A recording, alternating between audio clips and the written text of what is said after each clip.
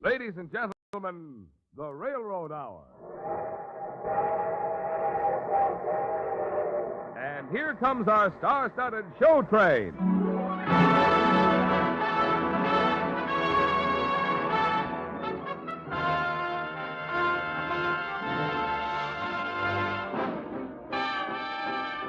Tonight, the Association of American Railroads presents a great musical hit, The Red Mill, starring Gene Kelly, Lucille Norman, and your host, Gordon MacRae. Our choir is under the direction of Norman Luboff, and our music is arranged and conducted by Carmen Dragon. Yes, tonight another great musical success is brought to you by the American Railroads, the same railroads that also bring you most of the food you eat, the clothes you wear, the fuel you burn, and all the other things you use in your daily life. And now, here is Gordon MacRae.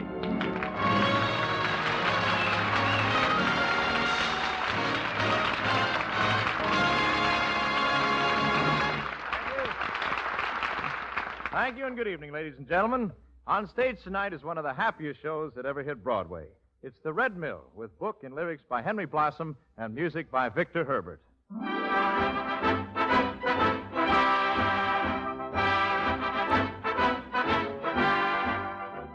David Montgomery and Fred Stone were starred when The Red Mill first started spinning, and audiences cheered the same show last season when it was brought back to Broadway with great success. For the 1949 radio version, however, Montgomery and Stone become Kelly and MacRae. The Kelly, of course, is one of Hollywood's most popular screen personalities, Mr. Gene Kelly.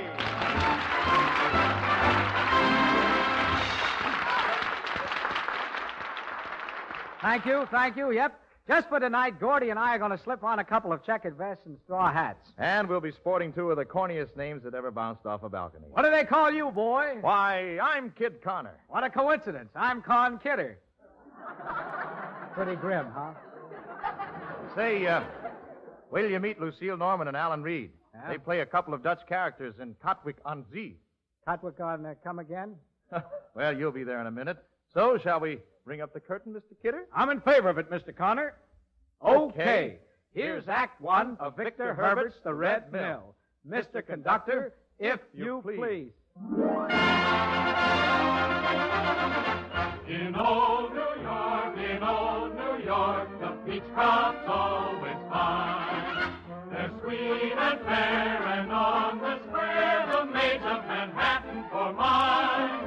You cannot see in gay Paris, in London, or in Court. The queens you'll meet on any street in old New York. Oh, Con, what do you want to go to Europe for? Romance, boy. Have you got any romance in your soul? Sure I have, but what's so romantic about Europe? Why, we can visit all the ancient capitals, gaze on the enchanting scenery, drink in the grandeur of Europe's historic majesty. Besides, we might even meet some good-looking babes. Well, I'm for that. Not that there aren't plenty of them right here in America. If a spare afternoon you should happen to have, and you start on a leisurely stroll up Fifth Avenue, there is where, with haughty air, you'll see them as they walk, with velvets and laces and sables enfolding them. Really, you'll nearly drop dead on beholding them. Lucky's the Earl who can marry a girl from Fifth Avenue, New York. In old New York, the peach crop's always fine. They're sweet and fair, and on the square, the maids of Manhattan for mine. You cannot see in gay Paris, in London, or in Cork. The queens you'll meet on any street in old New York. Just the same, kid. I want to make the trip. Well, you could go to Paris and marry a French countess. Or go to Holland, marry a Dutch duchess. When does the boat sail? Tomorrow. Let's go. Goodbye, New York. Goodbye, New York. We're sailing on our way. Farewell to Queens and Bowling Greens and Brooklyn and Battery Bay. We'll make our home in Nice and Rome and Rotterdam and Cork. a kiss for each, and every peach. Goodbye, New York.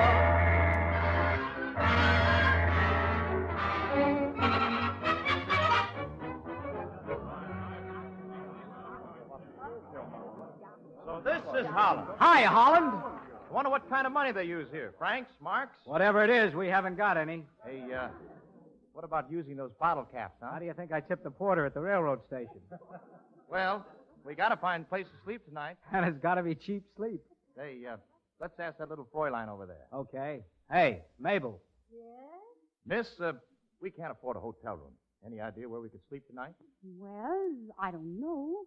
How about that Red Mill? We can just sneak inside and sleep there. I'll bet it'd be real warm and comfortable. Yes, very cozy. Just the three of you. Three? You two and the ghost. That mill is haunted? Every night at midnight, the ghost of a poor, unhappy bride rises up and walks to the Red Mill, searching for her lost lover, Henry.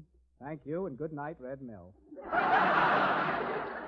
Say, tell me, miss, how do you know about all this? Well, I live in this town. I'm the daughter of the burgomaster. Oh, what's your name? Gretchen. What's yours? Connor. But they call me Kid. Mine's Kidder, but they call me Cod. Oh, American. Yes, you are rich American. We are Americans, yes. We are rich, no. Oh, how sad. I am rich, yet I too am sad. Girl, don't be silly. How could anybody be rich and sad at the same time? Well, tomorrow is my wedding day. Tomorrow, by this time, I shall be the wife of the fat old governor of Zealand. If you don't love him, why marry him? I'm just like the ghost in the Red Mill. My father is forcing me into this marriage. Now, look, a pretty girl like you shouldn't worry. Everything will work out. Gretch, you've got nothing to worry about. The Rover boys are here. I used to be happy. I used to sing all the time. Well, why stop now? When you're pretty and the world is fair, why be bothered by a thought or a care?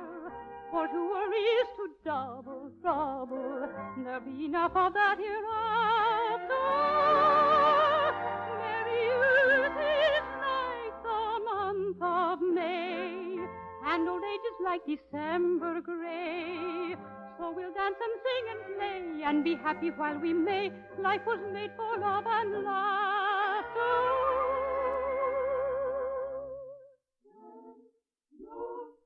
And the world is fair. Why be bothered by a thought or care?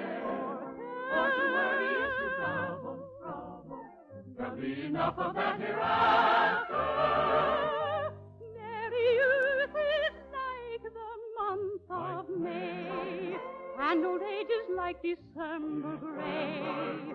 So we'll dance and sing and play. We'll dance and sing and play. Be happy while we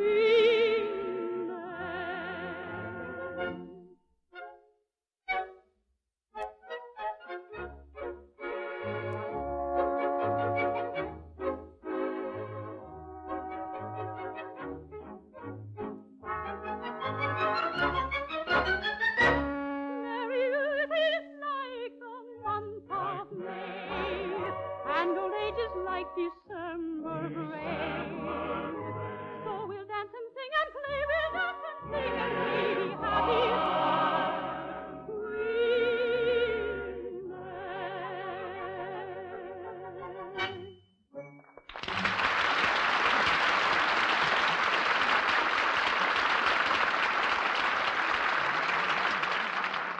Hey, I've got an idea. Yeah? Gretchen can't marry the governor of Zealand tomorrow if she marries somebody else today. But who would marry me on such short notice? Boy, anybody in his right mind. I'll marry you right now. Why, you hardly know me. You think of a better way to get acquainted? You see, in America, we do things fast. Why, I'm falling in love with you at 80 miles an hour. And wait till he shifts into second gear. Oh, boys, you take my breath away. I don't understand how this happens so fast. You haven't seen very many musical comedies, have you, girl? Well, I can give you a pretty simple explanation. Love is a strange little elfin sprite, blessed with the deadliest aim, shooting his arrows to left and right, bagging the rarest game. filling our hearts with a glad surprise, almost too good to be true. And still, can you tell me, why do you love me? Only because you are you, dear. Not that I am Not that you are fair, Not that I am not that you are Not true, my golden not hair, your dear. golden hair, Not my eyes dear, of not blue. your eyes of When blue. we ask a When we ask reason, a reason,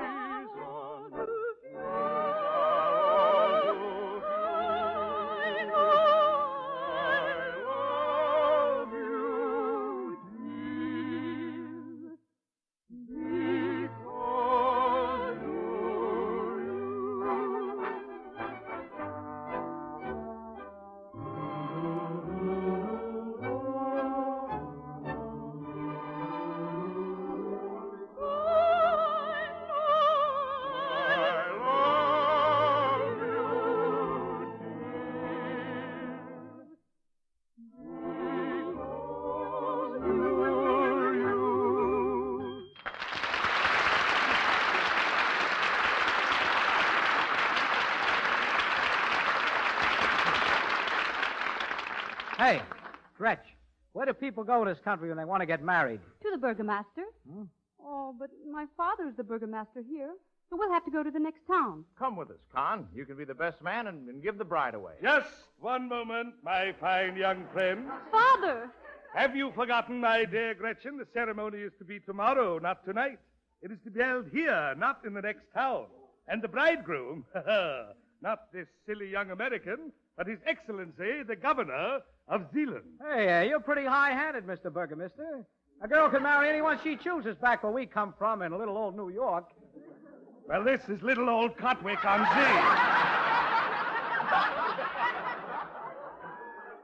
And we do things differently here. Gretchen, since you seem to be so fond of this old red mill, I think I shall lock you up here overnight. No! And here you shall stay until the governor arrives to lead you to the altar. Oh, Father!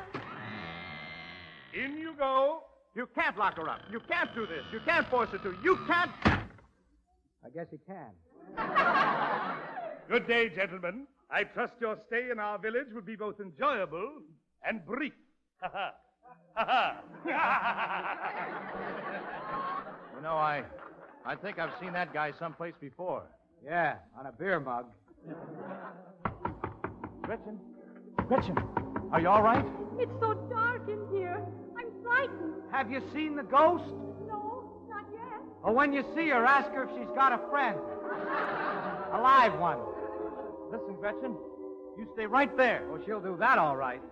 We'll find some way to get you out. And if you get scared, why just sing. That's the best way to keep your spirits up. And I'll sing along with you outside the mill. When we ask a reason, I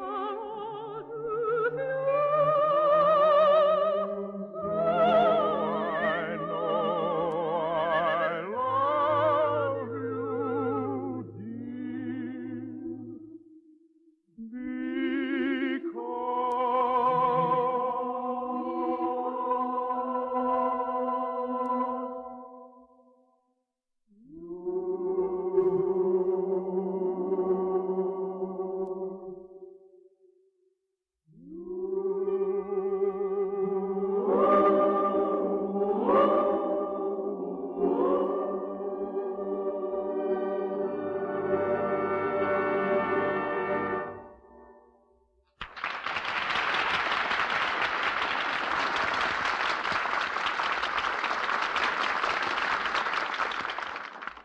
Before the start of the second act of the Red Mill, let's do what most everybody else is doing and talk about high prices. We've all felt them, and that goes for the railroads just the same as it does for anyone else. Let's look at it this way. You buy groceries and fuel and maybe a new car. Well, the railroads also buy groceries and fuel and new cars and locomotives and 100,000 different things that it takes to keep the trains running. Yes, sir, the railroads feel higher prices, too, and are just as concerned about them as folks in general. Oh, yes, I know. But I've heard it said that higher railroad rates have had a lot to do with the rise in prices. No, the fact is it's just the other way. Higher prices came first, long before there was any increase in railroad rates, and they made higher rates necessary. Between 1939 and the middle of 1946, the level of wholesale prices of all kinds of things had gone up an average of 43%. 43%? Yes, and it was only then, on the 1st of July, 1946, that the first post-war railroad rate increase of 6.5% went into effect. Now, you wouldn't say that rising railroad rates caused that rise in prices, would you? The rates hadn't increased. All right. But how about today? The latest government figures show that the prices of commodities at wholesale are 107% higher than they were in 1939. And railroad freight rates, how much higher?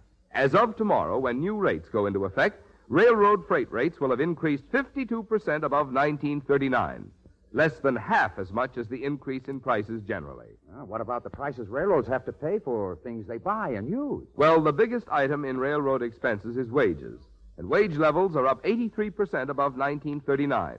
The next biggest is materials, supplies, and fuel, and they're up 118%. The fact is, increased freight rates are the effect of rising prices and wages, not their cause.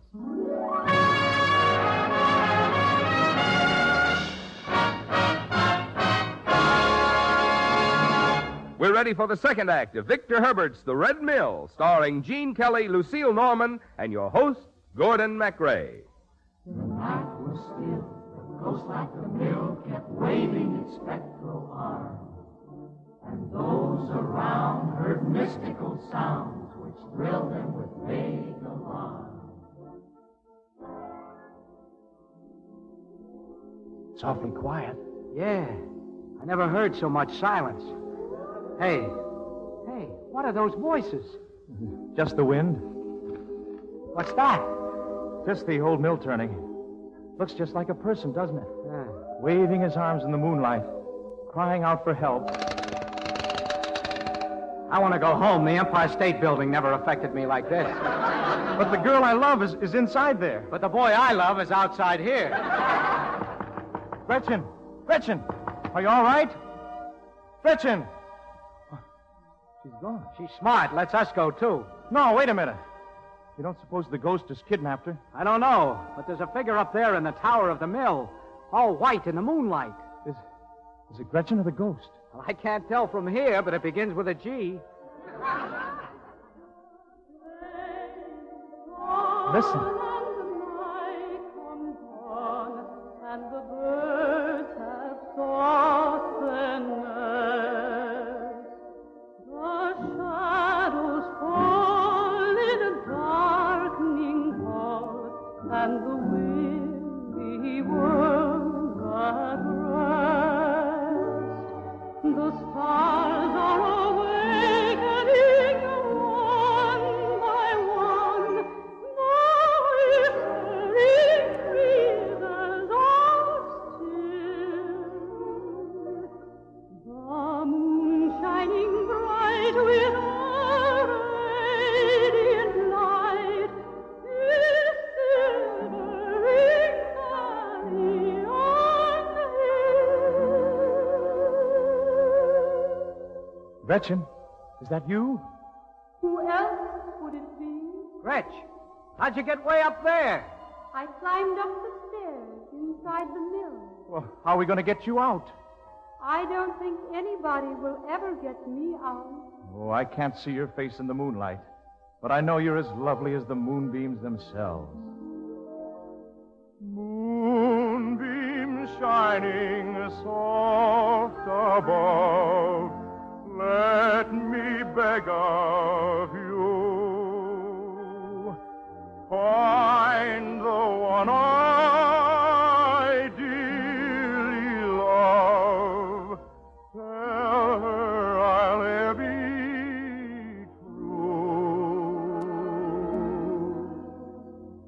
Fate may part us, years may pass, future all unknown.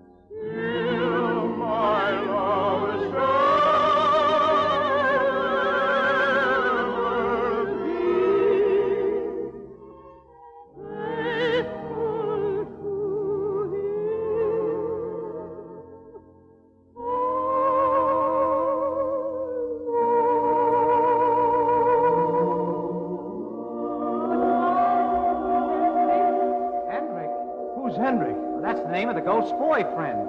Farewell, Henry, my love. Gone. Goes.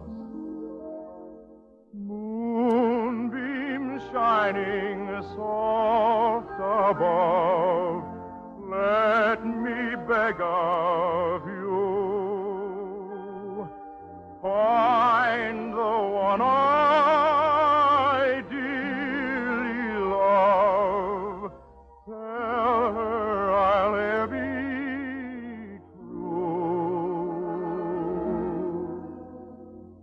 Fate may part us, years may pass, future all unknown. Still my love shall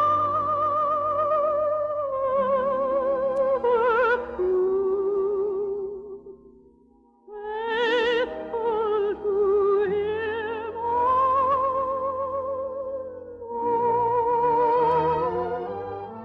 Fate may part them, years may pass, future all unknown. Still my love shall ever be. Faithful to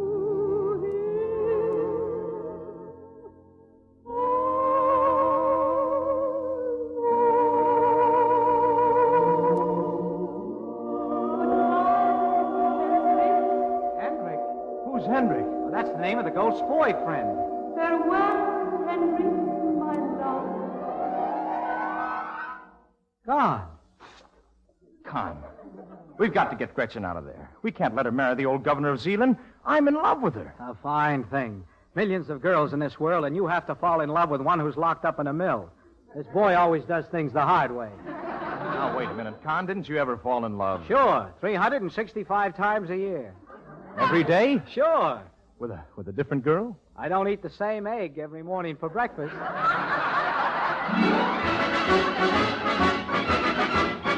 Oh, every day is ladies' day with me. I'm quite at their disposal all the while. And my pleasure, it is double if they come to me in trouble, for I always find a way to make them smile. The little darlings. No doubt I should have married long ago. It's the proper thing to do, you'll all agree. But I never could find any fun in wasting all my time on one. So every day is ladies' day with me.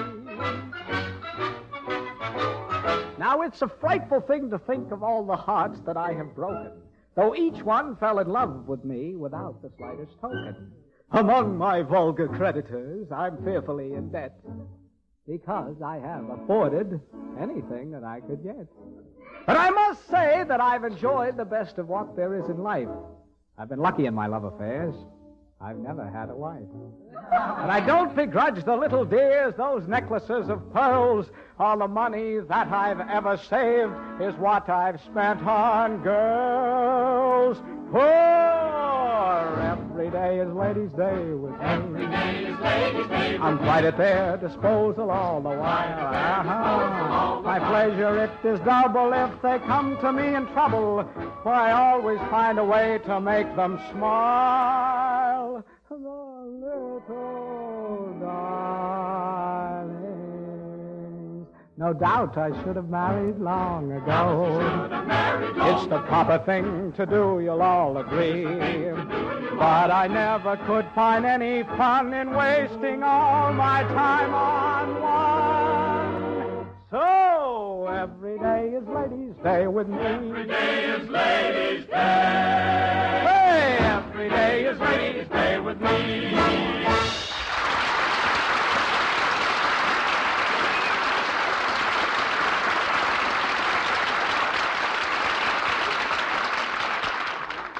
Okay. So you want to play the field, go ahead. But how are we going to get Gretchen out of the mill? I wonder whose side the ghost is on. Wait a minute. I got an idea. Watch the blades in the mill. Uh-huh. Now, suppose you grabbed hold of one of the wings when it sweeps close to the ground. Uh-huh. Hang onto it, swing on up, and over the top. Uh-huh. And rescue Gretchen out of the tower window on the way down. Uh-uh. Oh, now, come on, Con. Go ahead and do it. I'll stay right here and direct the whole maneuver. Great idea. Great. There's only one little change I'd like to suggest. What's that? You do it. I'll stay down here. Okay. She's my girl. I'll do anything for her. Gretchen, can you hear me? Yes? Look, I'm going to try to rescue you. Climb up the stairs on the inside of the mill all the way up to the tower window. All right, but what are you going to do? I'm going to swing up in one of the arms of the mill and rescue you. Oh, be careful. Be careful, she said. Well, good luck, kid. Hey, be sure you get the right one. Right one? What do you mean? Well, don't get the ghost by mistake. Well, how will I make sure it's Gretchen? As soon as you grab her, kiss her. If she tastes like an ice cube, you've got the wrong girl. Okay, here I go. So long, kid. Au voyage. Oh! Gretchen, lean out. I'm leaving. Farther, lean out all over. Ready, set, Grab. Oh, this is the ground. All out. Are you all right, Gretchen? Fine. Now nobody can say you two haven't been going around together. Oh, thank you. Thank you for getting me out of that awful mill. Oh, it was nothing. Well, now we've got to get away from your father. Where'll we go? Oh, any place. Just so it doesn't have a burgomaster, and it does have you. In the beautiful isle of our dreams, dear, there is never a sorrow or pain. Every trouble and care quickly vanishes there, and all is made happy again. So we'll leave this cold, weary old world, dear, where there's nothing that's quite warm, it seems. And we'll sail o'er the sea, wherefore just you and me. There's a home in the isle of our dreams. So we'll leave this cold, weary old world, dear, where there's nothing that's pure as it seems. And we'll sail o'er the sea, wherefore just you and me. There's a home in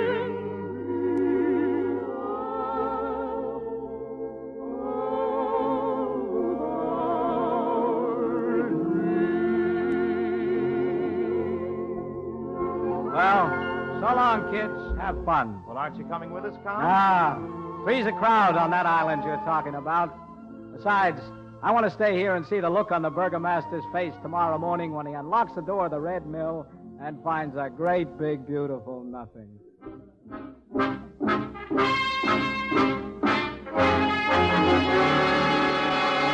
Ah, good morning, Mr. Burgomaster. Master. Master Burgomaster. Mr. Burgomaster. Good morning, good morning. That doesn't matter. What brings you out to the mill so early, Mr. Burgomaster? Just checking up on my daughter. Too late. She's already checked out. What? Where is she? Gretchen, are you in there? Gretchen! What became of her? Where did she go? Well, wake up the townspeople. Gather round here, everybody. My daughter. I'll find out who kidnapped my daughter.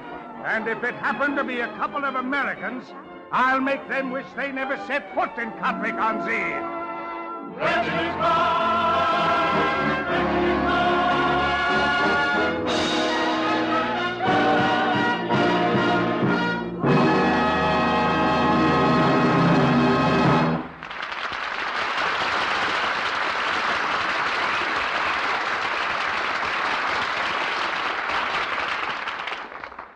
Tomorrow there will be a small rise in railroad freight rates, and you might hear it said that higher freight rates have a lot to do with higher prices. As we said a little while ago, it's the other way round. At the end of the war, railroad freight rates were no higher than they were when war began. In fact, the prices of commodities generally and the operating costs of railroads had already gone up more than 40% before there was any post-war increase in railroad freight rates. Even with the new rates, which go into effect tomorrow, the percentage of increase in rail freight rates will be less than half as great as the increase in price levels generally. One more thing to remember. Since the war, railroad freight charges have amounted on the average to a smaller fraction of the price of things you buy than they did either during or before the war.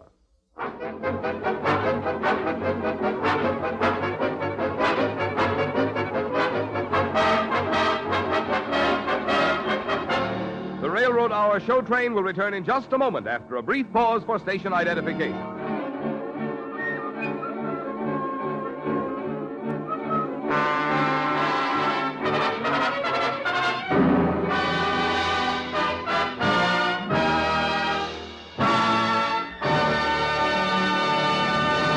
Now for Act 3 of Victor Herbert's The Red Mill, starring Gene Kelly, Lucille Norman, and your Railroad Hour host, Gordon MacRae.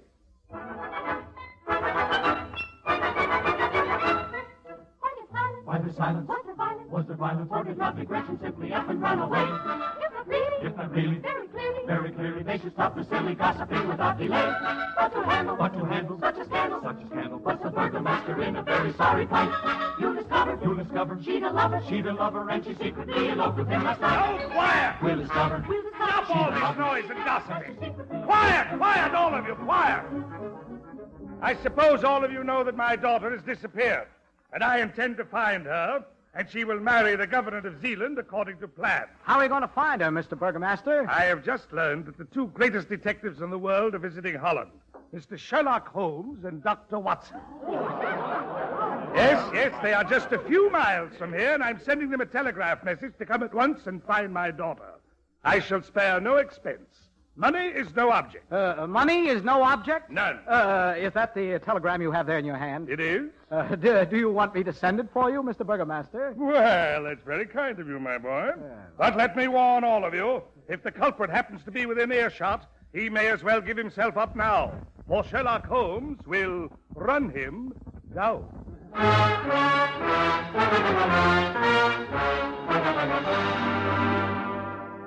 Hi, Mr. and Mrs. Connor. We aren't Mr. and Mrs. yet. No, he didn't get married. Why not? No money. Boy, have I got the cure for that. Huh? Look at this telegram. Oh, This is awful. Sherlock Holmes will be sure to find it. I don't think he's that good. You see, he never got the telegram. Kid, your new name is Dr. Watson. Shake hands with Sherlock Holmes. Huh? Oh, I'm beginning to get it. Sure, it's as simple as going around on a windmill. We masquerade as the detectives and make enough money to get you married. Swell. There's only one trouble. You've never really asked me to marry you. Haven't I? Well, I guess we better make this official. He'll tell you all the magic of those little words we two. I'll teach you how to say, my dear, the one I love is you. There's lots of things he ought to know, but don't forget to see That he correctly learns to say, I want you to marry me. Well, I guess I ought to say it. Con, help me out, will you? How do you say a thing like this? Why, it's simple. You just take in your arms. You look into your eyes and you say, baby, here I am, your dream man. Don't fight it. How can you resist me? Well, I'm afraid that's a little too modest for me. It's got to be something tender. Gretchen, Yes? I want you to marry me. Will you do it? Oh, yeah. Is that yes? It's Dutch for yes, but it's just as good. We'll tell you all the magic of those little words we do, and sing a song that says, my dear, the one I love is you. There's lots of things he ought to know, but I'll be sure to see That I correctly learned to say, I want you to marry me.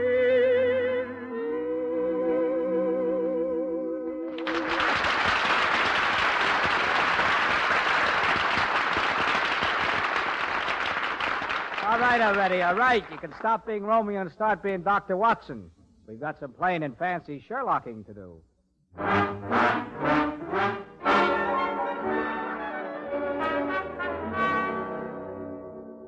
Well, Dr. Watson, how do I look? Oh, very Baker Street, Mr. Holmes. Am I wearing my deer stalker cap correctly? Well, I don't think you're supposed to wear it sideways. What if you're stalking deer sideways? Careful. Here comes the burgomaster. Gentlemen, Oh, here we go now. Aha! You are the burgomaster of Catwick-on-Sea. why, that's amazing. How did you know me, Mr. Holmes? Elementary, my dear burgomaster, but far beyond your powers of deduction. I want you to meet my assistant and eminent colleague, the celebrated Dr. Watson. Yes, I'm delighted to make yourself so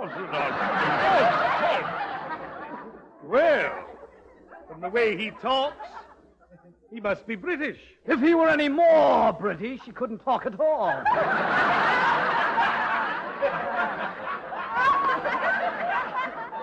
Just a moment. You two look awfully familiar to me. We do? Why, shouldn't our faces be familiar to you? Our pictures have blazoned the front pages of every newspaper in England and the continent. Dr. Watson, your beard is slipping. Oh, dear me, dear me. Now, Mr. Holmes, Dr. Watson, about my daughter. Her name is Gretchen. How did you know? It's obvious. Yes, it's obvious. What did you say? What did you say, Dr. Watson? Mr. Burgomaster, I am the only man living who can understand Dr. Watson.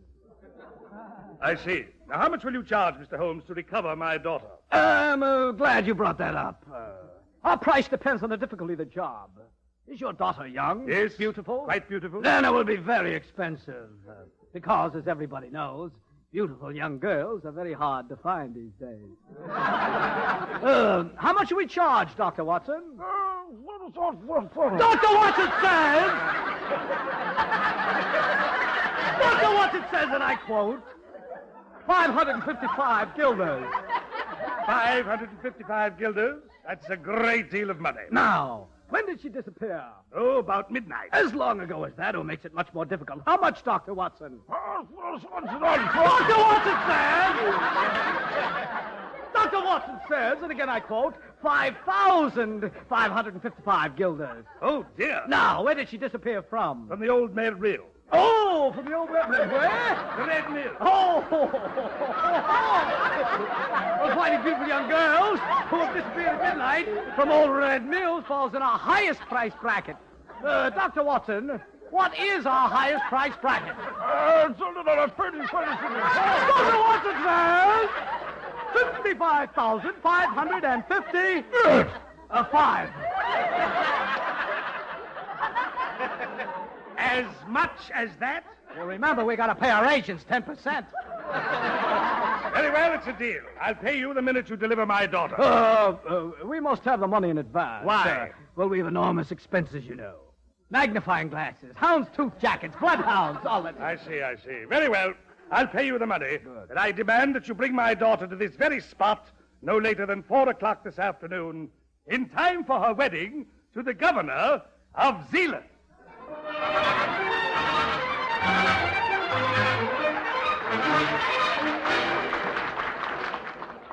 My, where did you get all that money? The burgomaster just paid off like a slot machine. Look, kid, Gretchen, take this money, go to the next town, and get married. I'll stay here and stall the burgomaster until you get back, okay? Hey, look, you can stop talking like that now, Dr. Watson. And look, another thing, you better give Gretchen your beard. I'd hate to have anybody recognize her on the street. Oh, are we really going to get married? Beginning to look like it. Oh, Gretchen, I love you. And do you know why? Not that I am pretty, not that I am true, not my golden Not your golden hair, not my eyes of blue. not your eyes of blue. When we ask the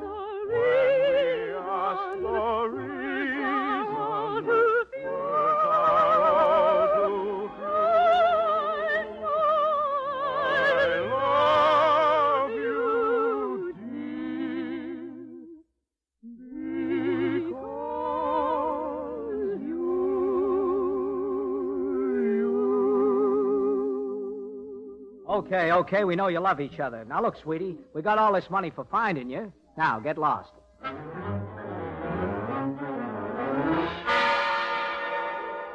Mr. Holmes, in 1 minute and 15 seconds will be 4 o'clock. And if you don't produce my daughter by then, I'll have you thrown in jail. Mr. Burgomaster, I don't think you like me. Like you? I am for you. I think you're an imposter. I don't think you're Sherlock Holmes at all. Of course I'm Sherlock Holmes. Why, here's the telegram I received from you. Let me see that. Why, this telegram is in my own handwriting. What better proof do you want? Your time is up, Mr. Sherlock Holmes. My daughter isn't here, and I want my money back, you swindler. Just a minute. Listen. What is that? Sounds like a duet.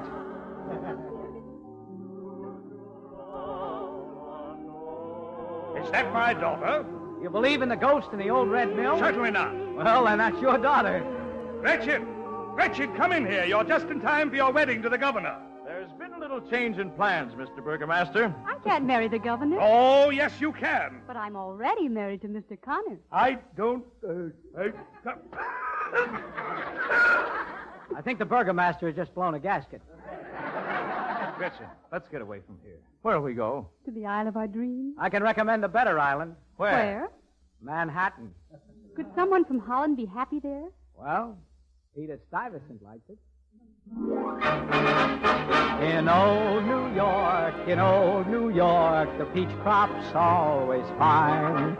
They're sweet and fair, and on the square, the maids of Manhattan for mine. You'll see things you cannot see in gay Paris, in London, or in Cork.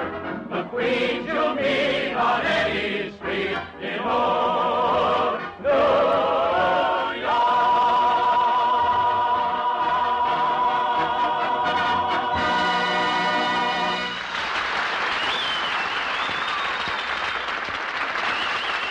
Thank you very much, ladies and gentlemen. The Red Mill was dramatized for the Railroad Hour by Lawrence and Lee.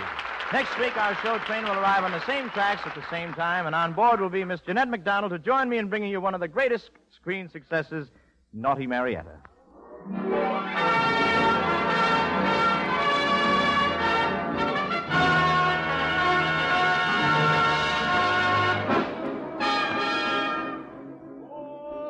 Well, it looks as though we're ready to pull out, and so until next week, goodbye. The Red Mill has been presented by special arrangement with the Tams Whitmark Music Library. Gene Kelly is currently starred in Metro-Goldwyn-Mayer's all-star Technicolor musical Words and Music, based on the lives and music of Rodgers and Hart. Gordon MacRae appeared on this program by arrangement with Warner Brothers. This is Marvin...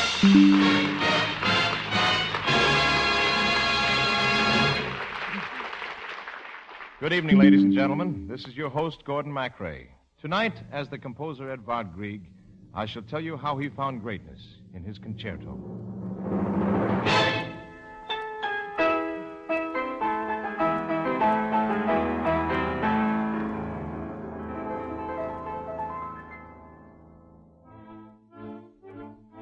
On an enchanted hill called Troldhaugen in Norway, I used to play when I was a child. With me would be Nina and Ricard, my two dearest friends. And we were pledged together in the solemn bond of the very young. But Nina went away. Years passed.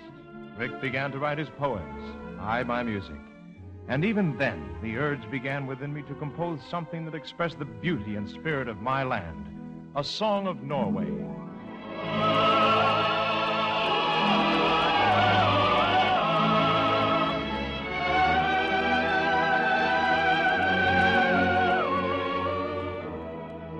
Then one day, Nina returned to Rick and to me, and we three had a warm reunion back in our beloved Trollhaugen. Say, we missed you, Nina. It's putting it lightly. Thank you, Rick. And you, Edward. You wrote so seldom. Nina, never judge a man by the letters he didn't write. Well, the main thing is that you're home again. And you know, I used to tell people I was from Norway, but they'd look at me as if I were a savage. To the outside world, we're still Vikings. People of mountains and ice. Oh, come now, Rick. Oh, you, Edvard, could do so much. A man whose music is as Norwegian as a fjord. You see, Nina, Rick's still waving his flaming sword. Sword, fjord. I've made a rhyme. You're not supposed to. Rick has always been the poet, ever since we were children. And you were always the princess, Nina. And you, the minstrel, Edvard. Again we stand on Youth's green hill, the poet, the minstrel, the princess still, and who will swear that no matter where fortune takes us or how we fare, we will be free. I will.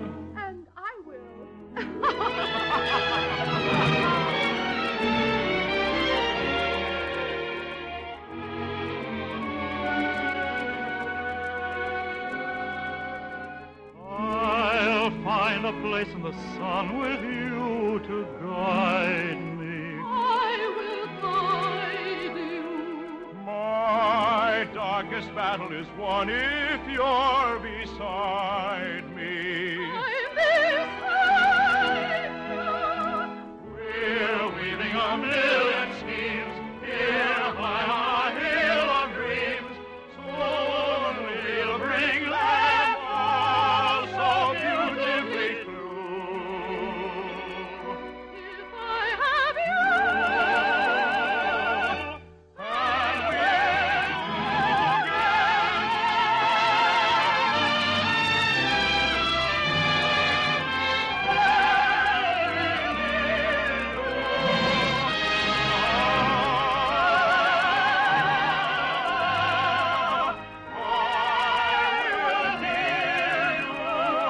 I'll climb every height unclimbed. I'll rhyme every rhyme unrhymed. I'll find a height unshining and fair. and you'll be there. And you'll be there. Push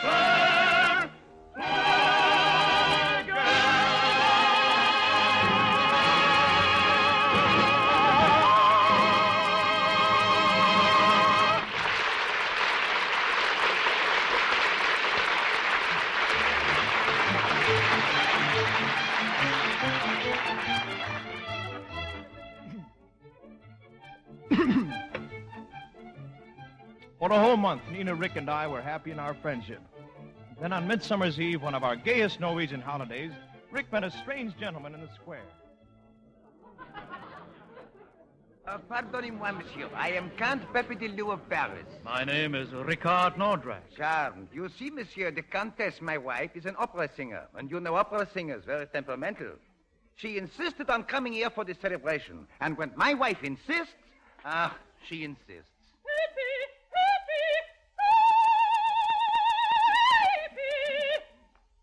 What's that?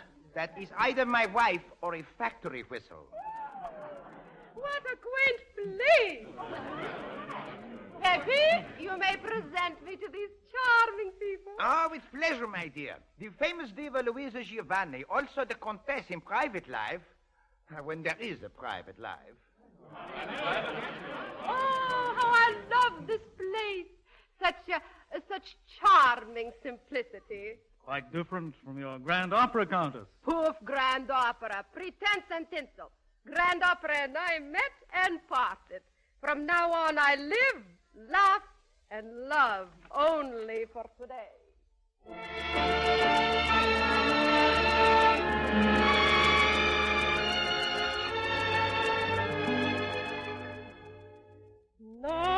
No, no, not tomorrow, but no, I have my heart desire. No, no, never mind about how I take the piper's side. My heart wants this moment. I never thought my heart would no, no, no, no, no, love, love, how I covet you now, but all is trick and you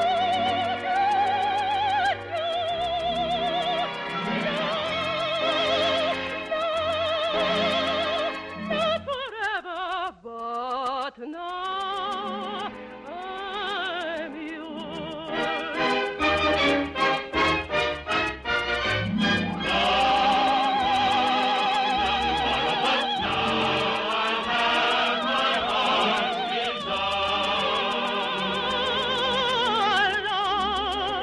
love, how I covet you now, but all is trick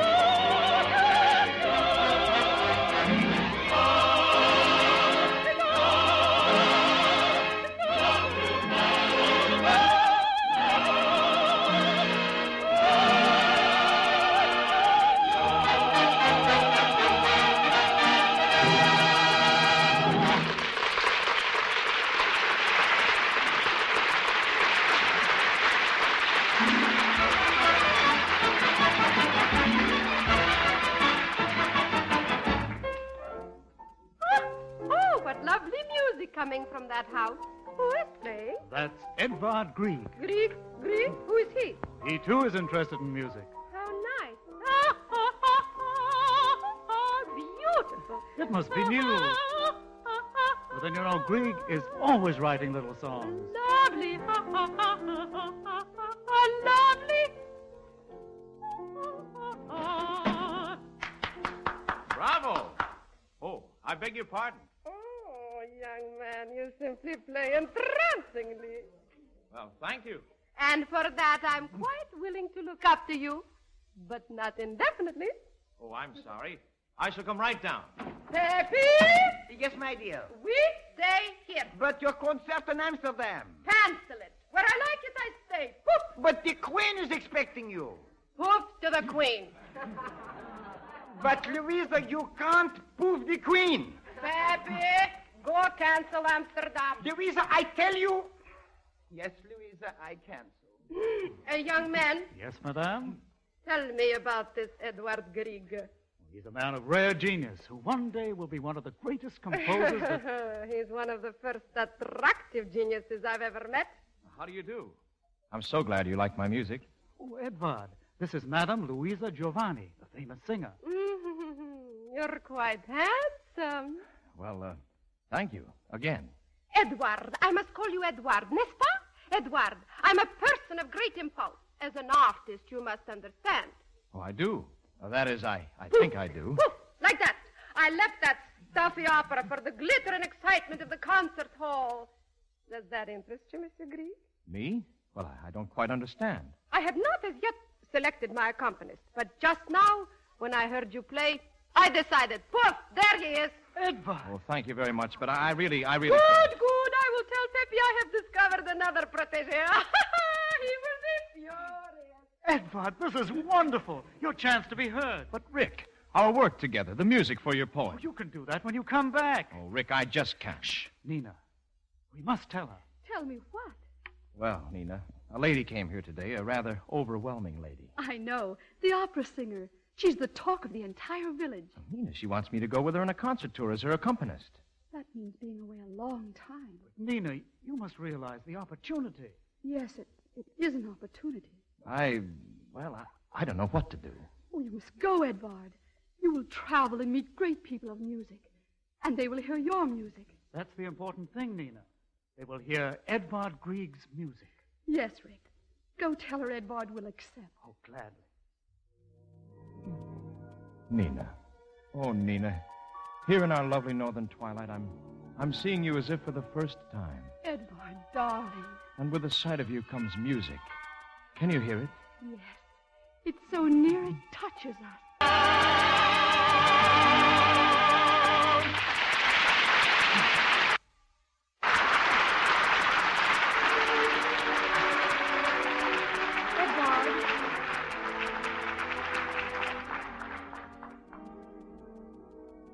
Edvard, perhaps the Countess will sing one of your songs.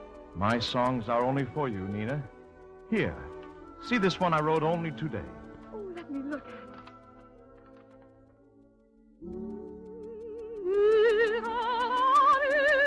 Oh, Edvard, it's beautiful. What do you call it? I love you.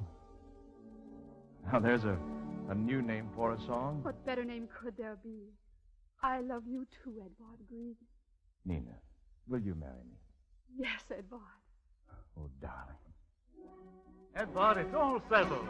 Oh, yes, Rita. So, Edvard, you will be my new accompanist.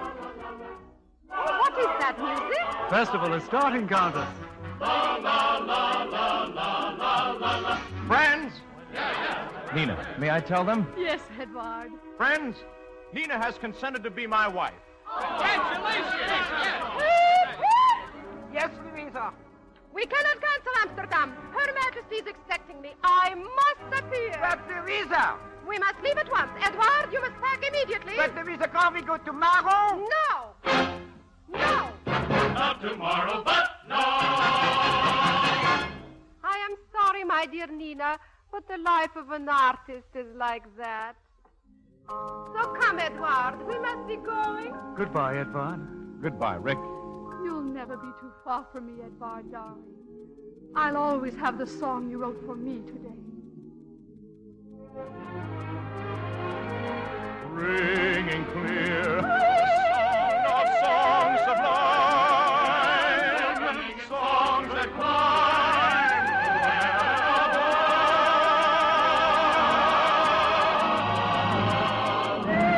Oh, dear, let me hold you near, while we treasure every measure, so that time may never change.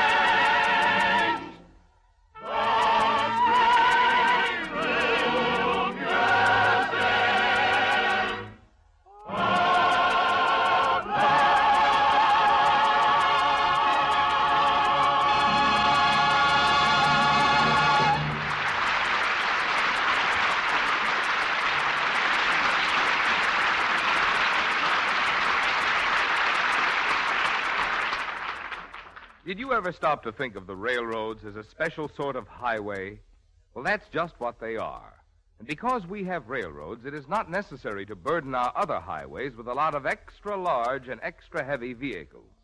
The sort of vehicles which interfere with the convenient use of the roads by ordinary motor vehicles, and which overstrain and break down the highways with excessive loads. Because we have railroads, it is not necessary to do this to our highways. But just the same, Mr. Thomas H. McDonald says that's what we're doing. And Mr. McDonald knows because he's the United States Commissioner of Public Roads and one of the great friends of highway transportation. Talking to a road builders conference recently, Mr. McDonald said, and I quote, "We are overloading our highways in their traffic volume capacity and in their structural capacity," end of quote. And he added that the results are reflected in the accident record and in what he termed skyrocketing maintenance and reconstruction costs. Describing the increase since 1931 in truck traffic, and especially the increase in heavy axle loadings, Mr. McDonald said that the effect has been, and I quote, that prior to the war, damage had reached alarming proportions. With the marked increase in heavy loads since the end of the war, the damage has become even more alarming. End of quotation. Mr. McDonald went on to say that insofar as the great majority of trucks were concerned, there was no problem of critical overloads. And he added that every proposal to increase truck sizes and weights beyond the recommendations of the American Association of State Highway Officials should be rejected summarily. But something which Mr. McDonald did not say, but which is likewise true, is that further increases in truck sizes and weights are not necessary, because we have a special sort of highway which can carry efficiently and economically the largest and heaviest loads, the American railroads.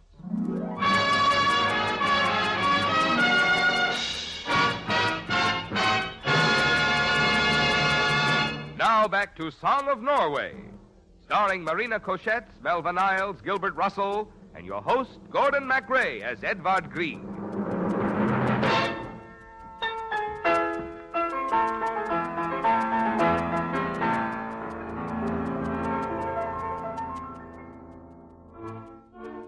My concerto, Our Hill of Dreams, and Trollhaugen seemed far away during the months that followed.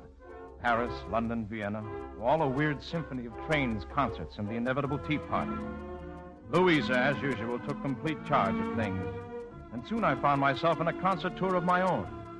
And so the country boy from Norway became the lion of the salon. We ended in Copenhagen. My recital was a great success, and I saw the proud faces of Nina, Rick, in the audience. And they had brought my mother with them. There was a reception in my honor the next day at the Royal Conservatory.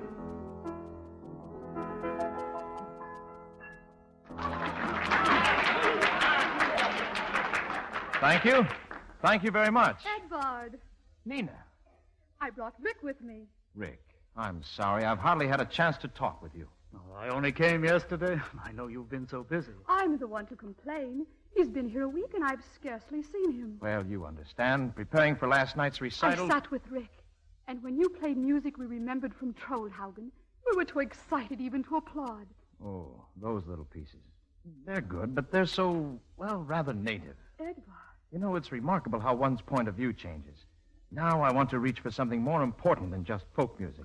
And have you found something more important, Edvard? Oh, come, Rick. You take everything too seriously. Edvard. Yes, Nina? Rick has completed his poem. Good, Rick. Fine. It's as beautiful as Norway itself. I'm sure it sings with your words, Rick. Not yet. It needs your music, Edvard. Oh, Edward, darling, I have the most exciting news. I have trapped the second line for the reception. Louise, you remember my friends, Miss Nina? Oh, yes, the little girl from Norway. Edward, do you know whom I brought with me? Henrik Ibsen. Ibsen? He's here to talk to you about writing the music for his new play, Per Gynt. My music in an Ibsen play? Nina, Rick, did you hear? Ibsen has become world famous. It's a great honor, Edvard. Yes, another rung upward. Exactly, my dear girl. This would have happened if he'd buried himself in that silly little village of yours. Edvard Grieg would have written great music no matter where he lived. Poof! Those simple little folk songs? Nah, when we were in Vienna... Louisa, Monsieur Ibsen is waiting on the terrace. Be quiet, Peppy. Yes, Louisa. In Vienna, dear Nina, my Edward wrote a song especially for me, a gay, happy song. Yes? I love to sing it. Peppy, I said I love to sing it. Oh, yes, Louisa, dear, please sing. Oh, no, Peppy. Oh, please do, Louisa. Very well. If you insist. I insist.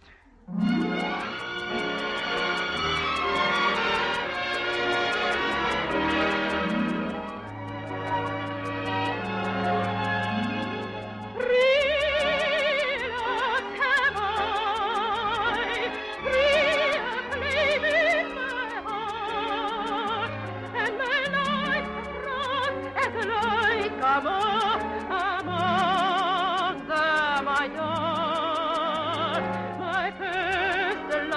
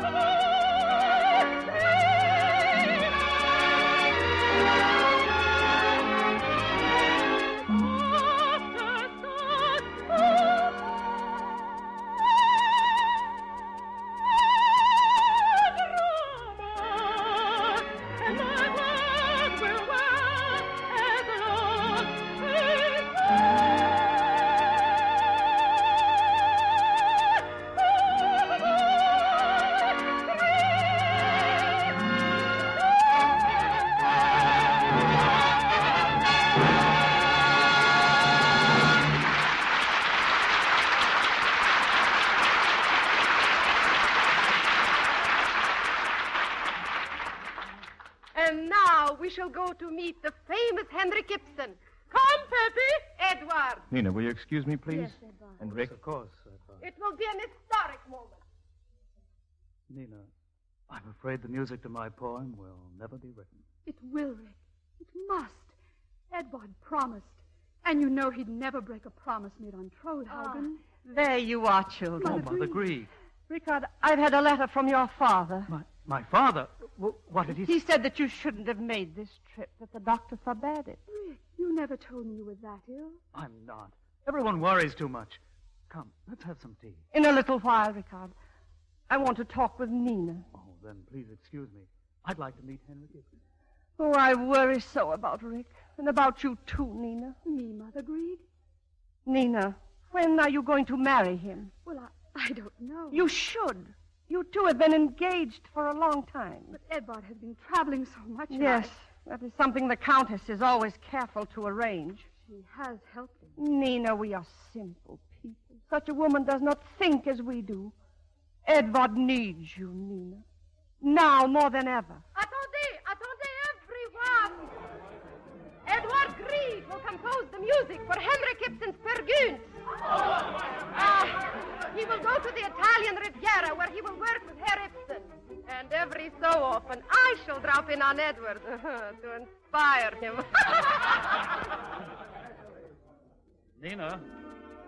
Nina, you heard? Yes, Rick. Nina, we've lost him. Oh, Mother. Nina, Rick. Isn't it wonderful? I'm going to Italy to write with Henry Gibson. Well, have you nothing to say to me? Yes, Edward. As from a dream come the hopes of the past, unfortunate vagrants, shadows that stand in a once lovely land, despoiled of its fragrance.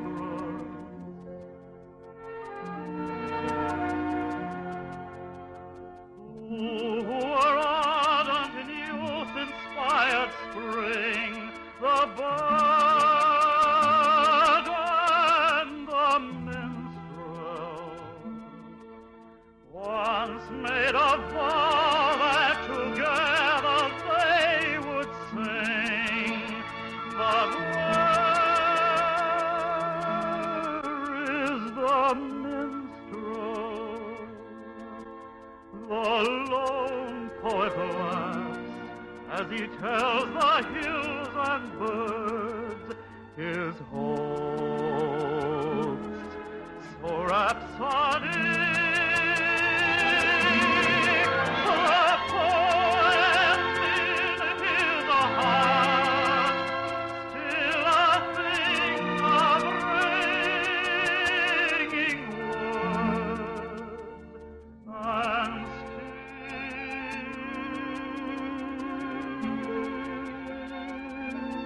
still on melody. Goodbye, Edward. Rick, don't go, please. Nina, you must do something. You must.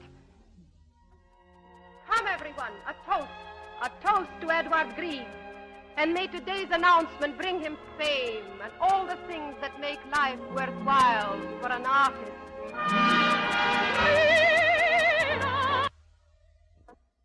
An artist.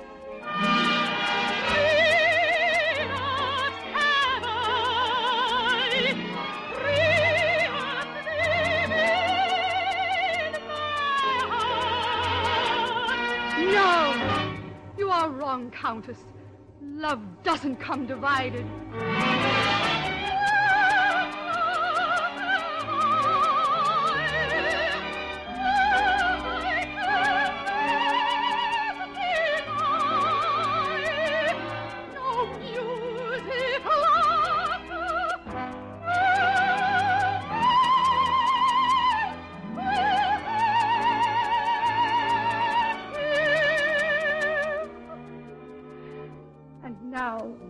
May this announcement which I make bring happiness to my one love. Edvard Grieg and I will be married 1 week from tonight. Nina. Nina, you've made me very happy. Edvard, my dearest. Congratulations, my dear. I do hope the Riviera will not be too cold for you.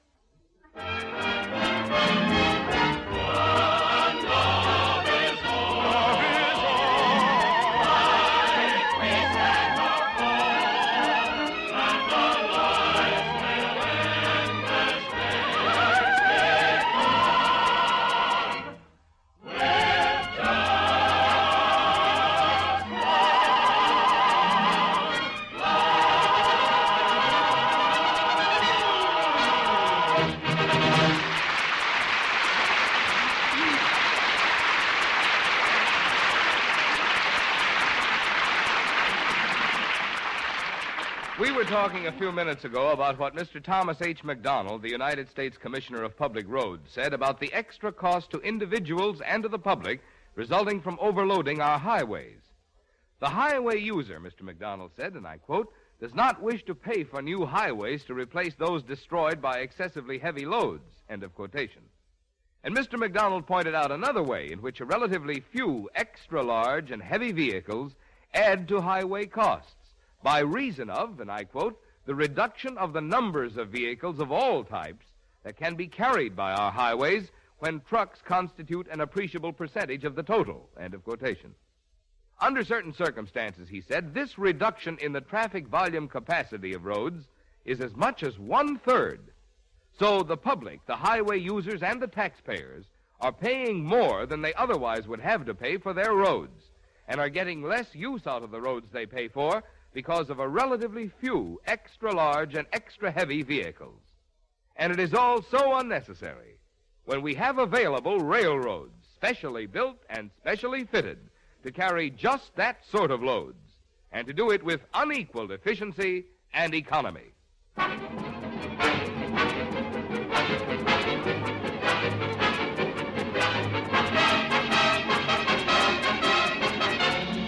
The Railroad Hour show train will return in just a moment after a brief pause for station identification.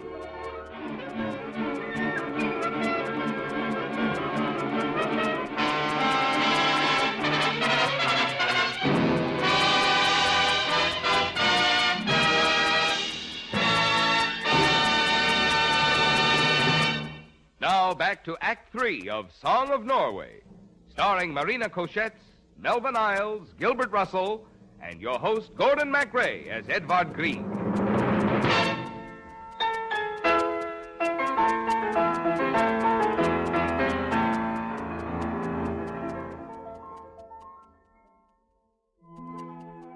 I went to Rome and began work with Ibsen on Peer Gynt. It was a stormy collaboration filled with quarrels and bickerings. Somehow the music for Ibsen's strange tale would not come to me. My nerves became frayed and jumpy, and the ever-present conflict between Nina and Louisa added to my distraction.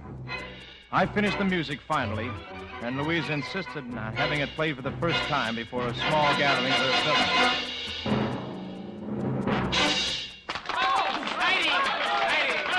You hear, Edward?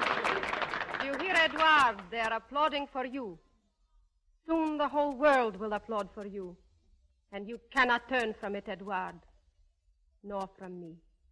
Yesterday you were a boy who wrote music in a village. But now the name of a man is heard. And you can make him great. I know, Louisa. And I'm grateful for everything you've done for me, but... Pardonnez-moi, Monsieur Grieg. Your wife just arrived, and she wants to see you alone. What is she doing here? Nina here? I don't understand. She said she wasn't coming. But please excuse me. Very well. But remember, I shall be waiting. Nina, what is it? What's wrong? Edvard, a letter just came for you, special post. It's from Mother Grieg. From Mother? Well, let me have it, please. Oh. Edvard, what is it? It's Rick. He's gone. Oh, Edvard, no. This note. He left it for me. Dear Edvard, the day is passing, and our lovely fjords sparkle with the last light of a dying sun. It is so with me in my life, for I can hear God whisper, to you, Edvard, I leave Norway, the maid so fair, like crystal to behold.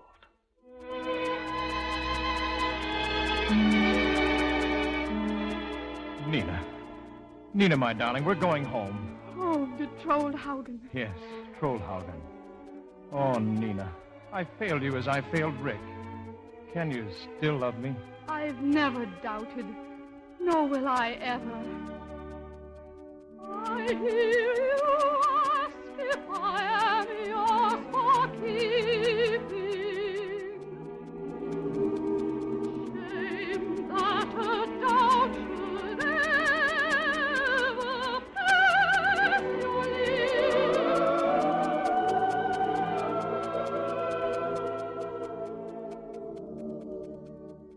I say it waking, shall I say it sleeping?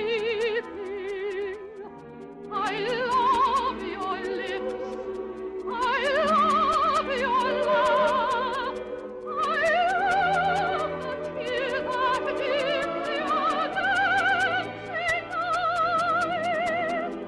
I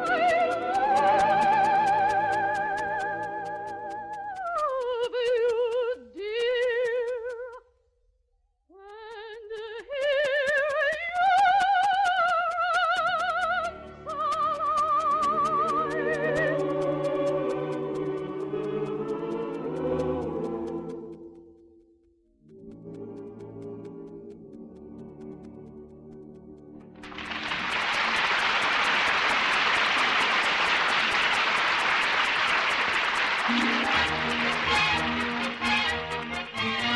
At Christmas time, Kris Kringle is on hand.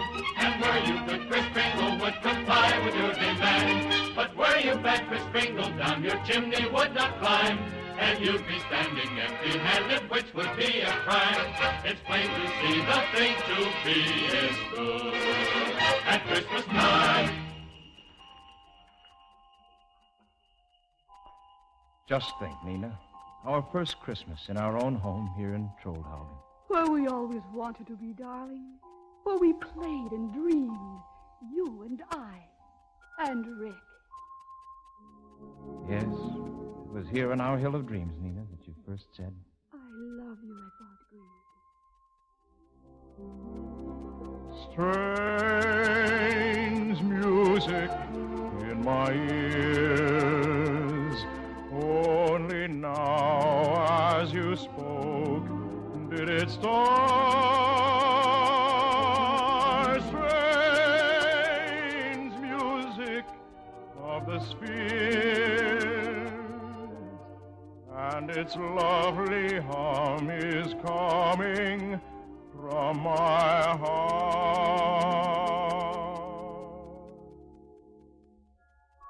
Look, Nina.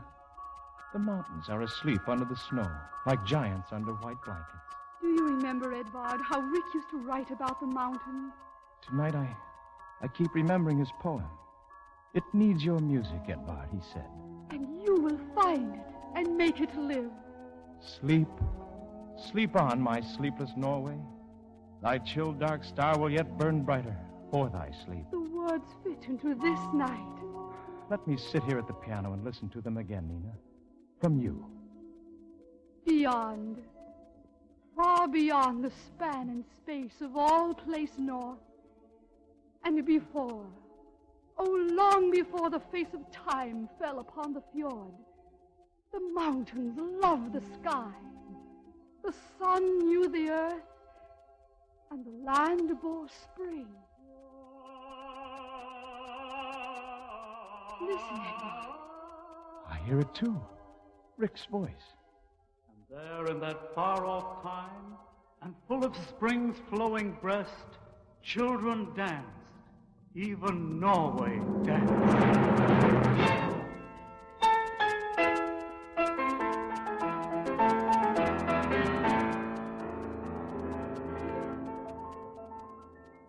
Go on, Edvard.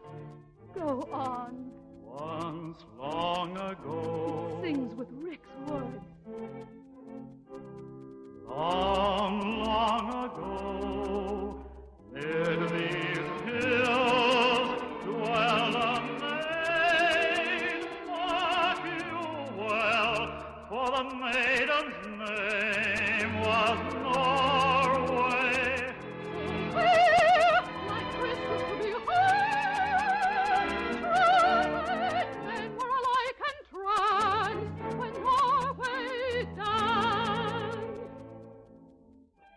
Edward, you found it. Rick's Dream, a song of Norway. Kept the promise at last. Yes, Nina, we three are together once more. And Norway will answer his song with her own. The song of Norway ringing clear through the hills.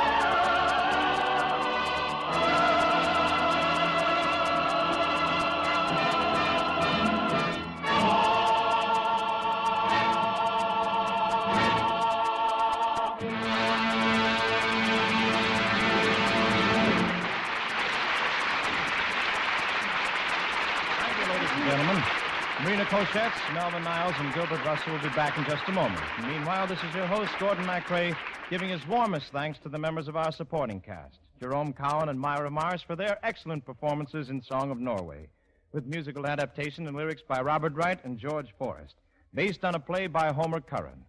Song of Norway was adapted for radio by Milton Lazarus, who also wrote the original stage play.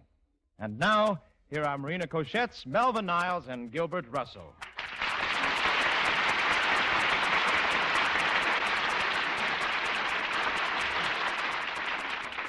Gordon, I just want to tell you how very much I enjoyed appearing for the Association of American Railroads in this exciting production of the thrilling Song of Norway. Ditto for me, Gordon. And from me, too. Well, we all thank you, Marina, Melvin, Gilbert, and we hope you'll be listening next Monday night, March 7th, when we'll be bringing you Jeanette MacDonald in Franz Lehar's Merry Widow. I will. I will. And I will. That's wonderful. And the following week, March 14th, another treat. Victor Herbert's charming Irish operetta, Eileen, in honor, of course, of St. Patrick's Day. Well, that's another date. All aboard! Well, it looks as though we're ready to pull out. And so until next week, goodbye.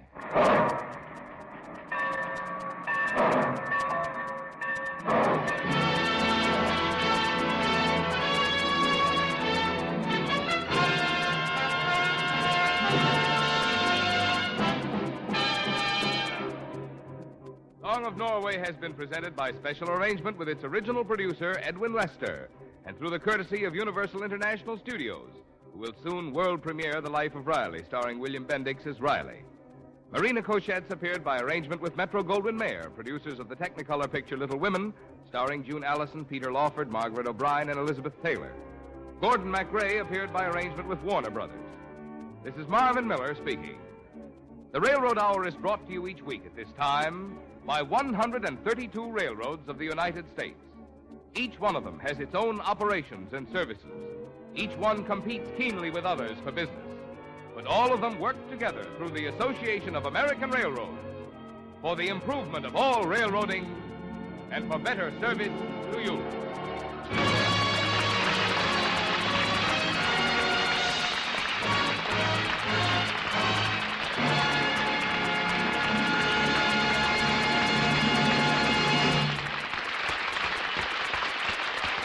This is ABC, the American Broadcasting Company. Ladies and gentlemen, the Railroad Hour. And here comes our star-studded show train.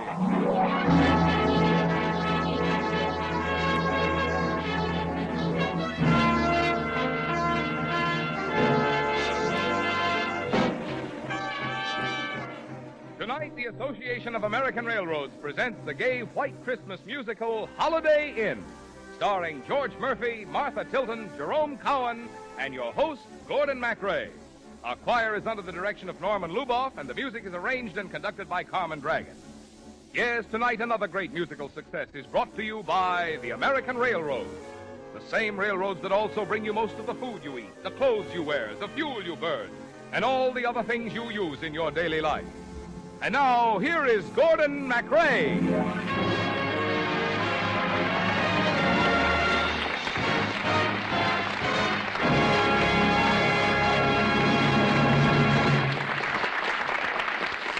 Thank you very much, ladies and gentlemen. Well, tonight, it is our particular pleasure to bring you Paramount Pictures' delightful musical Holiday Inn, with its great score by Mr. Irving Berlin.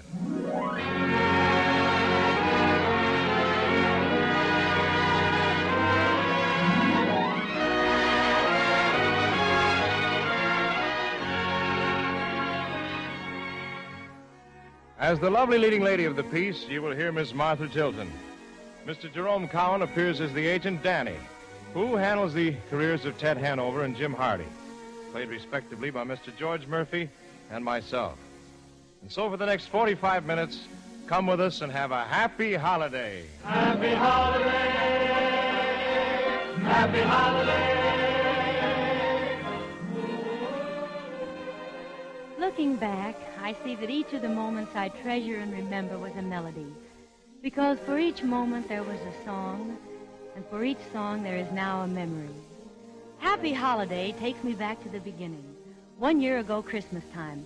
I was working in a florist shop, and all of a sudden the door opened, and Ted Hanover walked in. He was whistling. Oh, was I surprised. The most famous dancer on Broadway doesn't walk into a shop every day. I just stood there with my mouth open. Excuse me, do you usually go around like that, or are you waiting for someone to throw in a fish? Well, I'm sorry, Mr. Hanover. I just never expected to see you. Oh, you know who I am. Oh, yes, I know who you are, all right. Well, I'd like some orchids, the finest in the house. A corsage? No, I want a dozen, so she can pin them any place she wants. Oh, all right. Oh, you know that song, huh? We're using that in our act. Well, I only know the beginning. Happy holiday, happy holiday. While the merry bells keep ringing, may your every wish come true. Happy holiday, happy holiday.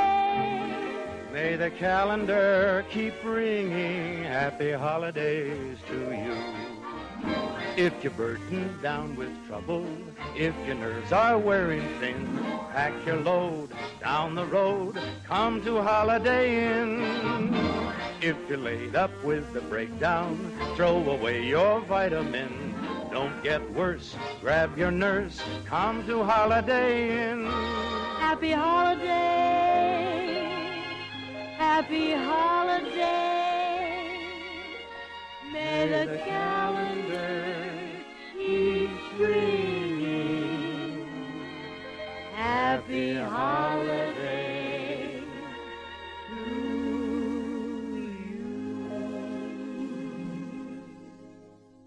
Holiday Inn. That's a wonderful sound. It's too bad there isn't any such place. Ah, but there is, way out in the wilds of Connecticut. You see, my partner Jim Hardy just bought it. That's why he wrote that song. It's going to be open just over each holiday, and he's going to have a big floor show that ties in with that season. Oh, that's a wonderful idea. Why, sure it is, if you have an affinity for the carrot and the field mouse. Personally, I loathe the country.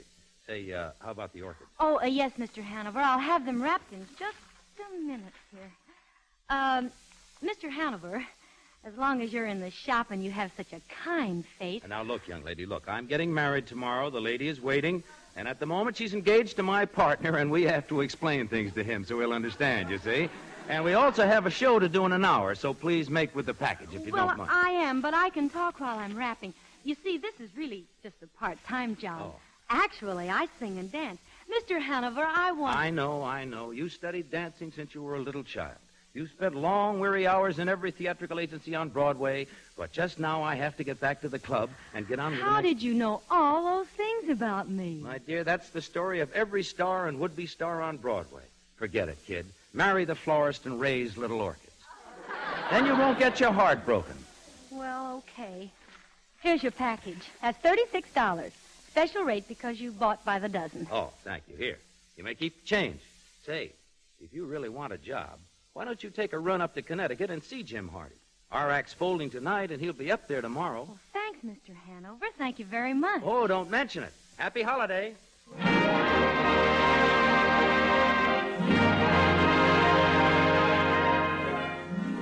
Happy holiday. I didn't realize then how much that song would come to mean to me. The next day, I invested a little money in a train ticket and went up to Connecticut and knocked on the door of Holiday Inn. Jim opened the door. Well, hello. Santa Claus is a day early this year, I see. Come in. Mr. Hardy? Yep. Here, let me help you off with those things. Thank you. It was a cold ride up from the station. I'm Linda Mason, Mr. Hardy. Well, I'm glad to know you, Linda. I happened to run into Ted Hanover, and he suggested I come to see you about maybe getting a job in the show. You dropped the wrong name, lady. Ted Hanover's about as popular around here as measles. Oh. Well, you can't blame a girl for trying. You see, I work in a florist shop, and yesterday Mr. Hanover walked in and asked for a dozen orchids. Yeah. And today the girl that I was going to marry yesterday is wearing them. Oh, that beautiful Lila. Oh, I'm sorry. Oh, it's all right. I'll get over it. I'd rather she made him unhappy than me. Well, when are you going to open the inn? New Year's Eve. Did that wolf in tap shoes tell you the idea of the inn? You see, I've written some special music for each holiday. Why, no. I had no idea you were a composer, too. Well, I had hoped to get the inn open tonight. I'd written a special song for the occasion, but I just couldn't make it by Christmas. Oh, I'd love to hear the song. You would? Well, fortunately, I happen to have a piano handy. I live for moments like this. I'm dreaming of a white Christmas, just like the ones I used to know, where the treetops glisten and children listen to hear sleigh bells be merry and bright, and may all your Christmases be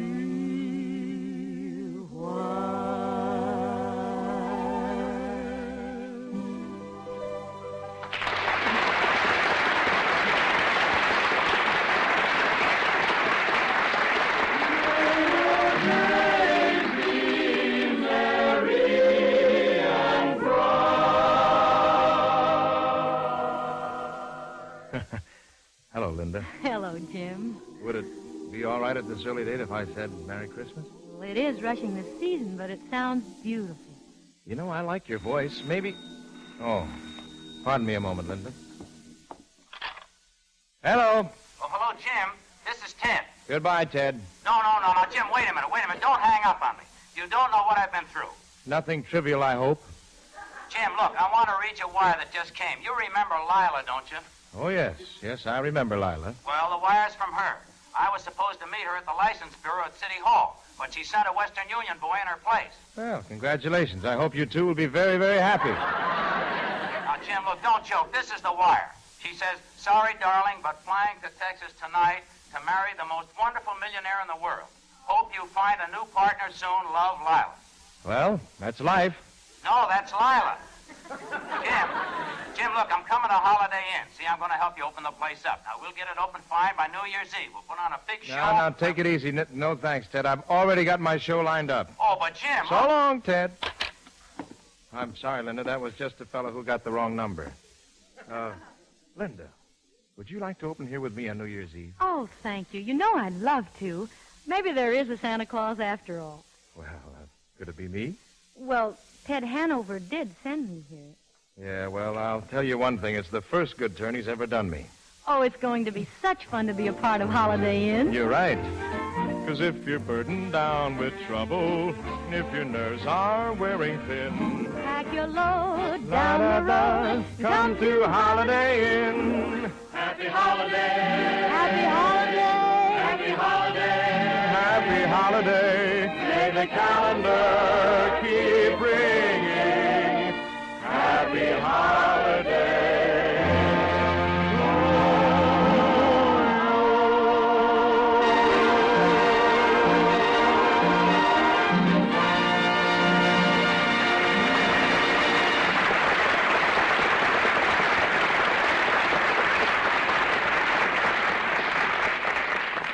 Well, here we are starting on that last week just before Christmas, the week that's likely to get pretty frantic for a lot of us. There's that shopping that hasn't been done yet, and the gift wrapping, and the last-minute Christmas mailing, if you didn't follow the good, sound rule of mailing early. And then there's a lot of decorating and a lot of preparing for Christmas dinner and, a dozen or two other things that have to be done. Yes, it takes a lot of planning, as well as a lot of doing to get ready for Christmas. It started weeks, even months ago. The producers began to turn out their materials, the manufacturers to make their goods, the merchants to stock their shelves. And all through that process, you'd find railroads doing their indispensable part, bringing the raw materials together at the place of manufacture, hauling the fuel, and bringing in the food and the other supplies needed to keep the work going, distributing the product, delivering the goods all over this land. Now, during all these weeks and months, you might not have been on a train. You probably didn't go into a railroad freight house. But just the same, the railroads were working for you, all to the end that so far as transportation is concerned, you might lack nothing, which could help to make this a Merry Christmas.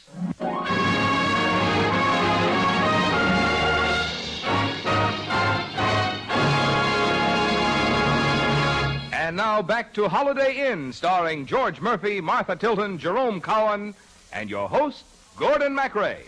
Happy holiday! Happy holiday! Yes, for each moment there was a song, and for each song there is now a memory. On New Year's Eve, Holiday Inn was jammed with people.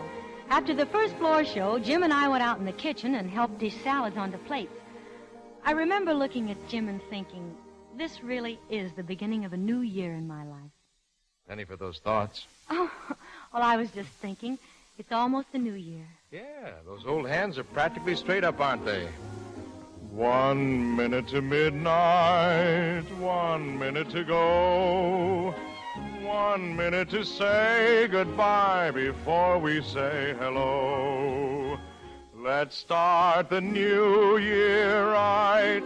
12 o'clock tonight when they dim the light. Let's begin kissing the old year out. Kissing the new year in. Let's watch the old year die with a fond goodbye and our hopes as high as a kite. How can our love go wrong if we start the new year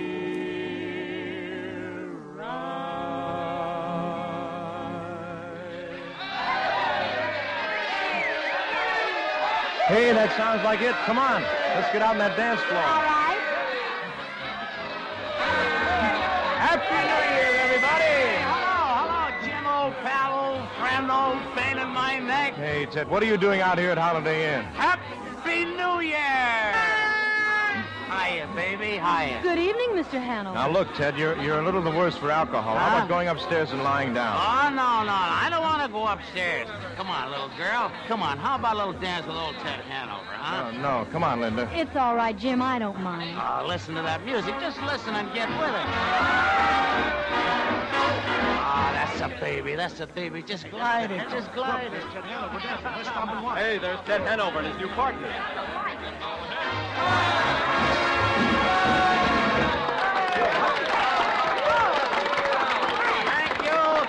Thank you. Oh, Mr. Hanover. Jim. He's okay, Linda. I'll take care of him. Whether he's sober or not, I never danced with anyone like that. Hey, that's a great finish to that number, Hanover. Yeah, it's a great finish to a lot of things.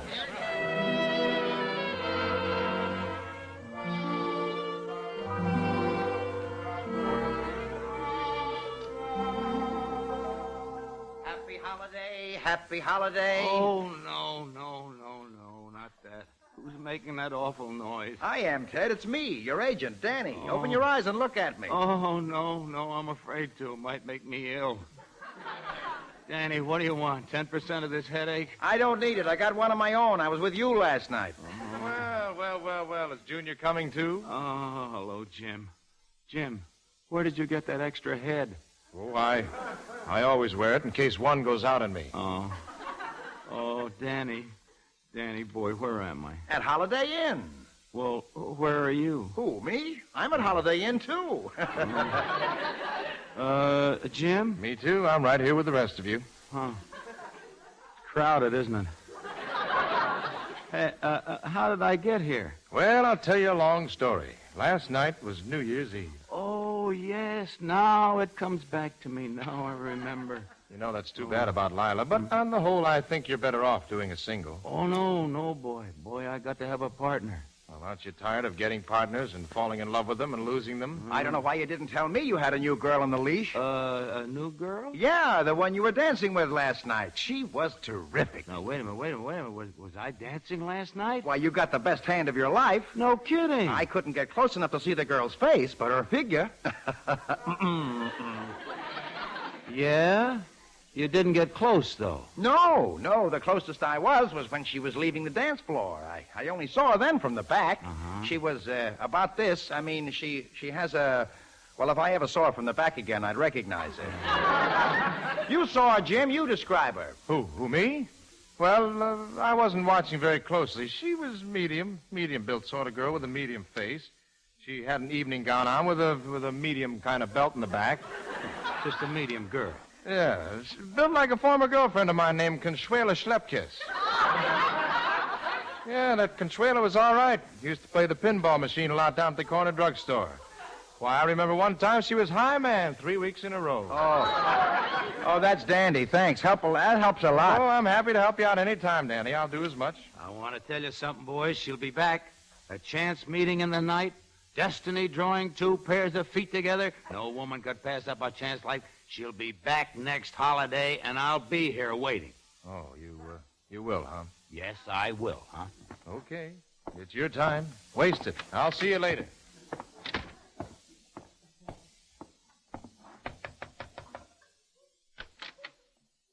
Hello, Jim. Well, I've got my overnight case packed. All ready to go back to the city in the florist shop.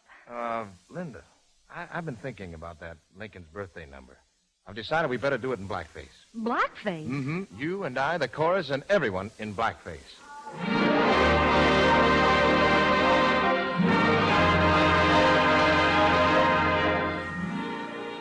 I went back to New York. A whole lot of things all mixed up in my mind. The excitement of dancing with Ted Hanover and the excitement of singing with Jim. And most of all, the excitement of just being around Jim.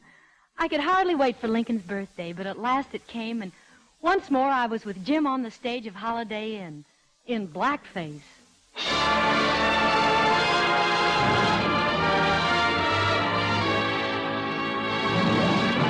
There's a man who's the pride of this great nation, the man who's the cause of this celebration, and they call him Abraham. On a February morn, a tiny baby boy was born. Abraham. When he growed up, this tiny babe, the folks all called him Honest Abe. Abraham, oh Abraham. In 1860, he became the 16th president. Now he's in the Hall of Fame, a most respected gem. That is why we celebrate this blessed February date. Abraham. The country's going to the dogs to shout it loud and long. Then from a cabin made of logs, the right man came along. The USA is united thanks to one whose name was Nancy Hanks. What's his name? Abraham. He gave this land the finest sun. Whoever went to Washington. Abraham. Abraham! Oh, Abraham! Abraham! When someone told him General Grant was drinking every night, he answered, go see if you can't get all my generals tight. That's why we celebrate this blessed February day. Abraham was a real fine man.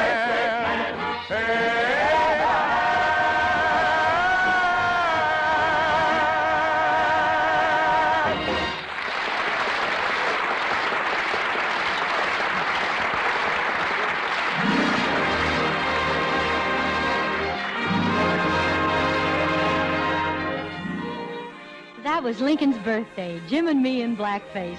And let me tell you, even with charcoal all over his kisser, he was something to start a girl dreaming.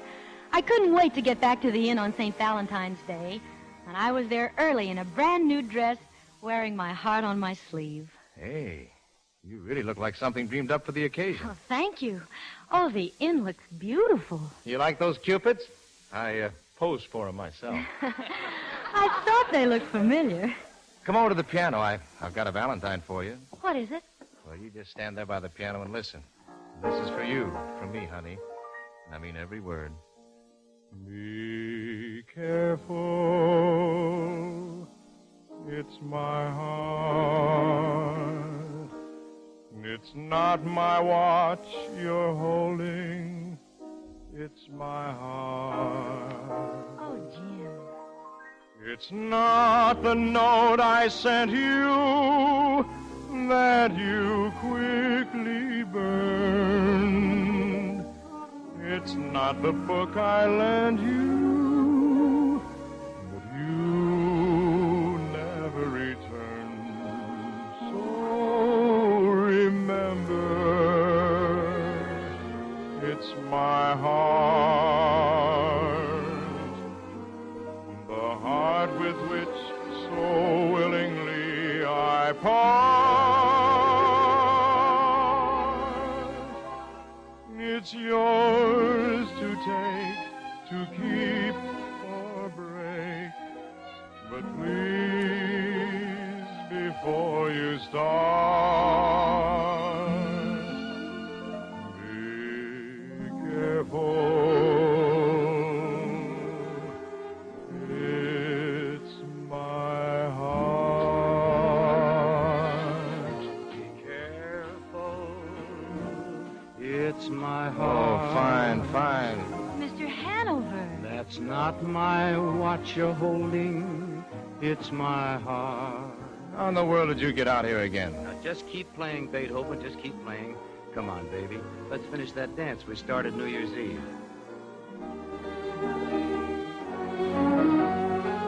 You know, I've been hunting for you ever since New Year's Eve. You have? Well, I've been right here. You have? Jim? Jim? Okay. Two of you finally got together. And I'm sure neither one of you need me anymore. Jim. Oh, Jim, don't be such a churro.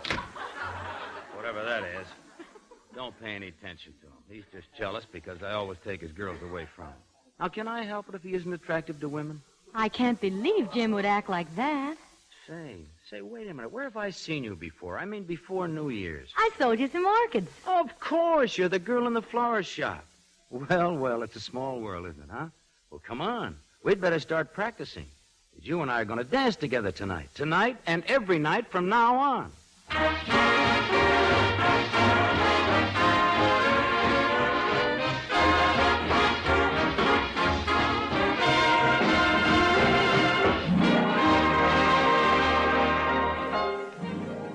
From that moment, things changed between Jim and me. Oh, we went on doing shows together at Holiday Inn, but from that day I was dancing with Ted, not singing with Jim. The holidays were far from happy then. Easter was a bust. May Day was dark and rainy. June, the month of brides, was completely grim. And then came the 4th of July. Ted kept asking me to start out on the road with him with our numbers, but I didn't want to leave Holiday Inn. Finally, I decided to ask Jim what was wrong. Wrong? What could be wrong? Everything's just dandy.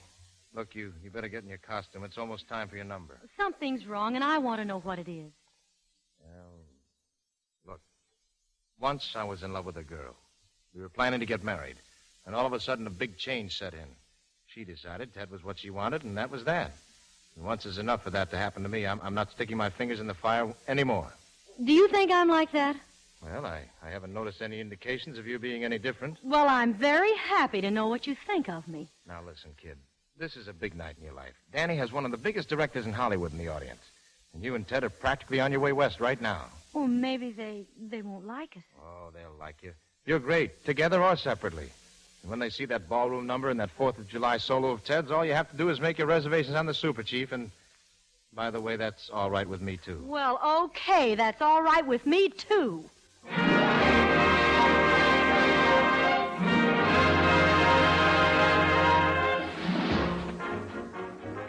The show that night was sensational. It closed with Ted doing his solo, and the way it went over should have impressed even the toughest Hollywood director.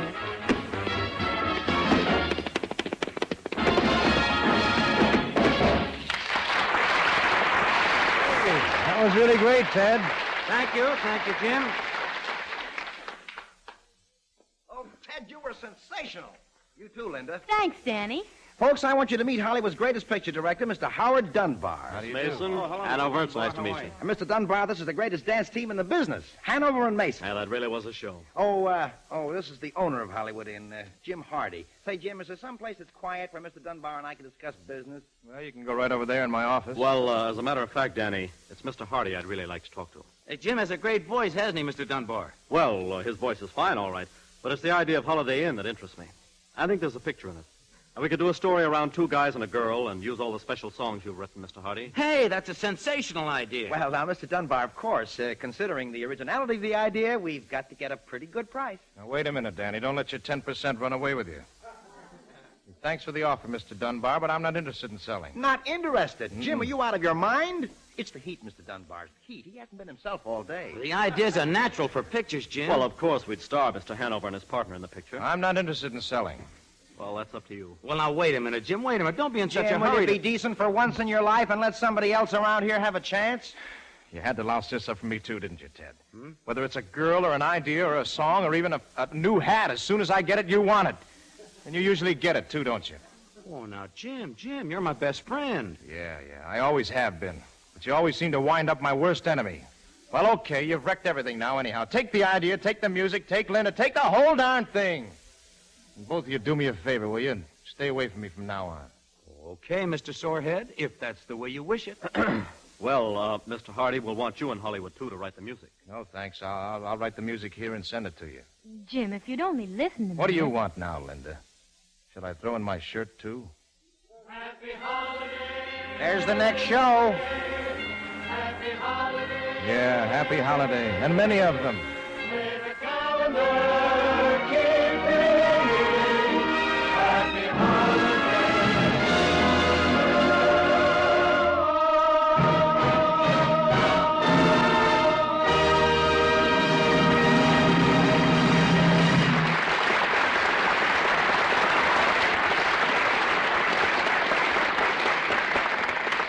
Earlier this evening, we were talking about the planning and preparation which goes into making the Christmas season what it is.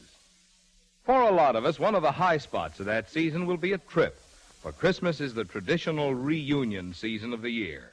It's the time when all members of the family gather happily together in one home, enjoying to the full the warm, friendly spirit of Yuletide. That's why weeks and months ago, railroads began to plan and prepare for the increased travel which Christmas brings. It was necessary first to figure ahead as closely as possible how many of you would travel, and where, and when. The next step was to line up the extra cars and the extra trains that will be needed. And that means also lining up the extra people that will be needed to run them, and making the necessary arrangements in busy terminals to get the trains in and out promptly, and to take care of the crowds. Many of these things can be planned ahead on the basis of experience and expectation. But then there comes along sometimes the unexpected. Weather, for example, a storm, snow, fog, icy roads would mean that a good many of you who plan to travel some other way might change your minds when the time comes to go and decide to go in the warmth and comfort and safety of the train. And if that should happen, the railroads will do their best to take care of you, too. So the railroads are making ready to carry you and your family on your Christmas journeys. And they hope that many of you will ride with them. But no matter how you go, they wish you a safe journey and a joyous reunion at journey's end.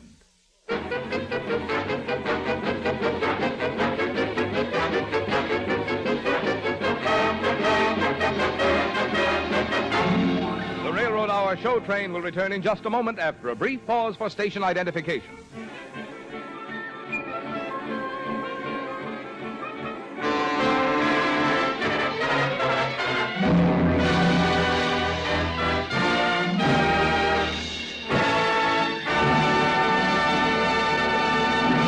Now to Act 3 of Holiday Inn, starring George Murphy, Martha Tilton, Jerome Cowan, and your host, Gordon MacRae.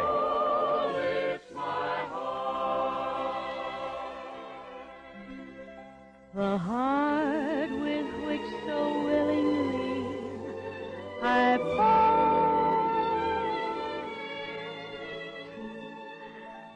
it's yours to take, to keep or break. But please, before you start, be careful. It's my heart.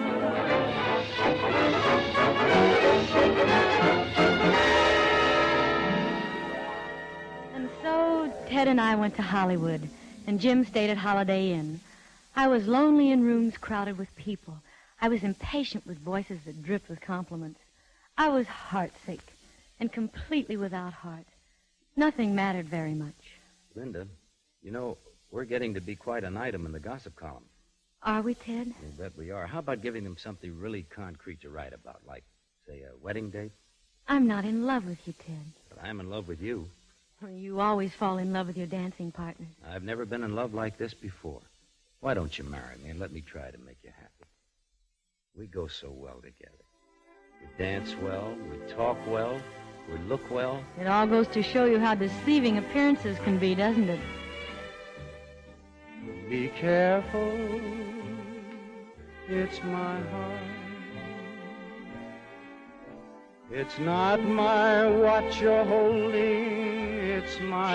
Ted, stop singing that song. Oh, there's no use living in the past, Linda. The past is over. You might as well put your mind and heart in the future. I know you're right. I know it's the sensible thing to do. I haven't even heard a word from him. Come on, make a new life for yourself, Linda. Marry me. You really want to marry me knowing how I feel? Yes, I'm sure that you'll get over how you feel now, Linda. Every torch burns itself out eventually. All right, Ted. All right. Christmas? Christmas? Marry me Christmas Day. All right. All right, Christmas Day.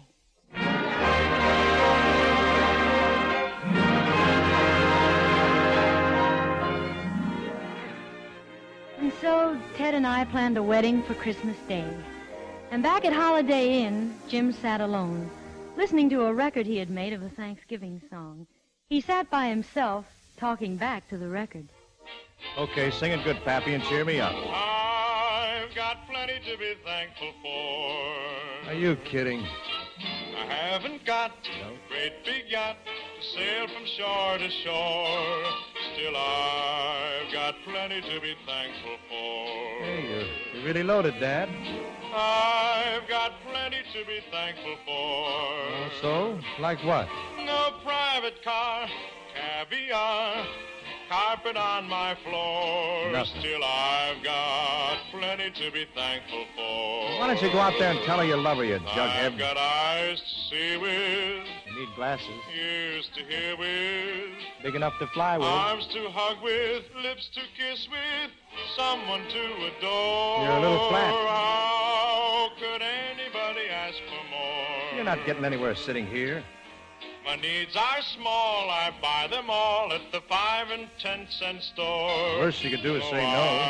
I've got plenty to be thankful for. Get on a train, you chowderhead. I've got plenty to be thankful for.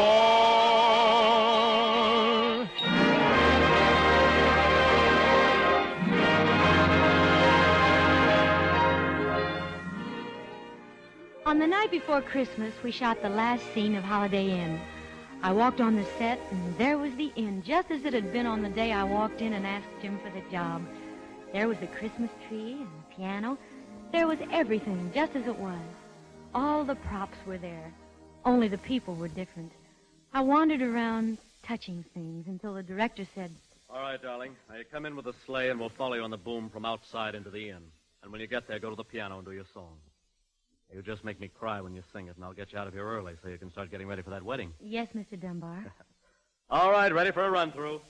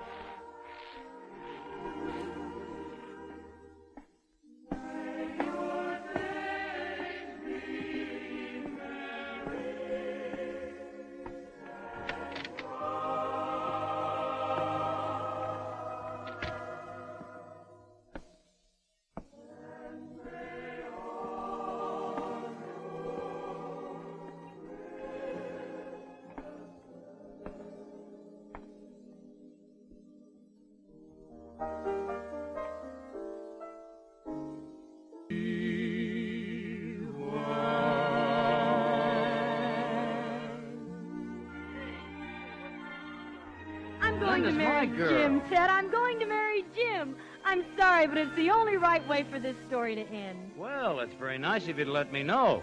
It's the only way the three of us can ever be happy together. Oh, well, I bow to the inevitable, gracefully saying the appropriate, the seasonal thing. Happy holiday. Happy holiday. Happy holiday. Happy holiday. May the carol world keep ringing. Happy holiday.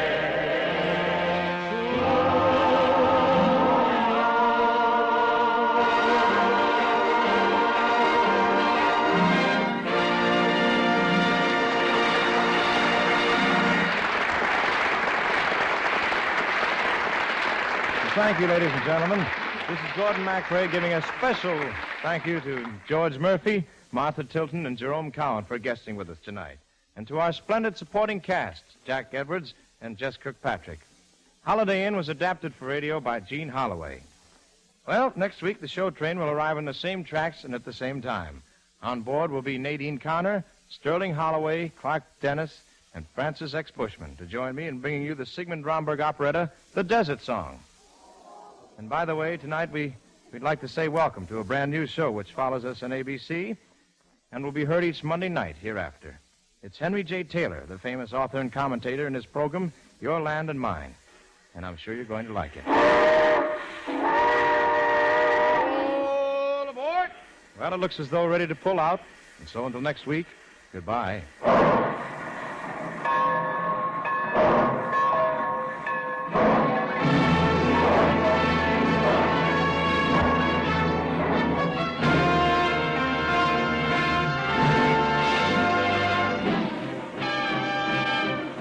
Holiday Inn was presented through the courtesy of Paramount Pictures, whose current release is the Technicolor production The Paleface, starring Bob Hope and Jane Russell. George Murphy appeared by arrangement with Metro-Goldwyn-Mayer, producers of the all-star Technicolor musical Words and Music, based on the lives and music of Rodgers and Hart. Gordon MacRae appeared by arrangement with Warner Brothers. This is Marvin Miller speaking. The Railroad Hour is brought to you each week at this time by 132 railroads of the United States. Each one of them has its own operations and services. Each one competes keenly with others for business. But all of them work together through the Association of American Railroads for the improvement of all railroading and for better service to you. Friends, this is Gordon MacRae again. All of us who helped to bring you the Railroad Hour join with our guest stars and the American Railroads in sincere wishes that you will have a Merry Christmas and a truly happy holiday season.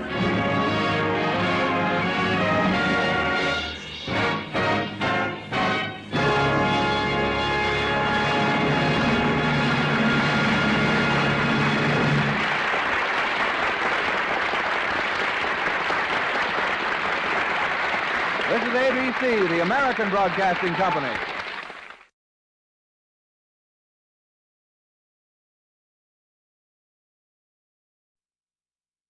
Ladies and gentlemen, the Railroad Hour.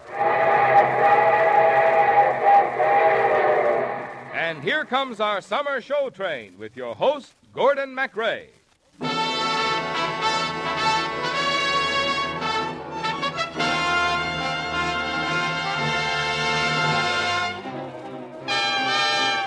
The Association of American Railroads, the same railroads that bring you most of the food you eat, the clothes you wear, the fuel you burn, and all the other things you use in your daily life, brings you the Railroad Summer Show, starring Gordon MacRae, with Lucille Norman, the sportsman, and the music of John Rarig and his orchestra.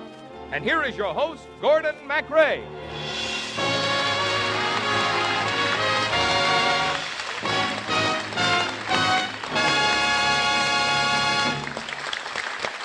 Thank you very much, and good evening, ladies and gentlemen. Tonight, the Association of American Railroads pays tribute to the distinguished American composer, Mr. Ethelbert Nevin, and to his music, which has become part of the rich musical heritage of America.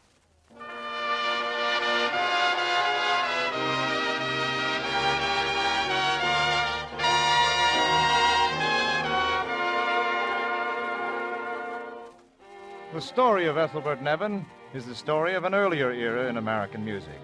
He was born the 25th of November of the year 1862, and he died 39 years later, leaving behind him a musical signature that will be deathless and timeless.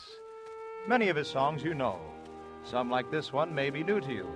But Ethelbert Nevin set this famous poem to music in 1900, and your grandparents sang it around the parlor piano. Nevin's own dedication of the song read, "To my little choir at Vineacre." You see, it was written for the small girls who liked to gather around his piano on Sunday evenings and sing with him. He loved children. You will see that over and over as you hear the poems he chose to set to music. Down near the end of a wandering lane that runs round the cares of day, where conscience and memory meet and explain their quaint little quarrels away, a mistier castle sits back in the dusk, where brownies and hobgoblins dwell. And this is the home of a busy old gnome who's making up dream things to sell, my dear, the daintiest dreams to sell. Last night when I walked through the portals of sleep and came to a weird little den, I looked in the place where the elf men should keep a dream that I buy now and then. 'Tis only a sweet, happy dream of a day, yet one that I wish may come true. But I learned from the elf that you'd been there yourself, and he'd given my dear dream to you, sweetheart. He'd given our dream to you.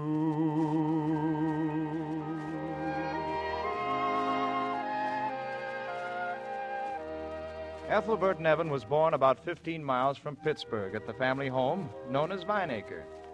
The days were the dark, pain-shadowed days of civil conflict. As the nation grew up around him, he grew, and he kept pace with the nation for 39 years. As a child, he loved music. At 3 years old, he was singing songs, and by the time he was 5, he was playing his own accompaniments. He came by his love of music naturally, because his father loved music, and his mother had insisted that a grand piano be lugged across the Allegheny Mountains to western Pennsylvania when she was but a young girl. They say it was the first piano in that part of the country. His father must have realized the influence of that piano when Bert came to him one day when he was in college and said, "Father, I want to make music my profession."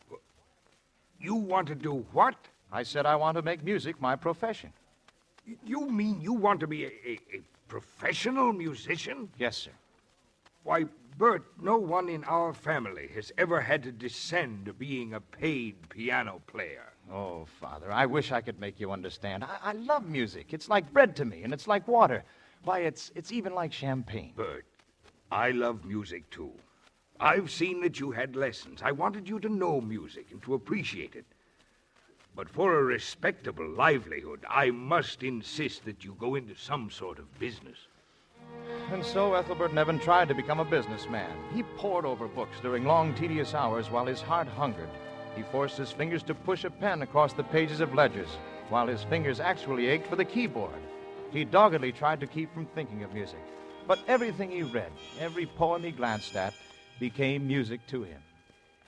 The little toy dog is covered with dust, but sturdy and staunch he stands. The little toy soldier is red with rust, and his musket molds in his hands.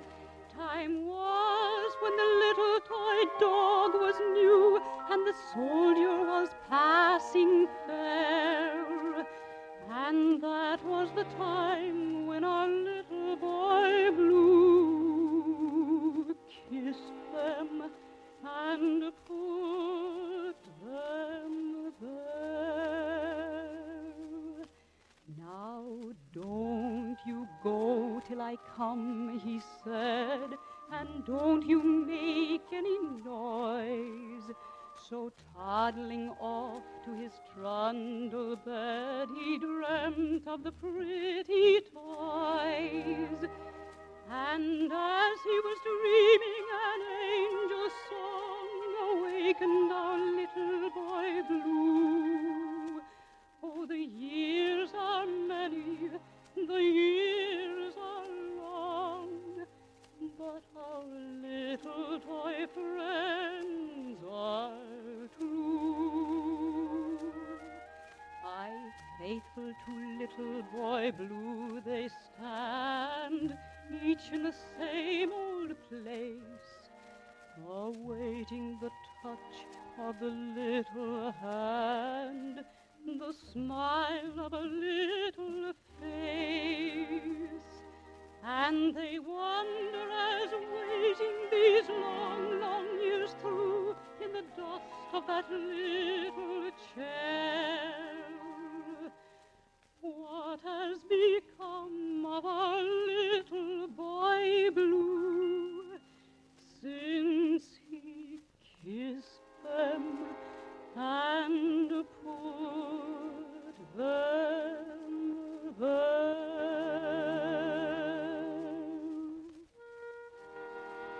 Yes, he read poems such as Eugene Field's immortal Little Boy Blue. And many years later, he would set those poems to music. Oh, he loved music. If he was to live at all, he had to live music.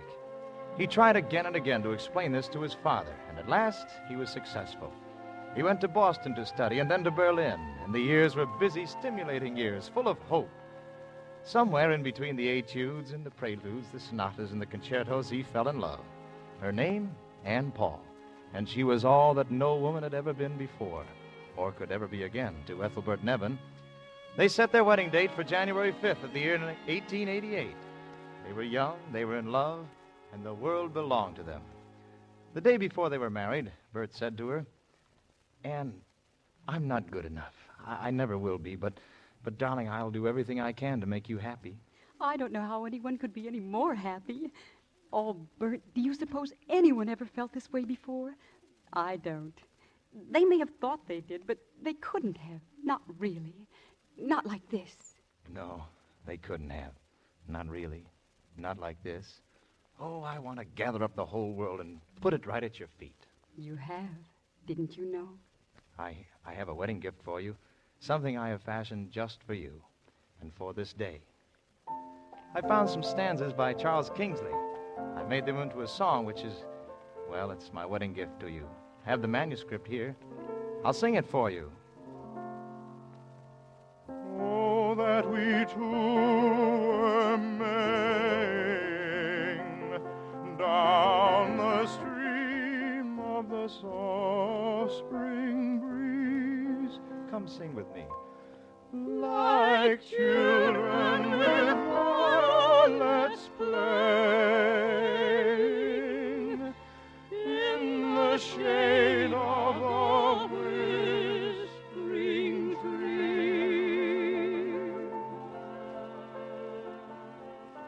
Oh, that we two sat dreaming on the sword of some sweet trimmed dawn, watching the white mist steaming o'er river and mead and town.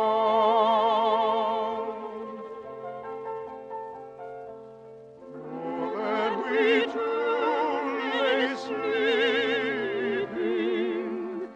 in our nest in the churchyard sod, with our limbs at rest on the quietest breast, and our souls at home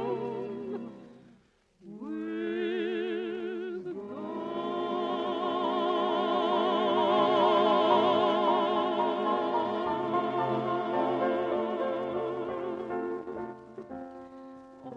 Bert, that's a beautiful song. It's yours, just as all my music will be yours, just as I am yours.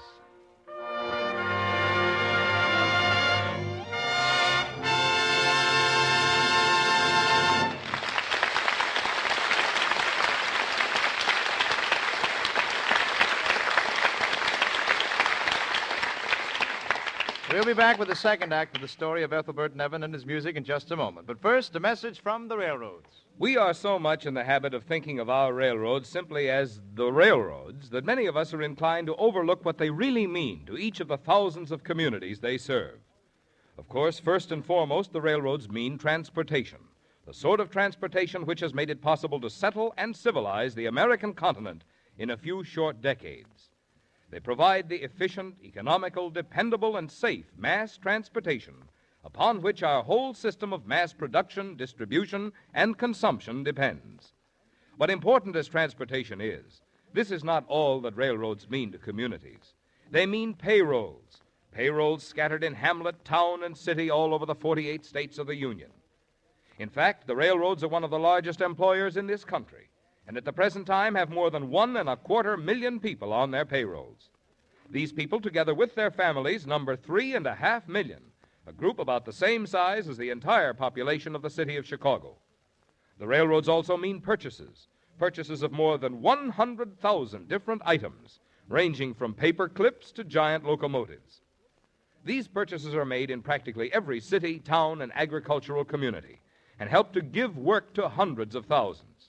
The railroads mean taxes not earmarked for the special benefit of railroads, but contributions to the support of such functions of government as schools, fire and police protection, the administration of justice, and even the highways, waterways, and airports used by competitors of the railroads. Essential transportation, payrolls, purchases, taxes. These are the railroads' contributions to the national economy. That's why it is frequently said that national prosperity is geared to railroad prosperity. That's one of the reasons it's so important to keep our railroads in a state of good health, for reasonably prosperous railroads are necessary to an enduring and satisfactory prosperity for our country.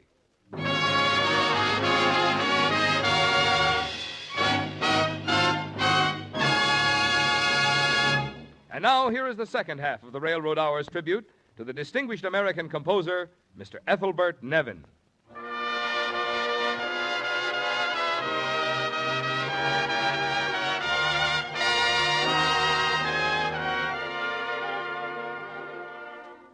Ethelbert and Ann Nevin lived for a time at Boston, and then at Quincy.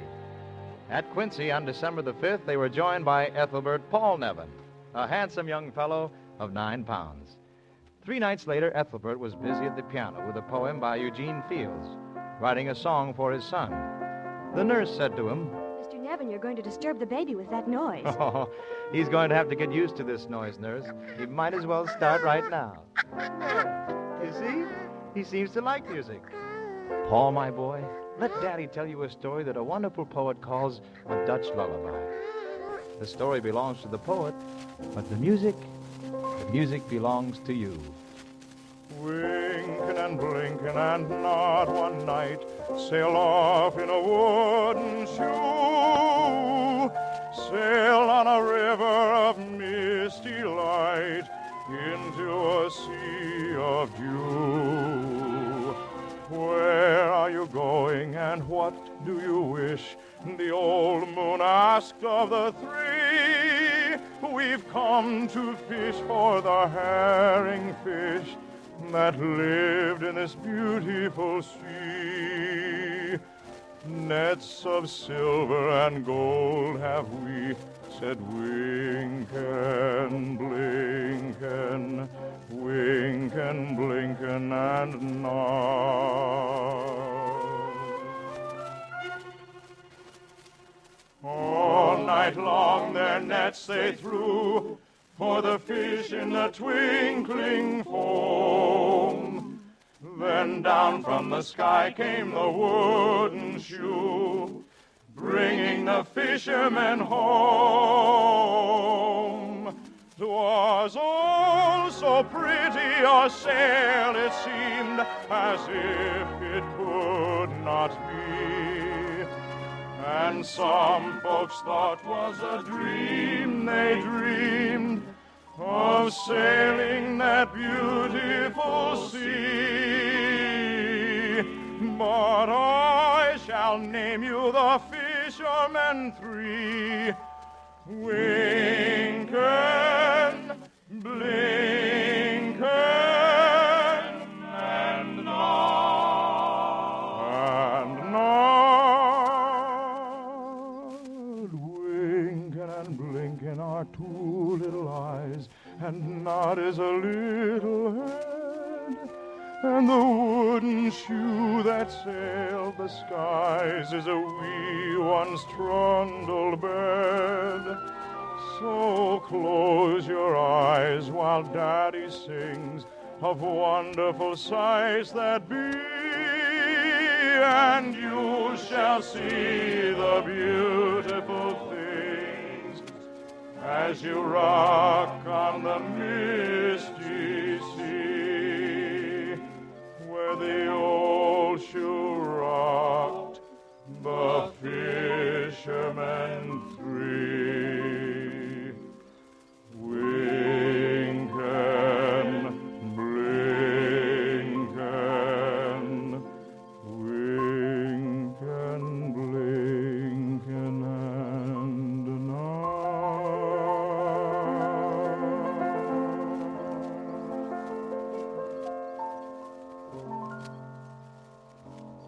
He's asleep, Mr. Nevin. Bert. Yes, darling. Oh, that's a lovely song. You know, Anne, when I began to study, I thought I just wanted to play music. But now I want to write it. I want to put into music everything I feel when I look at you, when I look at my son, when I look at the world around me.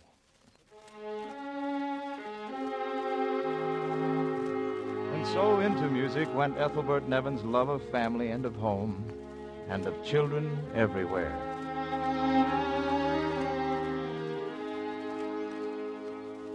He was not a strong man. He lived but 39 years. His son would know him for 13 of those years. His daughter, Dorothy Ann Nevin, would know him for but 9.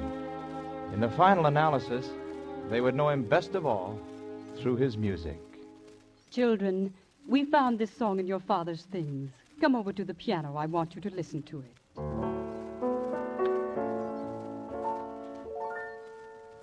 Sweetest little fellow, everybody knows. Don't know what to call him, but he's mighty like a rose. Looking at his mammy with eyes so shiny blue,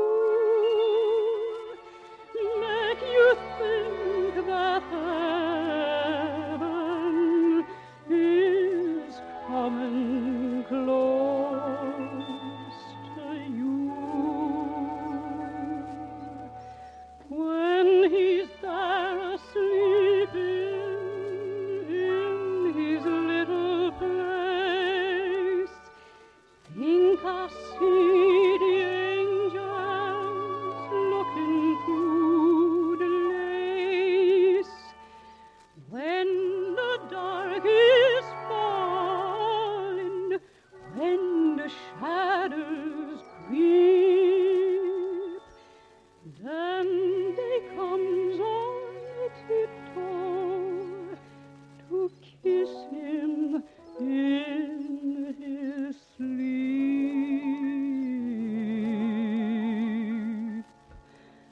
Sweetest little fellow, everybody knows. Don't know what to call him, but he's mighty like a rose. Looking at his mammy with eyes so shiny blue, make you think that heaven is coming close to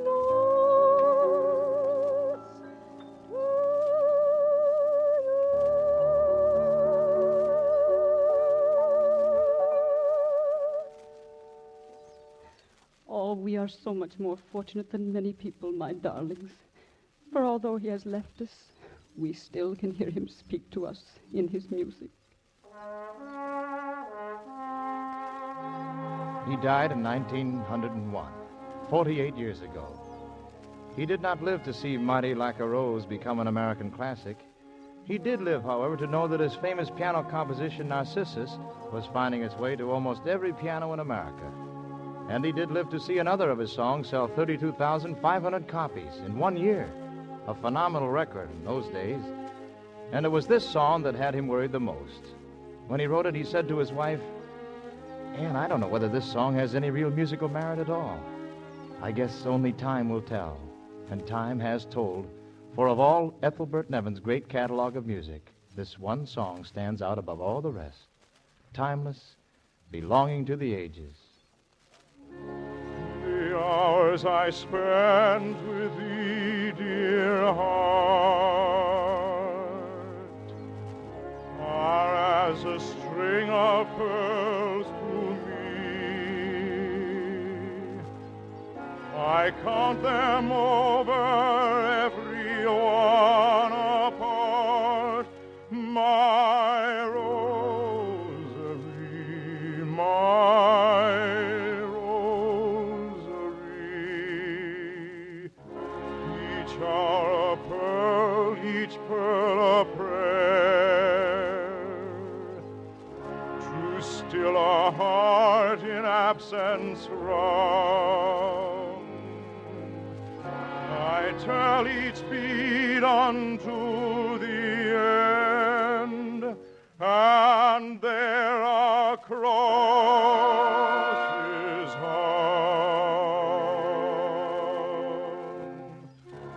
Oh, memories that bless and burn, oh, barren gain and bitter tears.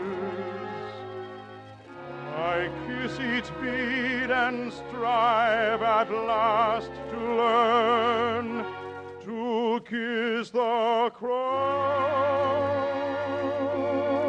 sweetheart,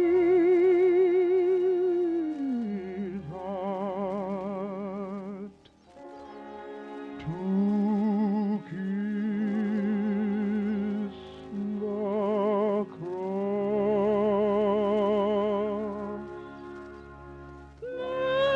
Memories that bless and burn, burn and gain and never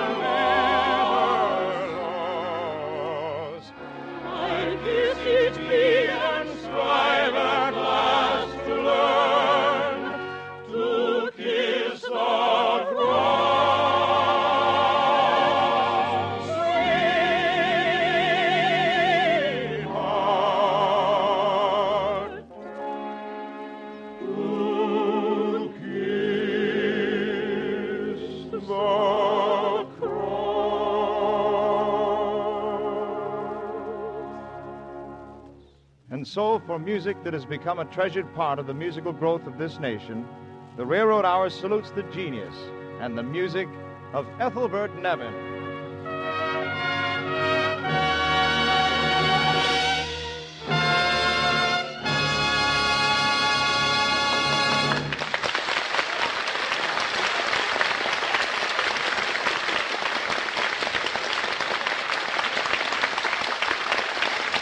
As a lasting tribute to the memory of Ethelbert Nevin, the Railroad Hour is proud to present to Mr. Paul Nevin a scroll honoring his father. It is signed by William T. Farrisee, President, Association of American Railroads. And here to accept the scroll for Mr. Paul Nevin is the famous soprano of the Metropolitan Opera Company and star of the Kraft Music Hall, lovely Dorothy Kirsten.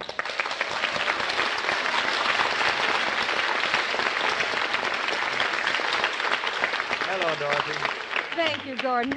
It gives me a great deal of pleasure to accept this scroll on behalf of Paul Nevin, Mr. Ethelbert Nevin's son, who was unable to be here this evening.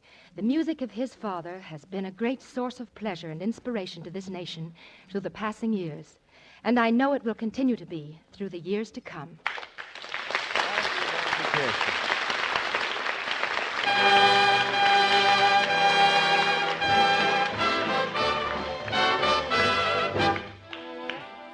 Next week, the Railroad Hour will pay tribute to the composer and author-lyricist of one of Broadway's recent successes, Mr. Frederick Lowe and Mr. Alan J. Lerner, and their great score for Brigadoon.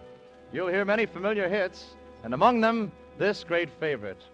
And from the way that I feel when that bell starts to peal, I would swear I was falling. I could swear I was falling. It's almost like being in love.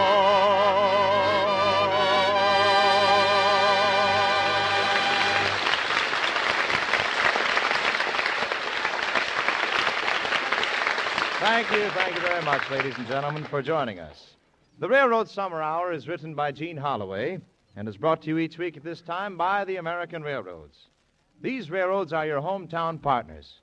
They are an essential, dependable working part of the life of thousands of cities and towns all over America. Railroads employ local people, often buy supplies locally. They own local property and pay local taxes on it. They are responsible citizens and good neighbors in your own hometown. All aboard! Well, it looks as though we're ready to pull out. So until next week, goodbye.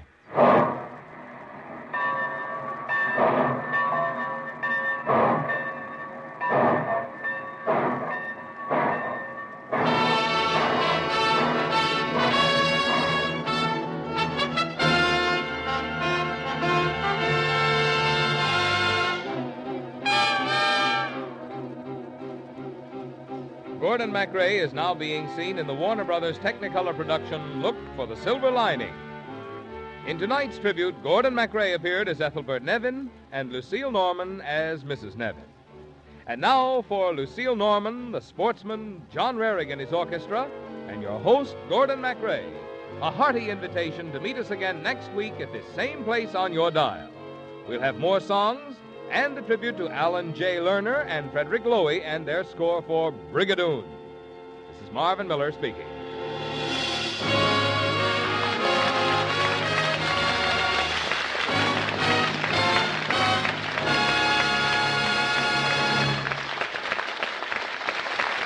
This is ABC, the American Broadcasting Company.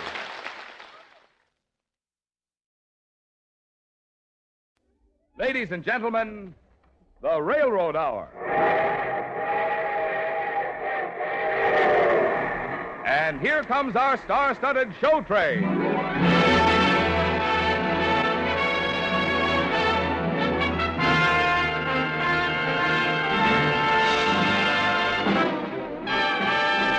Tonight, the Association of American Railroads presents the Sigmund Romberg operetta, The Desert Song, starring Nadine Connor, Sterling Holloway, Clark Dennis, Francis X. Bushman, and your host, Gordon MacRae. Our choir is under the direction of Norman Luboff, and our music is arranged and conducted by Carmen Dragon. Yes, tonight another great musical success is brought to you by the American Railroads. The same railroads that also bring you most of the food you eat, the clothes you wear, the fuel you burn, and all the other things you use in your daily life.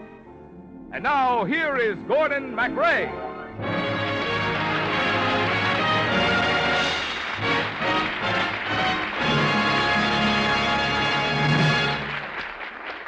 Good evening, ladies and gentlemen. This is Gordon MacRae helping to bring you another in our series of great musical hits. Tonight, it's the romantic operetta, The Desert Song.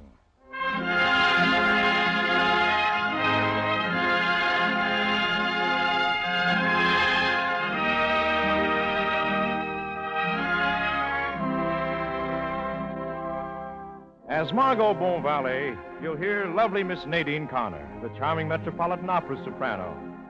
And in the comedy part of Benny, that favorite of stage and screen, Mr. Sterling Holloway. Mr. Clark Dennis sings the role of my henchman, Seed. And Mr. Francis X. Bushman plays my father, Governor Birabeau. And so the curtain rises on the Desert Song as I don the mask and flowing red cape of that mysterious romantic figure, the Red Shadow.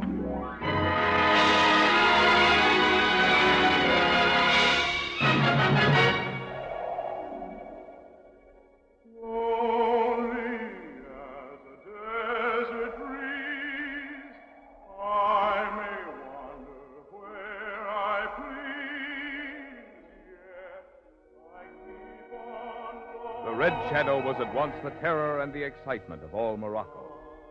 No one knew who he was or where he came from. But suddenly he and his band of riffs would sweep down out of the hills and undo some of the work of the French Foreign Legion. They called him the Red Shadow, and no one who saw him ride by with his band would ever forget it. Over the ground, there comes a sound. It is the drum, drum, drum of hoofbeats in the sand. Quiver with fear if you are near. It is the thunder of the Shadow and his band. And all who thunder learn to understand the cry of home. So we sing as we are riding home. It's the time you'd best be hiding low. It means the riffs are abroad. Go before you've bitten the sword. Oh, that's the sound that comes to warn you so. In the night or early morn, you know. If you're the Red Shadow's foe, the wrist will strike with a blow that brings you woe. Oh, so we sing as we are riding home.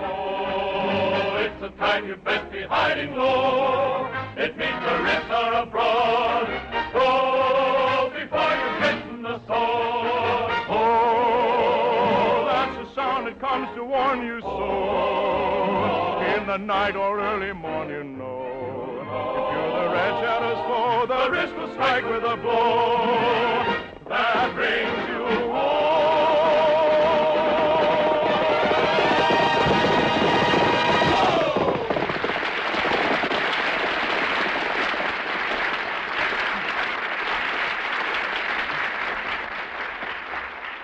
All right, men. We'll rest here for an hour. Master, Sid and I are your close friends, are we not? You know you are, Hassie. We try very hard to understand you, Master, but often Hassie and I find it quite difficult. Well, of course. You're Mohammedans, and I am French. Oh, you are great at the masquerade, my master. Not one of our band realizes you are French. Master, there is one question we would ask. Why did you, a Frenchman who loves his country, leave the French army to join us? Because, Sid, when I came here to Morocco 8 years ago, the French governor was abusing the Arabs. I could not reason with him. And so I went into the hills, to Ali Ben Ali. Oh, how well I remember that night. A man in a red mask and a cloak stepped up and said to Ali Ben Ali, "Give me 20 men who are not afraid to risk their lives, and when the law is wrong, we will overturn the law." Yes, I decided to be the Robin Hood of Morocco. And when I came back from the desert, I pretended to be almost half-witted. I spent all my time picking wildflowers. And so they searched high and low for the Red Shadow and never guessed that I was a stupid boy living right in their midst. And then the cruel General Fontaine died, And now your own father has come to Morocco as French governor. Yes, with one purpose in mind, to wipe out the Red Shadow. And so what am I to do? Desert my men? Or let my father know that his only son is a traitor to the French? No, I guess I can only continue to play the fool. What's that? The men have a captive. Oh, may I handle this, my master? It's my turn, Hussy. You handled the last spy. You may both handle this one, and I'll be silent. Bring him over here. Get over there. Yes, sir. Yes, sir.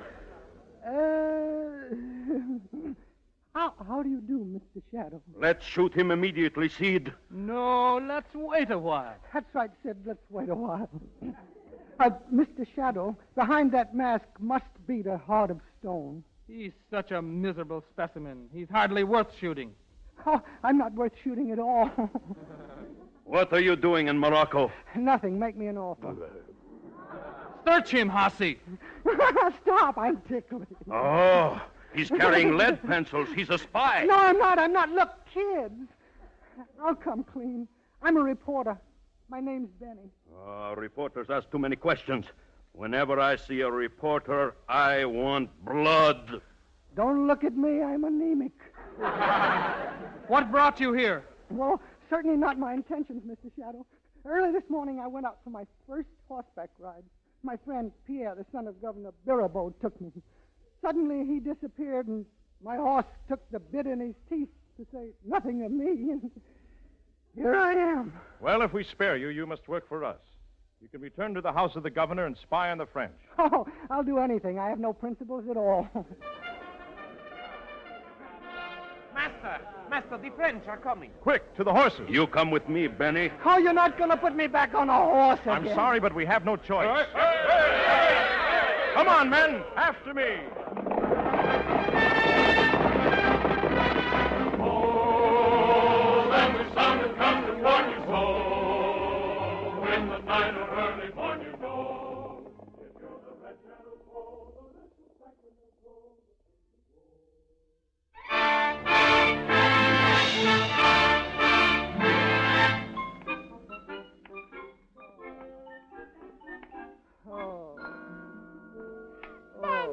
Benny, darling. Oh, hello, Susan. Benny, where have you been? We were all so frightened. Here, sit down. Sit. Oh, no. No, Susan, I may never sit again. What happened? I met a horse. Poor Benny. I'll take care of you. No, Susan, please. You're my secretary, not a nurse. Look, take this down in shorthand. I was caught by the Red Shadow's band. Benny, no. Did you see the Red Shadow? Did I see the Red Shadow? Listen, Susan. He came riding in on a panther, using a rattlesnake for a whip. And he said, "Men, I'm hungry." And one of the men carried in a live cow. Oh, Benny, how could one man carry a live cow? He made 2 trips. Susan, you should have been there. There I was. I stood in front of all of them. But was I scared? I killed hundreds of rips in a single combat, and hundreds of them killed me. Susan, but you are looking at a new Benny, a strong Benny, a shadow of his former Benny. You mean you're going to be a Red Shadow? Well, Susan, I'll probably be more of a white shadow, but watch out for me, Susan. Oh, Benny, I'd love to. Well, here, Benny and Susan, at any rate. Maybe they know something. Yeah, hello, Governor Birabeau, Margot. Oh, Benny, have you seen Pierre? Well, I saw him a couple of horses ago, not recently. His horse came home without him hours ago. I think you should send out a searching party, Governor Birabeau. I'll wait until sundown. Yeah, if you'll excuse me, I'm going to see a man about an ice pack. For your head? Don't be silly. The next horse I see can ride me. I'll walk. Come on, Susan. You can get the ice. Huh? All right. You know, Governor, I thought Morocco would be exciting and full of adventure. But I think it must be the loneliest place in the world. No, you won't feel that way when you and Paul are married. Oh, I'm not so sure. You know, Paul has changed in the last 2 years. I remembered him as being more romantic. Why, I thought he would ride up and carry me off across his saddle. I'm afraid Paul's hardly the type to do that. That sounds more like, Who? Margot, my dear, your head is entirely too full of romance. You're right, it is. Romance, a playboy who is born each spring, who teaches a nightingale to sing a very pretty song. I love you. Romance, a legend of an old brocade, a prince who tells a country maid, I love you. Now where this whimsy comes from, I don't know. For when it comes, it's just a bomb to go. Romance, a flower that will bloom a while, with sunshine from a lover's smile, that lover's tears bedew.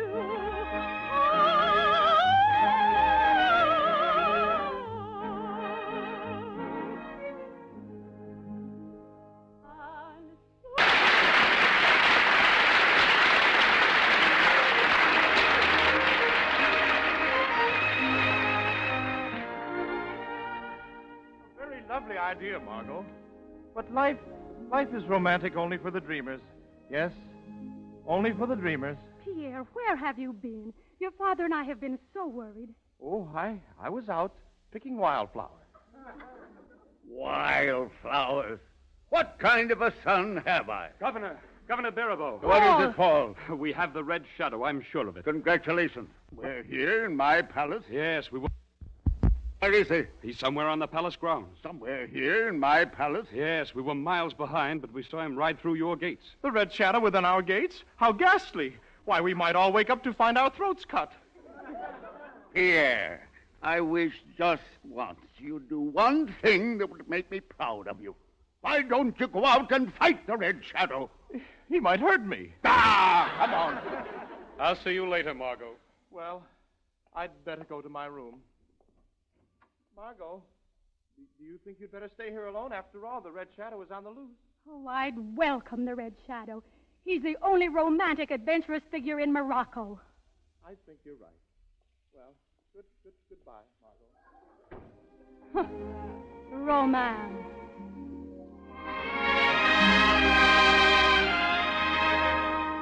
I open my arms to enfold them, and they're gone like a breeze rushing by. When life is free, I have a way to keep it gay.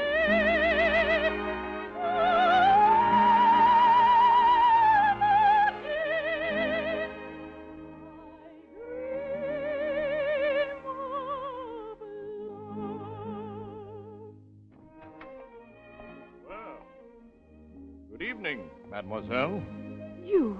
The Red Shadow, your servant. Yes, in a mask and a cloak, just as they told me. I heard you were in the palace. Oh, but I didn't believe it. I heard you say you would welcome me. Where were you? In the shadows.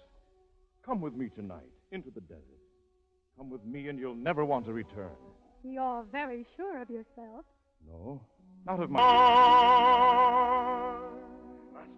Master! The horses are waiting just outside the gates as you ordered. Oh, Margot, the governor said, Hattie. Benny, my friend. Come, we must go quickly. The horses are waiting. Oh, no, not horses. Are you coming, Margot? Or shall I pick you up and carry you off? If you come a step closer, I'll fire. Well, a gun. All right. Hassie, if this young lady should be brave enough to kill me, it is my order that you do not harm her. Aim steady, my lady. There is your pistol, and here is my heart. Blue heaven and you and I and sand kissing a moonlit sky. All right, I've got her. Come on. Benny, if you let out one peep, I'll shoot you in the back. Peep? Who peeps? Quiet now. We don't want anyone to hear us.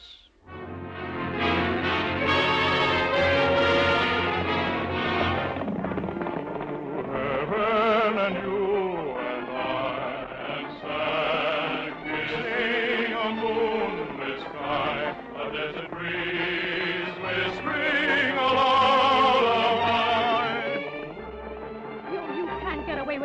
renegade. I love you. Oh, give me that night divine. They'll come after you tomorrow, and they'll kill you. The desert song calling its voice and calling will make its voice will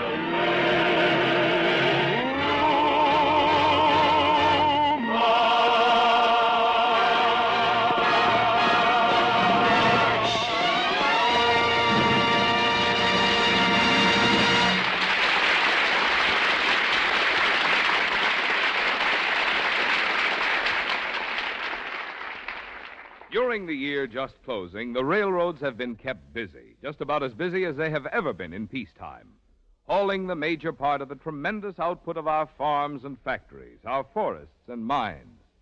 The job has called for the utmost skill and efficiency, for the railroads, like the rest of us, have not been able to get all the new equipment, all the new freight cars they needed.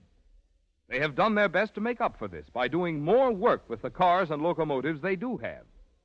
So, in 1948, the average freight train on the railroads turned out more transportation service than ever before. To make possible even better transportation and greater efficiency in the future, the railroads spent on improvements $1,250 million in 1948. And that $1.25 billion was railroad money, for railroads provide their own roadways and terminals and signals with their own money.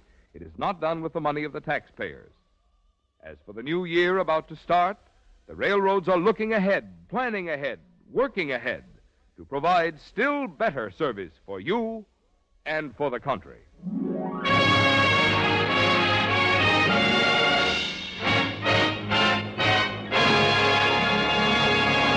And now back to the Desert Song, starring your host, Gordon MacRae, Nadine Connor, Clark Dennis, Francis X. Bushman, and Sterling Holloway.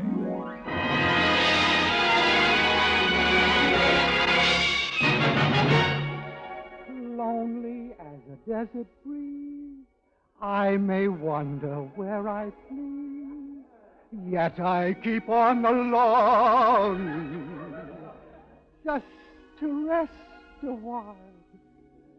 So, this is the castle of Ali Ben Ali, huh? Some dump. Ali Ben Ali is coming, Master. Yes, I hear, Hassie. Down on your knees, Benny. Down on my knees, all the way down there. Quickly. Ali Ben Ali kills reporters on sight.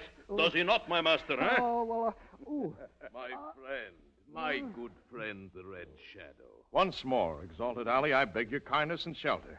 Should I not protect the protector of my race? Huh. What did you do this time, eh?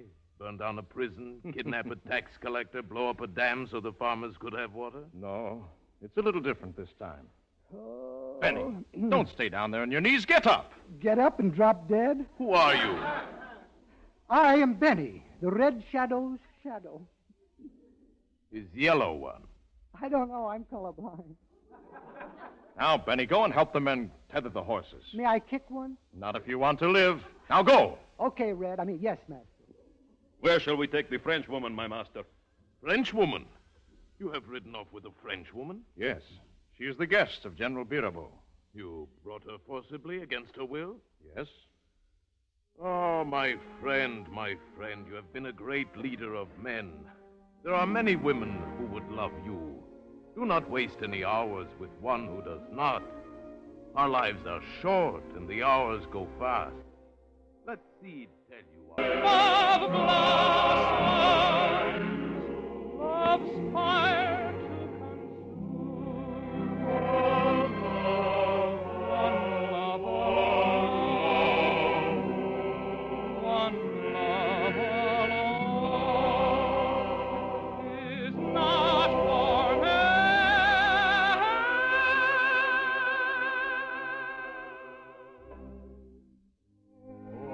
I have heard all that you have been saying, and I know that's your philosophy. Yet, I must still...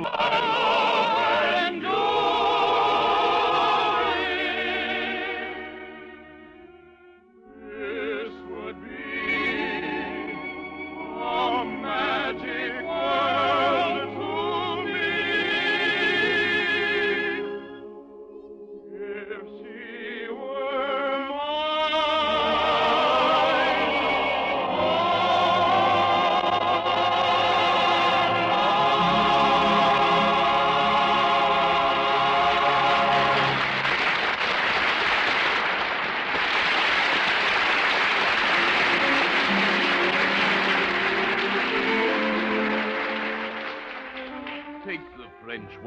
back, my friend. I beg of you. The French will never forgive the thing you have done. And you've put us all in danger by bringing her here. If you will forgive me, my master, it is a wise thing to do. Hussy, Ali Ben Ali, are you not my friends? I am an Arab before I'm your friend.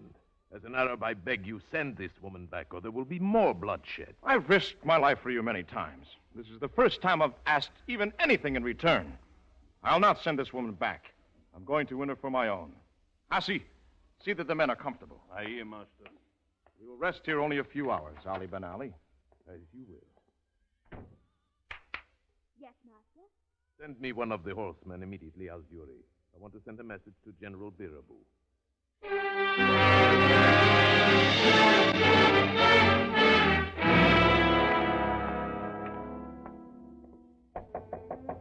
Go away.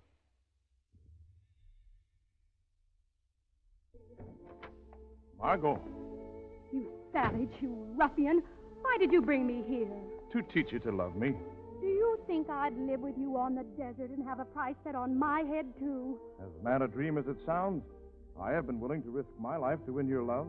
But I love Paul. You don't love Paul. Well, maybe not. But there is someone I do love. Who? Oh, you don't know him. He's General Birabo's son, Pierre. Pierre? You love him? That milksop? Yes. Why, you wanted romance. Well, not anymore.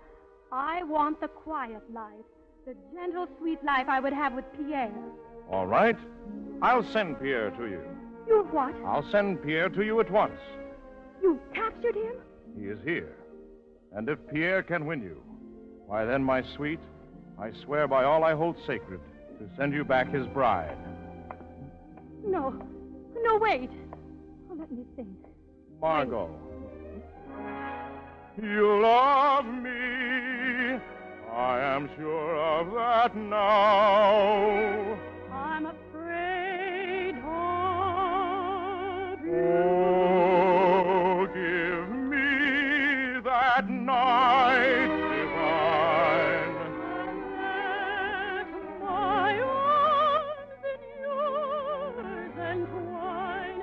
The desert song calling, his voice enthralling, will make you mine.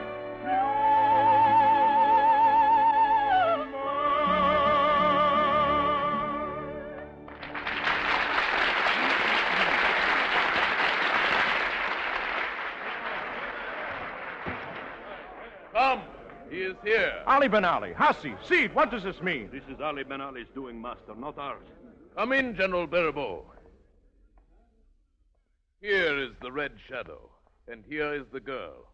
General Birabu. Margot, are you all right? Yes. Yes, I am, General Birabow. Now, Governor, you can see that my people are innocent. The Red Shadow alone was responsible for seizing this girl. Ali Ben Ali, as you know, when I received your messenger, I came here alone with him.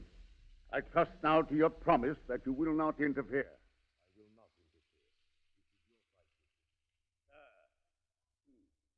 This is your fight. Mr. Red Shadow, I've come from Margot. In my younger days, I was a good swordsman. These men have told me that if I can defeat you in a single combat, you will no longer be their leader, and you must release her. Well, sir, I'm going to kill you, or you'll have to kill me. Oh, no, Governor Birabow. Please don't do this. Step aside, Margot. Draw your sword, sir. Master, answer him. I cannot. Oh, this is the famous Red Shadow, the myth that has frightened all Morocco. Master, be warned.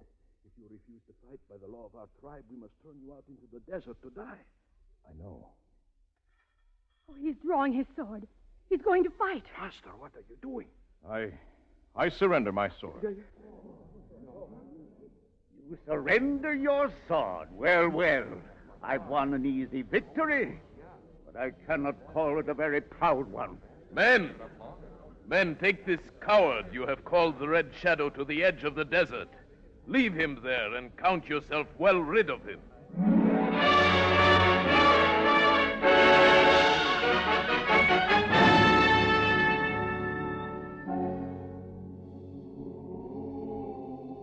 the edge of the desert, my master. Here we part. We had no choice but to follow the law of our tribe. You must be sent into the desert without food, without arms. Your only weapon, this broken sword. It is the will of Allah. Hassi, Sid, you'll say farewell to the men for me. Oh, not one Arab on the desert, if he knew the truth, would say your father's life is worth yours. But I am French, and I know it is. Farewell. Allah be kind to thee, my master. We turn our backs now towards Mecca and pray. Pray as you start into the desert. May Allah go with thee.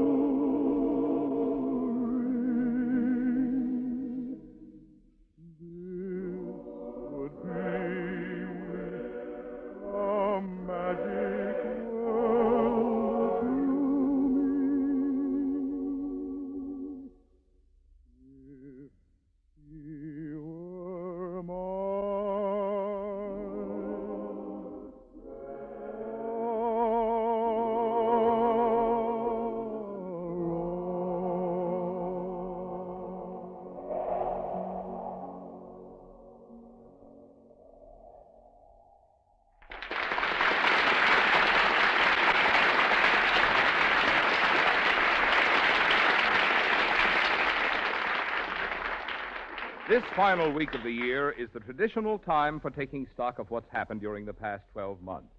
So let's take a look at the work and progress of our American railroads during the year just ending. First, what about freight service? During 1948, the railroads hauled a load equivalent to moving 12 tons of freight a mile for each one of you, for every man, woman, and child in the country, during each and every day of the year. And how about passenger service? During the year, the railroads carried an average of nearly 2 million passengers each and every day. That service amounts, on the average, to a trip of almost 300 miles for every man, woman, and child in the country. And what about improvements? During 1948, the railroads spent on improvements alone, not including work on maintenance, an average of nearly $3.5 million a day for new streamlined trains, more efficient locomotives, better track and yard facilities, better signals and shops.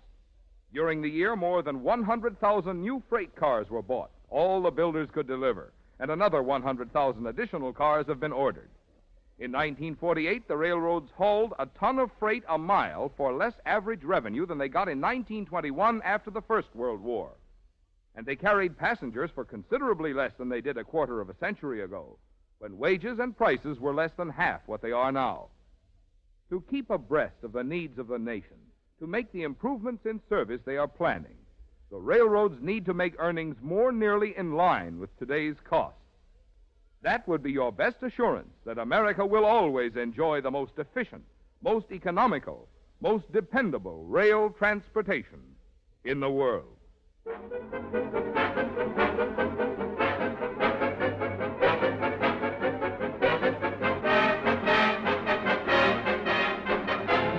The Railroad Hour show train will return after a brief pause for station identification.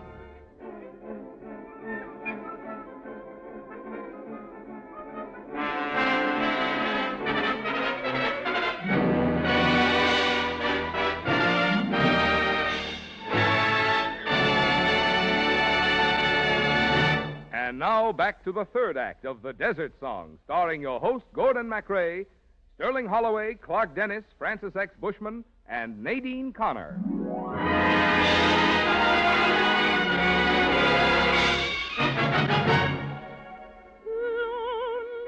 are the desert breeze. I may wander where I please.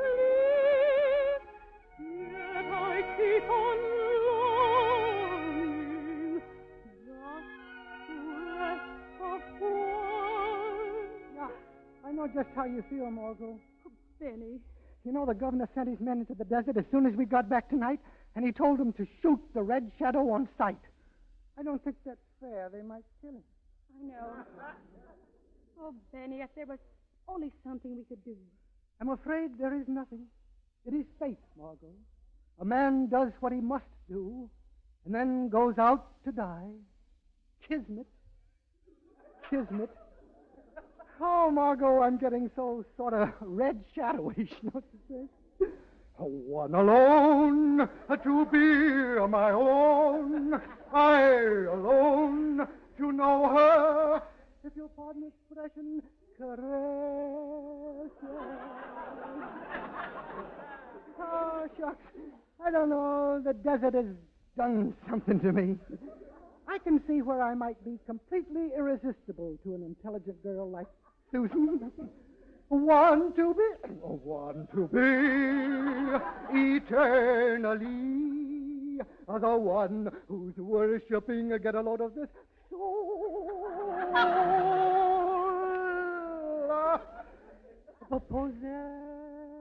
Oh, Benny, please don't sing that song.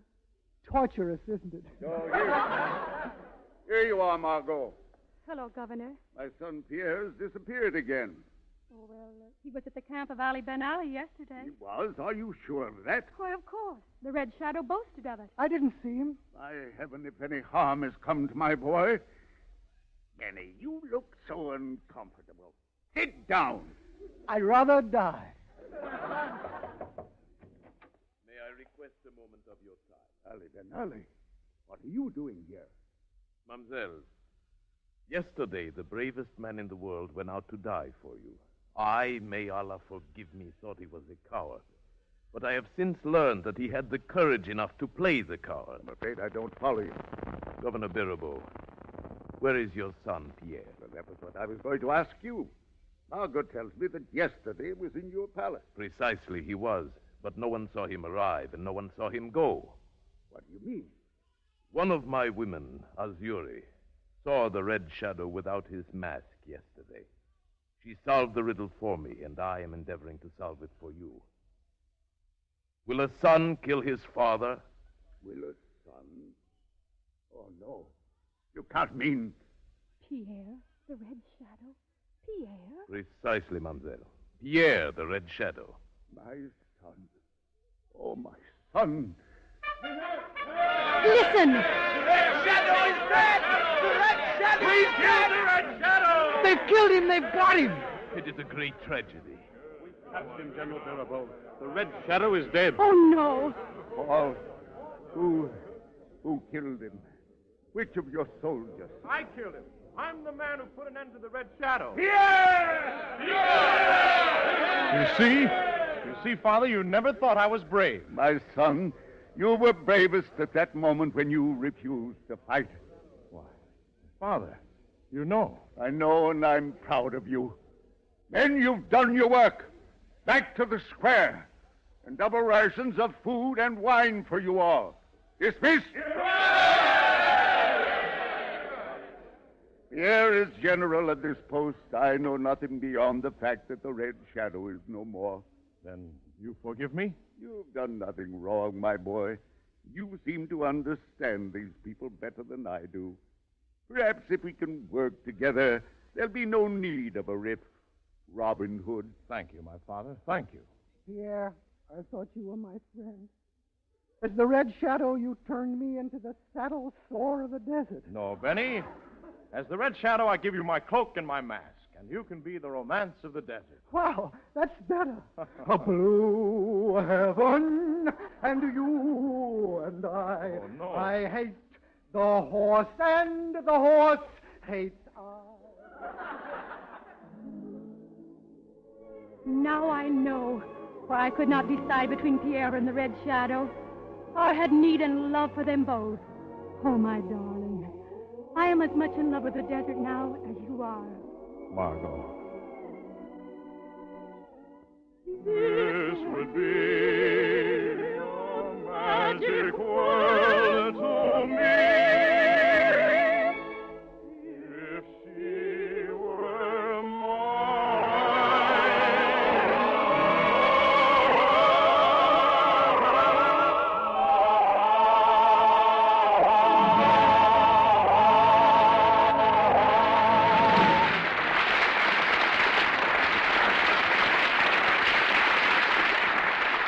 Thank you, ladies and gentlemen.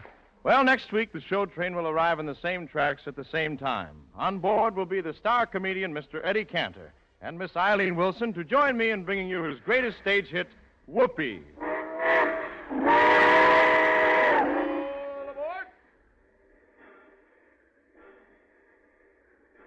Well, it looks as though we're ready to say goodbye. So next week, we'll see you then.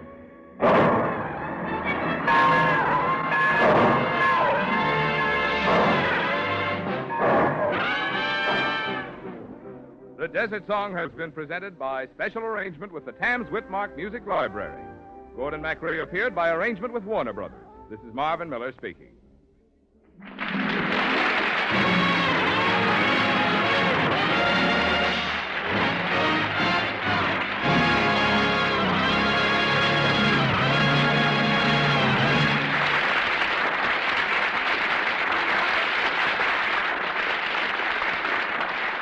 This is ABC, the American Broadcasting Company.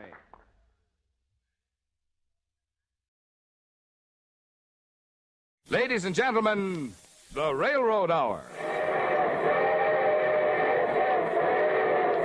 And here comes our star-studded show train.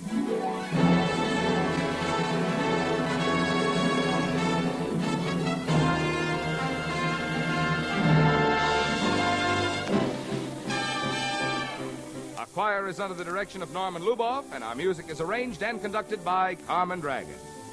Yes, tonight another great musical success is brought to you by the American Railroads. The same railroads that also bring you most of the food you eat, the clothes you wear, the fuel you burn, and all the other things you use in your daily life. And now here is Gordon MacRae.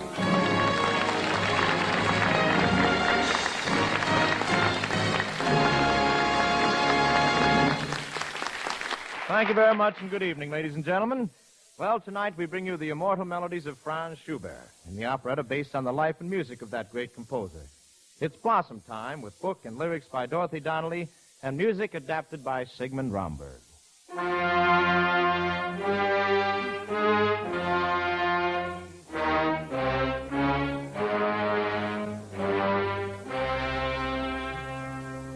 In the role of Mitzi in tonight's performance, you will hear the charming coloratura soprano of the Metropolitan Opera Company, Patrice Munzel. And as Baron Schober, the popular tenor of radio and the screen, Kenny Baker. As we turn back the pages of time, I become the composer, Franz Schubert, seated at a table in a small outdoor cafe with my closest friend, Baron Franz Schober. It's Blossom Time in Vienna, and everyone is singing. Let us greet the spring with singing. Why, golden in the glasses ringing. Why should we never care? Joy is everywhere, so fill your glasses, all you lads and lasses hail. Let us greet the spring with singing. Birds gaily in the sky are winging. Why should we have a care? Joy is everywhere, away off there we're singing there. Sing to the spring. Did you ever see such a day, Schober? Why, look at that sky. Sky. At the moment, I'm more interested in my stomach. Where is that waiter? I'm afraid he's very busy. The whole town seems to have turned out and landed right here at Domayer. Come on, let's order everything on the menu, huh? Wait a minute, Franz. Remember, I'm just a poor composer. Oh. Just because you're wealthy, I can't always take advantage of our friendship to... Look, a great composer like you shouldn't have to worry about material things. Your thoughts should be on youth, spring, and music. Oh, what inspiration I get on such a day as this. Birds are darting, buds are starting, hand in hand go girl and boy. Very charming, but more calming is the wine cup's golden joy. I would roam from my home far across the sea. My joy best is expressed in a melody. What more royal, comrade loyal, greater blessings can you tell? Cease your pondering, wine and wandering, friendship I will lose its spell. Oh, gentle April, who blesses the earth with caresses, be kindly and give me the girl of my heart. Upon her soft soft maiden bosom, let sweet lilacs blossom, while I sing her praises, my springtime thou art. Oh, how the world laughs in springtime, 'tis ever known as love's own ringtime. Why are we waiting? The birds are mating, in every tree they chirp and sing. And in the green forest flowers, we'll find a wreath of snowy flowers. Why do we tarry? It's time to marry, come pluck the blossoms in the spring. And in the green forest flowers, we'll find a wreath of snowy flowers. Why do we tarry? It's time to marry. Come pluck the blossoms of the spring. Oh, isn't that wonderful? Isn't it great? Look at those blossoms. And look at those three beautiful young girls sitting at that table over there. Ah, careful, Franz. Pulling the reins. A man could get into trouble on a day like this. Where is he? Where is Baron Schober? Yeah, I'm in trouble. Oh, there you are. Madame Bellabruna. You deceiver, you breaker of women's hearts. Now, please, just a moment. You promised to take me to supper last night after my performance at the opera. Where were you? Careful, madame. My friend is a composer. You'll upset his inspiration. I'm not interested in his inspirations. I'm only interested in... Bellabruna! My husband. My husband. Or no. Good heavens. Oh, I must fly. Get out of sight, Baron. He's frightfully jealous of you. Yes, Franz, where shall I go? Here, under the table. Where is she? Where did she go? Young man, wasn't Madame Bellabruna here a moment ago? Well, she may have been, sir. I couldn't say. I saw her talking with that young whippersnapper, Baron Schober. Now, where did they go? That way, I think. Oh, thank you, sir. I'll find them, and when I do, I'll see. All right, the coast is clear, Schober. You can come out now. Oh. You certainly get yourself involved, my friend. Yes, but through no fault of my own, Franz. Bellabruna fancies herself in love with me. Oh, and you? Franz, you know women mean absolutely nothing to me. Nothing. I beg your pardon, but aren't you Baron Schober? Well,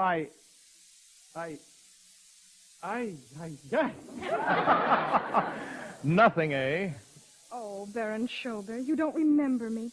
And after giving me your key and everything. Why, Baron Schober. Why, Baron Schober? What key? The key to your ice skate. My ice skate? Why, I haven't been skating since I was 10 years old. 10? Well, you told me you were 12. Oh, why, you're Mitzi. Little Mitzi. Mitzi Kranz. Miss Kranz, may I present Mr. Schubert? Oh, you're not Franz Schubert. Yes, I'm afraid I am. Oh, I'm honored to meet you. Oh, thank you. And I'm delighted to meet you. My sisters and I were sitting over there at that table, and we saw you turn and look at us, and well, suddenly I recognized Baron Schober. And I remembered that years ago he told me if I was ever in trouble to call on him. And, are you in trouble, Mitzi? Oh, desperate trouble. Well, what's wrong? My sisters want to get married, but my father doesn't think we should have bows. Oh, you should have a bow, Miss Mitzi. Oh, my sisters Kitsy and Fritzy have. They went out walking with them just now, and if Papa finds out about it, he'll be furious. Oh. They'll never be able to get married. Say, would you like me to try and persuade him, Mitzi? You think you could? Could I? Leave it to me. Your sisters are as good as married right now. Don't worry any more about it. All your cares are blown away. Soon will be their wedding day. 2 little maidens soon will be wed. 3 little maids no more. There is in all Vienna town a dwelling and like a house that's built for God, there dwells inside 3 little nuns. The house of these 3 maidens fair is known no far and near. Not very soon a honeymoon will claim to maidens dear. Fritzy and Kitsy and Mitzi, they say, flutter their wings, for they'll soon fly away. Though they may fly as birdlings do, you'll always be 3 daughters true. Fritzy and Kitsy and Mitzi, the 3 dear little maidens will soon married be. May you be blessed with happiness, 3 lovely little maidens.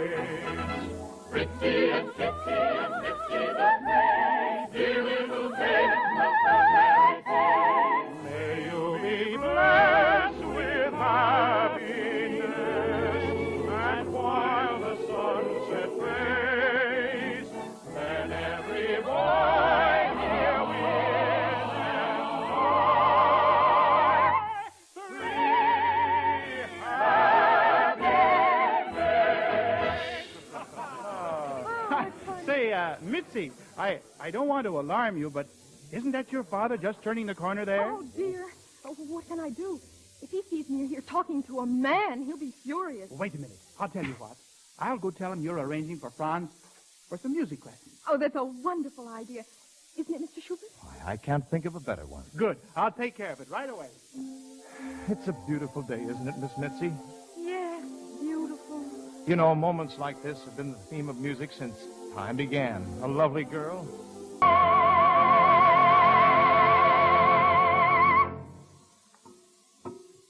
Oh, Mr. Schubert, this has been an afternoon I shall remember forever. Aha, Mitzi, and all alone with a man. Oh, Papa. Why, Miss Mitzi, this man is your father? Depressing, ain't it? Papa, may I introduce Mr. Franz Schubert? Franz Schubert, the great composer? Yes, Papa. I came to see Mr. Schubert about music lessons, but I didn't come alone. Fritzy and Kitsy are here. You don't say. Well, they must have shrunk a little. I don't see them. I believe they went for a stroll through the gardens. Well, that's harmless enough if they don't meet those two young men who are always mooning around them. Oh, but Fritzy and Kitsy are in love, Papa. They want to get married. Impossible. I refuse to grant my permissions. But surely you aren't against marriage, sir. Why, you got married yourself. One of my strongest arguments. You know what marriage can lead to? Daughters. You know what daughters can lead to? Young whippersnippers who try to take them away from you. Such agony those boys cost me. I could do anything this side of murder to get rid of them. Then let them marry your daughters. That ought to teach them a lesson. You're right. I'll do it. Wait a minute. Would you say that was this side or the other side of murder? Well, I think the punishment would just about fit the crime, Mr. Kranz. Oh, there you are, Mr. Kranz. Good afternoon. Sorry I missed him, Franz. I had to hide from Bella Bruna, and he slipped by me. Well, it's just as well, my friend. Mr. Krantz has consented to the marriage of his daughters. Everything has been arranged. Who arranged that? Why, you did, Mr. Krantz. Sometimes I'm so clever I outwit myself. Haru, everyone is leaving the cafe here. We must go too, or else Mama will be wondering what happened to us. Wouldn't you like to have us walk home with you, Mr. Kranz? Oh, that's a wonderful idea, Baron Schubert. You walk ahead with Papa, and Mr. Schubert and I will follow. Yes, I'm so lucky.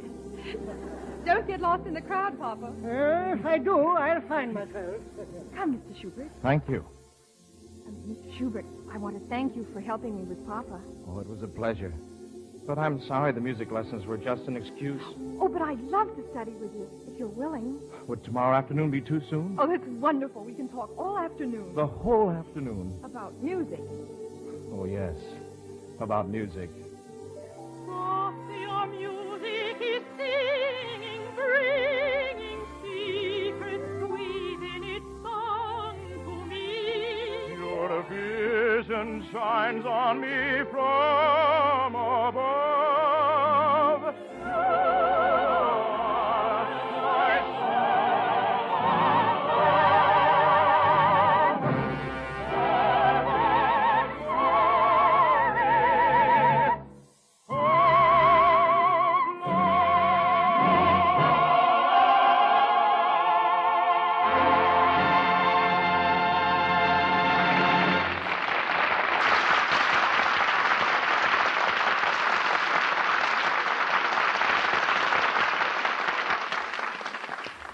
Did you ever notice the way folks talk sometimes about the railroads, just as if they were all one big railroad? Actually, there are about 600 different railroads operating in the United States. Some of them operate over thousands of miles of track spanning great sections of the country. Some run just a few miles between local stations. Others operate joint terminals for 2 or more railroads in cities. Whatever the kind of operating they do, each one of them has its own business to do, its own problems to meet, its own services to perform. But there are some things common to all of them, large and small. They all are part of the great national and indeed continental system of transportation, which makes it possible for any shipper anywhere to send his goods anywhere else that railroads run, all as one transaction. He doesn't have to deal with a lot of railroads, just the one in his own town. And there's another thing common to all these railroads. They are, every one of them, part and an essential part of every place they serve. They are not some distant and abstract something, the railroad. They are part of your town. Railroad men and women work there. Railroad wages are paid there. Railroad supplies and materials are bought there. Railroad property is owned there. And railroad taxes are paid there. Because railroad service is so widespread, because railroads go so many places, all of us are likely to overlook this big and simple fact about them. The fact that everywhere the railroad goes, it is a local business enterprise, a citizen of every community it serves.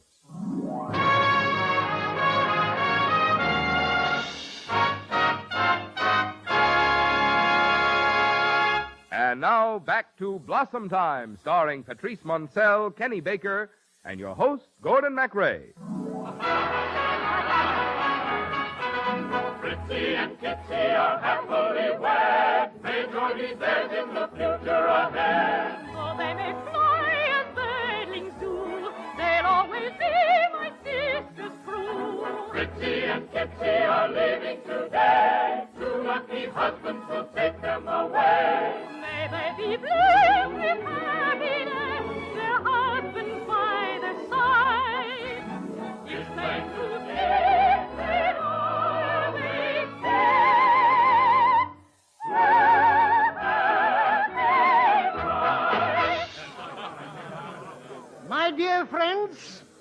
My dear friends, dare I say, ladies and gentlemen, today we have been present at the marriage of three of my two daughters. Two of my three daughters to three of the two gentlemen. But Papa, you're getting all mixed up. Now, Mitzi, if you're going to interrupt me, I'll lose the thread of the whole thing here. I'll have to start all over again with a thread in one eye and a tear in the other. Now, as I was... Mr. Kranz. Baron Schobert, please, don't interrupt, please. But, Mr. Kranz, we're waiting to sing the serenade Mr. Schubert composed especially for the occasion. Oh, really? Well, where is Mr. Schubert? I'm right here at the piano, Mr. Kranz. Oh, what a coinky-dinky.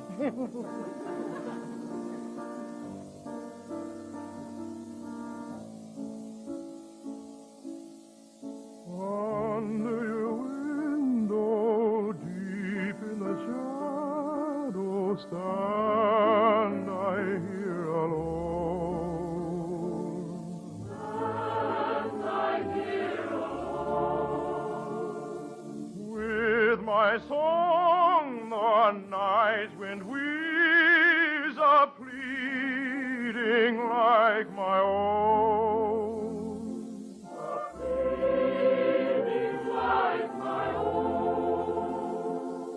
In the trees that softly whisper sings a nightingale. Sings a nightingale. Silver note of hopeless yearning, Where my words must fail, where my words must fail. Oh, the agony of love, the bitter pain, this song it tells my passion. tells my passion, nightingale sing again. Nightingale sing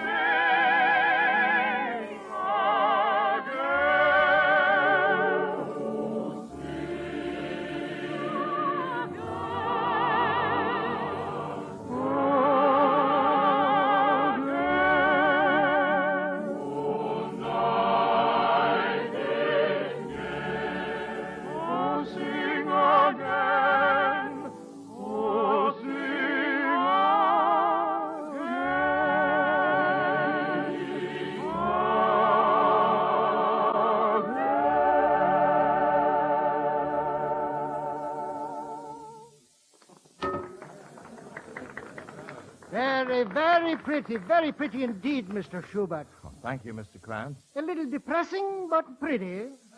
Why, don't be silly, Mr. Kranz. People will be singing that song when we're all playing on harps. That's what I mean. Depressing, ain't it? Don't pay any attention to Papa, Mr. Schubert. It was beautiful. If my little song pleased you, Miss Mitzi, then I'm happy. Well, come, everybody. Coffee and cake in the garden. May I pour, Papa? You mean you want to reign at the table? that was a little joke, Mitzi. Oh, Papa. Aren't you coming with us into the garden, Franz? Oh, no, thanks. I'm a little self-conscious among so many people. Among people or just around Mitzi? Is it that obvious? It is to me. You know, I wrote my serenade just for her. I tried to say everything in music that I've never been able to put into words. Did you tell her that? No. When I'm with her, my throat goes so dry, it's all I can do to pass the time of day. Look, I've written another song for her, Franz, a love song. Would you sing it to Mitzi for me? Me? You have a way about you with women. I know it's asking a great deal, but I hoped you might be willing to help me out. Why, of course I will, Franz. At least I'll do my best. Oh, thank you, my friend. Baron Schober, there's a very beautiful lady in the garden asking for you. What's her name, Mr. Kranz? Madame Bellabruna. Bellabruna? Yeah. You can't escape your past, Franz. Who wants to escape a past like Bellabruna? Now, wait a minute. Don't let her charms fool you, Mr. Kranz. She has a violent temper. You see that scar on my hairline? Yes. Soup tureen. No. Yes. Besides, she has a very jealous husband, if my memory serves me right. Her husband isn't with her, is he? No. Oh, good.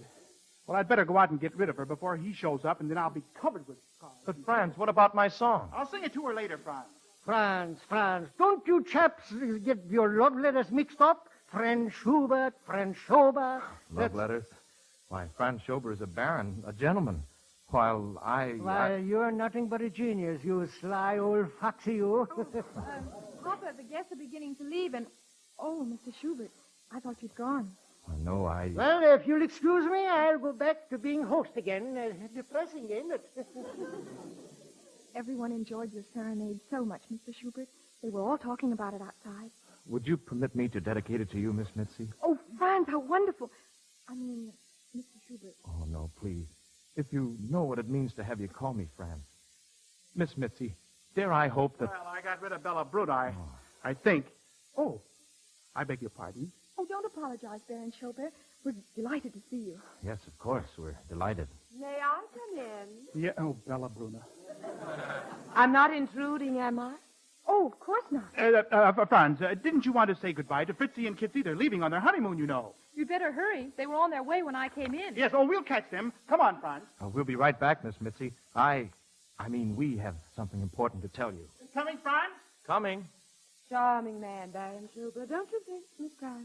Very. So is Mr. Schubert. All Papa's friends are most pleasant. I'll wager I know one who's head over heels in love with you. You do? Who? Oh, come now. I'm sure you can guess the name. It's someone who just left the room. Madam, you embarrass me. I'll give you the initials then. S.S. How could you tell? He's so shy. Oh, he's shy with you, is he? That's a new method. What do you mean? Why, that bashful, shy creature with the silent man and the eloquent eyes has left a trail of broken hearts all over Vienna. I don't believe it. He's fine and good. Oh, don't be taken in, my dear. These shy fellows are the worst of all. I don't believe you. You have no proof. No proof? Why, I am the proof. He was shy with me. He looked at me with those longing eyes. He sang to me. Oh, madam. If you must weep, then let your tears be tears of joy. It's far better to cry at your age than to cry at mine. Good afternoon, Miss Crane. Oh, Franz. Has she gone yet? Mitzi, what happened? What's wrong? Oh, leave me alone. Please, leave me alone. Oh, now, wait. Don't cry, Mitzi. Please. Come lift your head with laughter and show your pretty smile again. For sunshine follows after on summer roses in the rain. You men are everyone deceivers. I never trust you anymore. When women are believers, they may find their hearts are sore. They talk of love and fevers when another maiden they adore.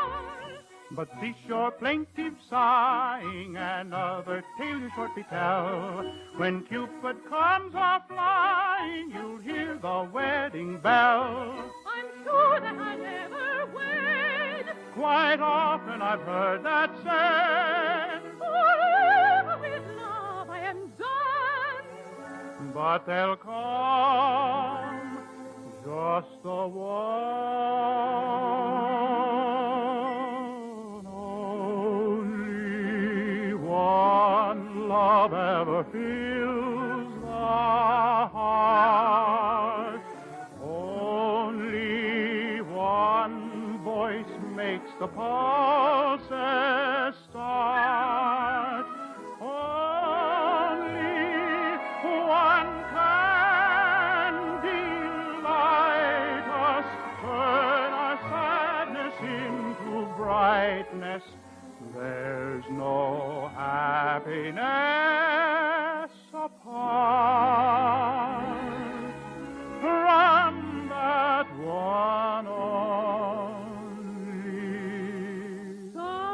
Sunlight shines brighter when he's there. Darker clouds fading to bluer air.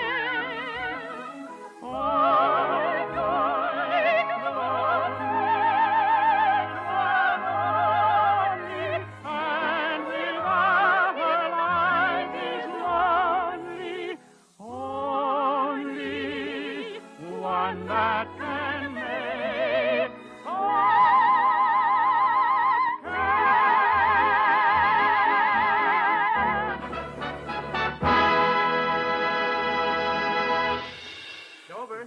Silver. Oh, you're both here. Franz, here's a copy of my song. Wouldn't now be a good time to... Oh, Mr. Schubert. Baron Schober, I know you'll excuse me. I must see to our guest. No, wait, Mitzi. Just a moment, huh? You see, Franz has composed a new song that he wishes to lay at your feet.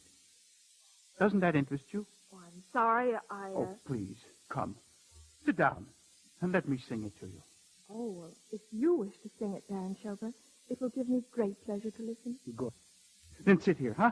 A place of honor in a private box. Franz, is the orchestra ready? I'm here. The zephyr murmurs to his love the trees. The lilacs yield their honey to the bees. The nightingale sobs out his accents long, while I can only breathe to you in song. While I can only breathe to you my yearning song. Thou art my love, thou art my love, and thou wilt ever be my only love, my only love. Oh, Franz. Now is the time to speak for me, my friend. I'll wait for her answer in the garden. Very well, Franz. Mitzi, Franz Schubert wrote that song to tell you of his love. He worships you, Mitzi. He wants you for his wife. But I can't marry him, Franz. I don't love him. But you must love him, Mitzi. You're the whole world to him. Oh, Franz, I can't help how I feel. I can't change how I feel. I just realized it's you. You I love. Mitzi. Oh, darling. What a fool I've been. Mitzi, I've always loved you. Oh, Franz, darling. No. No. What have I done? It was for my dearest friend, Franz Schubert, I promised to speak. What can I say to Franz? Say nothing. Franz.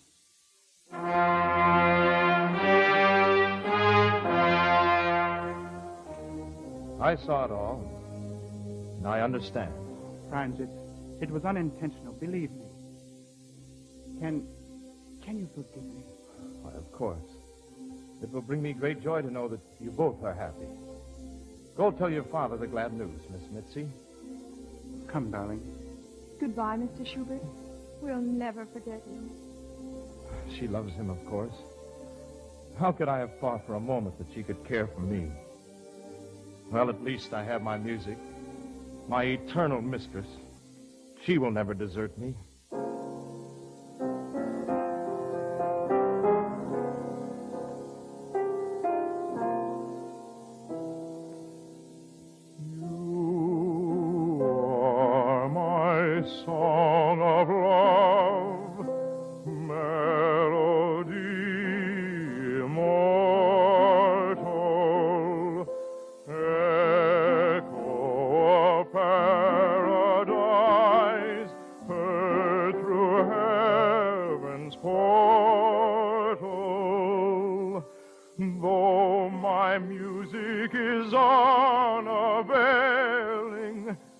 Happiness cannot be for me.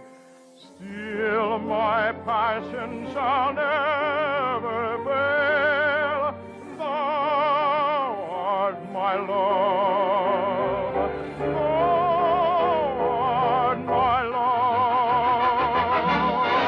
love. Mitzi. Oh, Mitzi.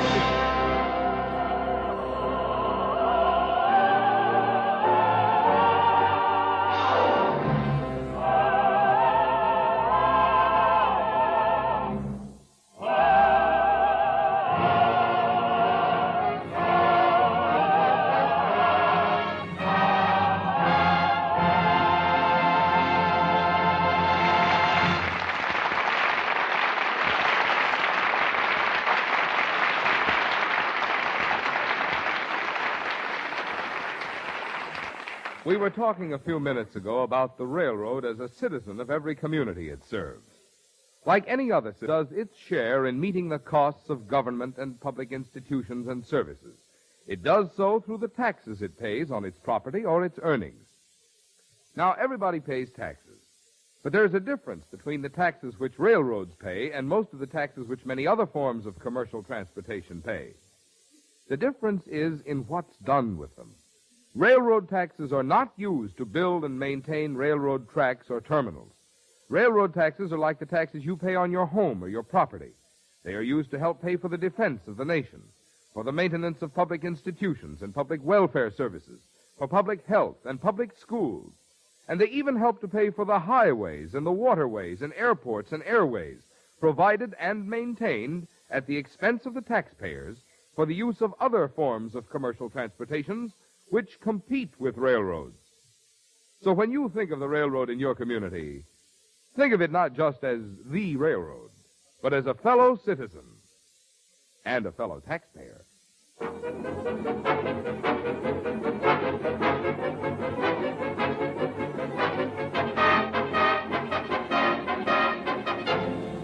The Railroad Hour show train will return in just a moment after a brief pause for station identification.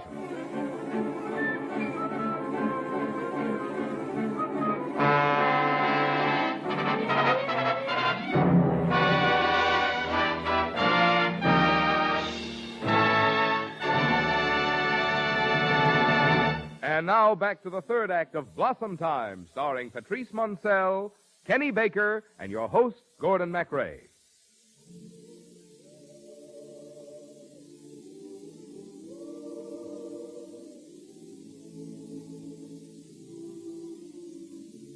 Oh, Mitzi, Mitzi. You've left me nothing but echoes of melodies. I'll never write again. Never again. A caller at this hour? I'll soon see who it is, Mr. Schubert. Yes, Mr. Schubert. Oh. He is, but he's been quite ill, and I'll see the gentleman, Mrs. Coburg. Won't you come in, sir? Thank you. I'm sorry to bother you so late in the evening, Mr. Schubert.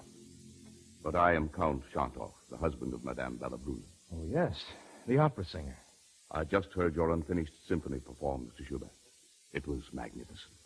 Thank you.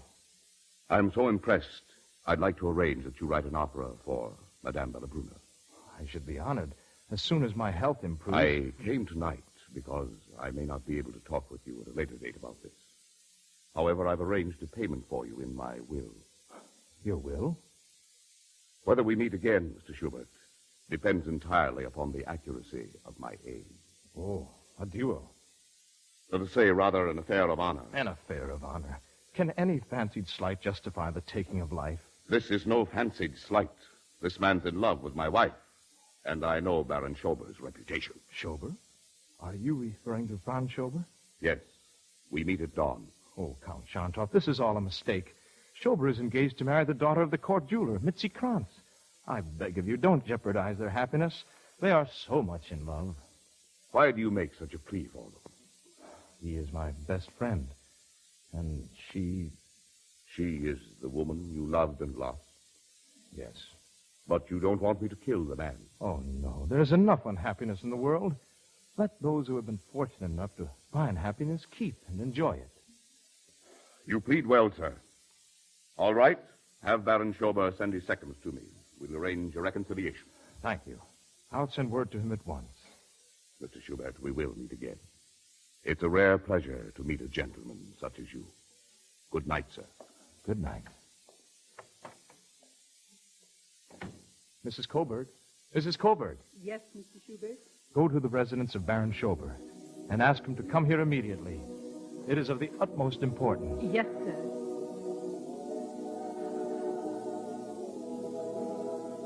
Oh, what music. What eternal music is sounding in my ears.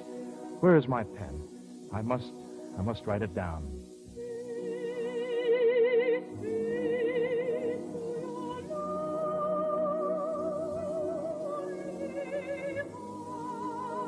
Mitzi. Oh, it is her dear voice in my heart giving me inspiration.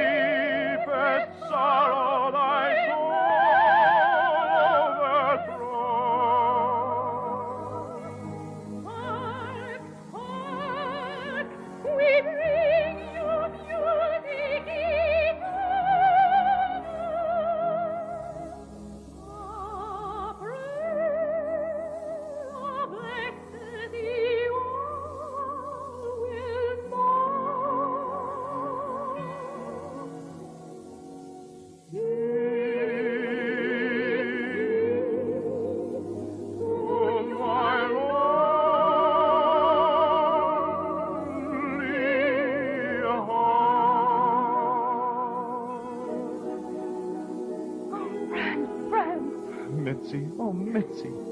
Are you really here? Or am I dreaming again? I'm really here, Franz. I came to talk to you. I've learned the truth from Madame Bella Brunner. The day of my sister's wedding, she warned me against a faithless lover. I thought it was you. I see. Oh, Franz, I can't bear to think of you like this, ill and alone. Will you let me try to make amends? I'll devote my life to making you happy. Do you mean you are in love with me, Mitzi? Oh, I've always been very fond of you, Franz. I'll nurse you, serve you, treasure your music. Mitzi, look at me. Look at me and say, Franz, I love you. Oh, Franz, It's no good, my darling. You see, with all your generosity, you cannot give me that. So there is nothing you can give me. Now, what has happened between you and Schober? I'm never going to see him again. After some of the things Madame Bella Brunner said, why... He loves you and you love him. It doesn't matter what anyone says. I don't love him. Oh, I see. Then you would desert him in his hour of danger. Danger? Count Shantov has challenged him to a duel. A duel? Take place at dawn. Oh, no. He can't. He might be killed. There, you see, you do love him. Come in. Franz! Oh, Mitzi. Mitzi, my dear. Oh, darling, darling.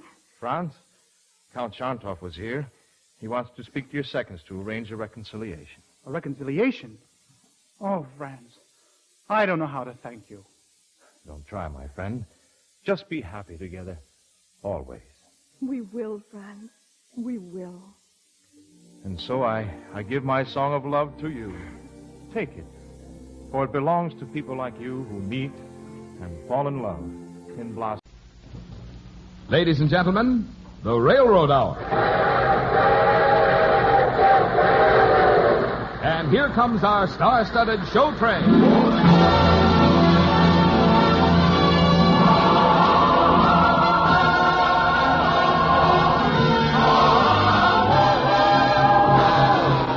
Tonight, the Association of American Railroads presents a special Christmas show, The Happy Prince, starring Gordon MacRae and his guest star Lucille Norman. Our choir is under the direction of Norman Luboff, and the music is prepared and conducted by Carmen Dragon.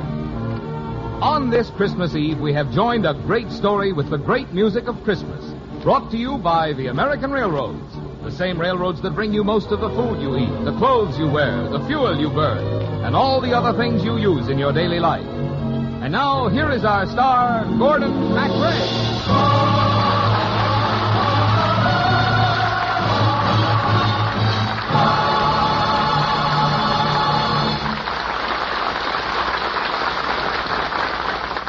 Merry Christmas, everybody. On this Christmas Eve, I shall be the statue of the Happy Prince. Lucille Norman is the little swallow, and John McIntyre is our narrator, who spins for us the lovely story of the Happy Prince.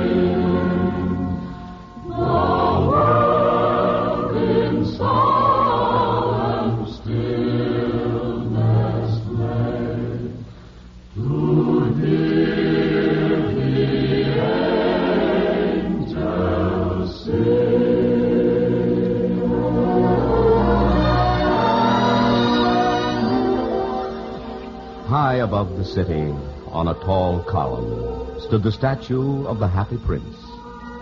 He was gilded all over with thin leaves of fine gold. For eyes, he had 2 bright sapphires, and a large red ruby glowed on his sword hilt. He was very much admired indeed. He is as beautiful as a weathercock. That's one of the town councilors who wanted to gain a reputation for having artistic tastes. Then there was the sensible mother. Mama, I want the moon. I want the moon. Oh, why can't you be like the Happy Prince? The Happy Prince never dreams of crying for anything. And then there was the disappointed man who gazed up at the wonderful statue.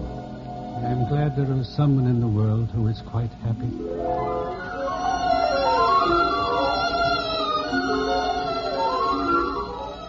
One night there flew over the city a little swallow. Her friends had gone south to the Holy Land weeks and weeks before. But she had lingered behind, dipping her wings in the river and making beautiful silver ripples. All day long the little swallow flew, and at night time she arrived in the city. And the statue of the Happy Prince, whose head seemed to brush the starlight, heard the rush of the swallow's wings. Whence comes this rush of wings afar, following straight the Noel star?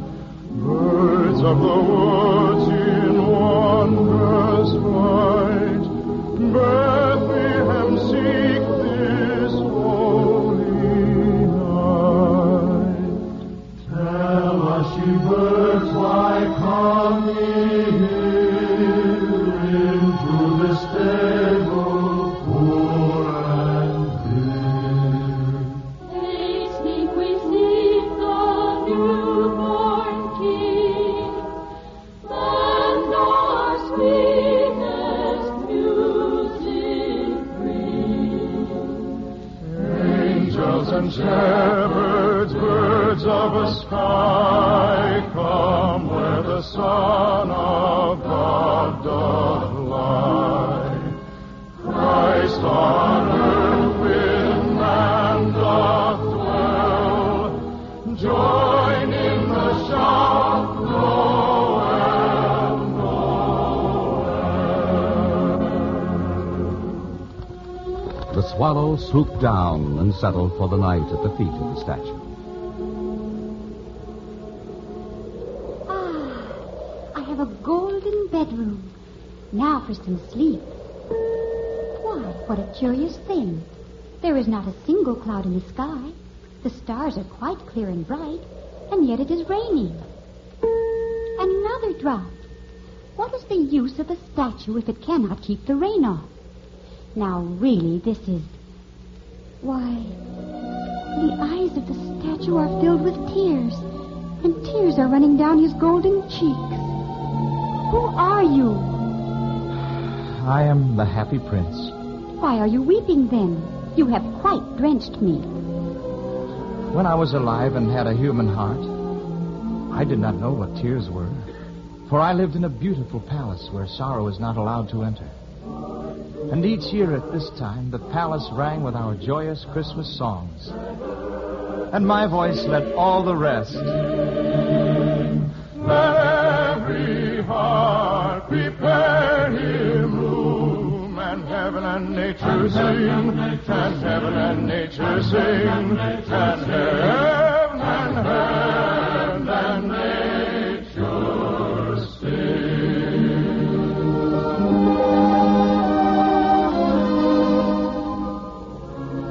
Everyone called me the Happy Prince, and happy I was, for I never looked beyond the walls of my palace.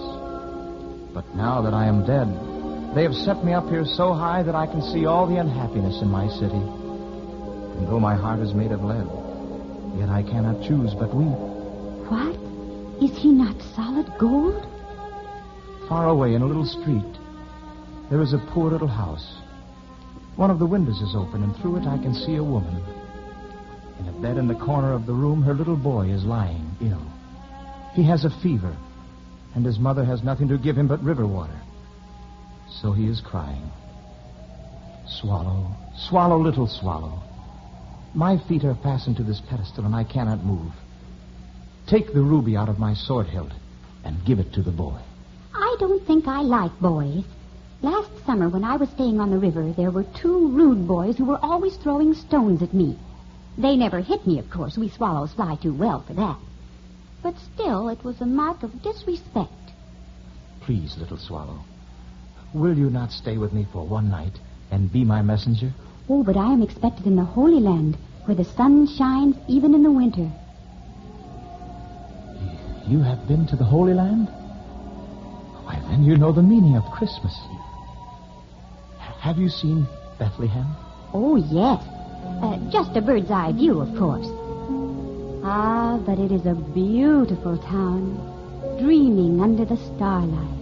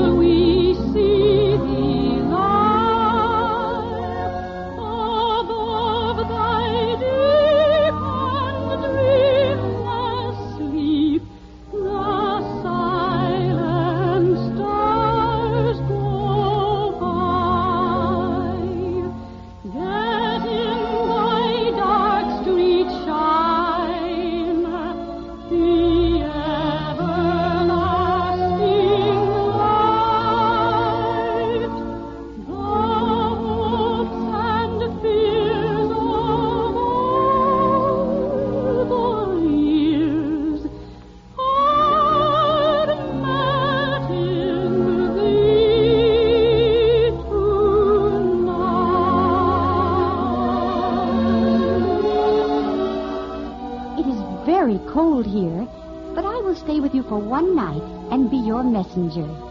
Thank you, little swallow. Thank you.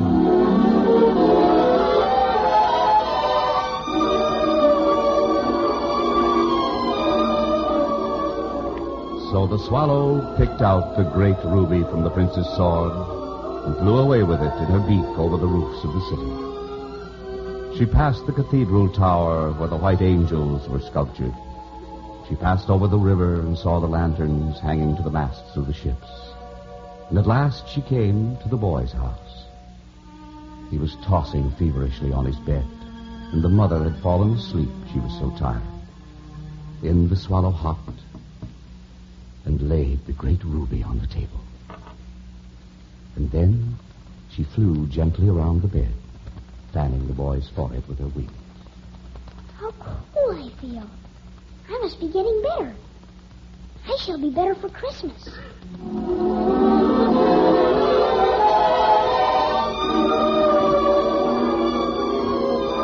Then the swallow flew back to the happy prince and told him what she had done. Thank you, little swallow. My entire city is preparing for Christmas. And how unhappy I would be if I did not have you for my messenger. Listen, the carolers singing through the streets of my city. But they do not see what I see. To save us all from Satan's power when we were gone astray. Oh, tidings of comfort and joy, comfort and joy. Oh, tidings of comfort and joy. God rest ye merry gentlemen. It is curious, but I feel quite warm now, although it is so cold. That is because you have done a good and loving deed. Now go to sleep, little swallow.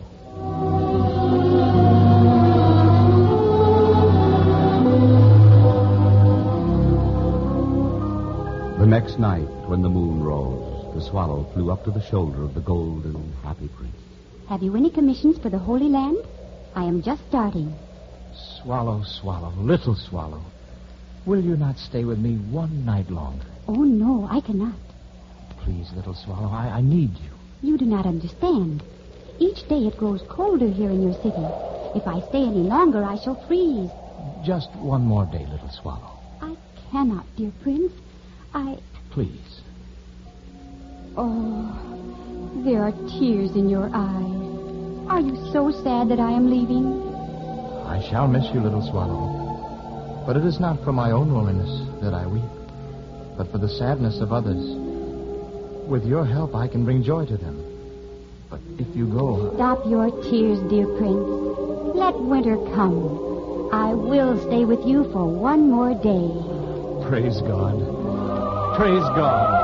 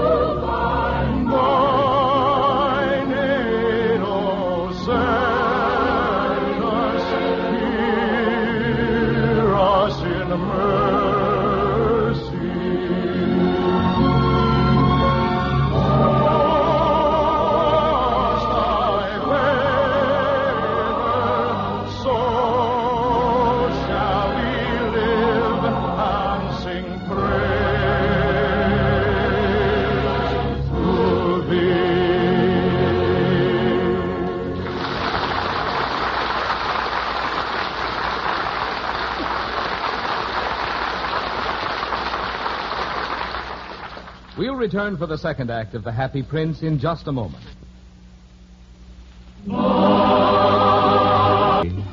But still the swallow remained, doing the tasks of mercy and love the happy prince commanded. Sit on my shoulder, little swallow. But I am so cold, dear prince. Oh, then I shall tell you a story which will warm your heart. The story of the first Christmas. First Noel, the angels did say, was to certain poor shepherds in fields as they lay, in fields where they lay keeping their sheep on a cold winter's night.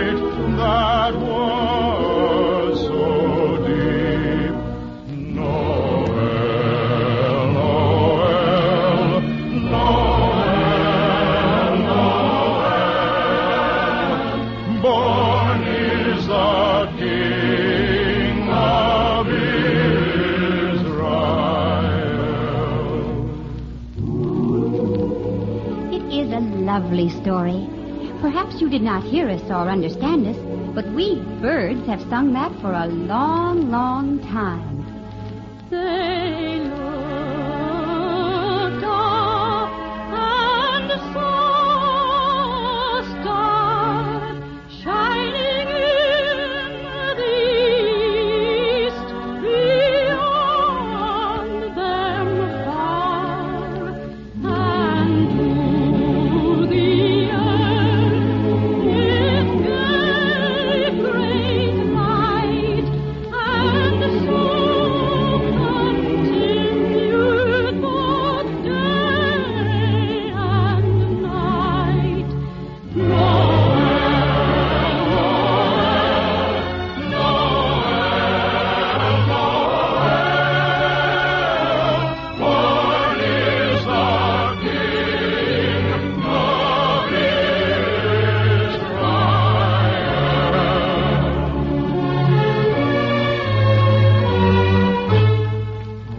Swallow. What is wrong, dear Prince? The little match girl in the square below. She has just dropped her matches in the gutter, and they are all spoiled. Her father will beat her if she does not bring home some money. And she is crying, for she thinks that Christmas will pass her by. She has no shoes or stockings, and her little head is bare. Shall I take her a ruby? Alas, I have no ruby now. My eyes are all that I have left. And they are made of rare sapphires which were brought out of India 1,000 years ago. Pluck them out and take them to the child. Oh, no. Her father will sell them to the jeweler and buy food and firewood. And they will celebrate the birth of the Lord. Oh, dear Prince, I cannot do that. You would be quite blind then. Swallow, little swallow, do as I command you.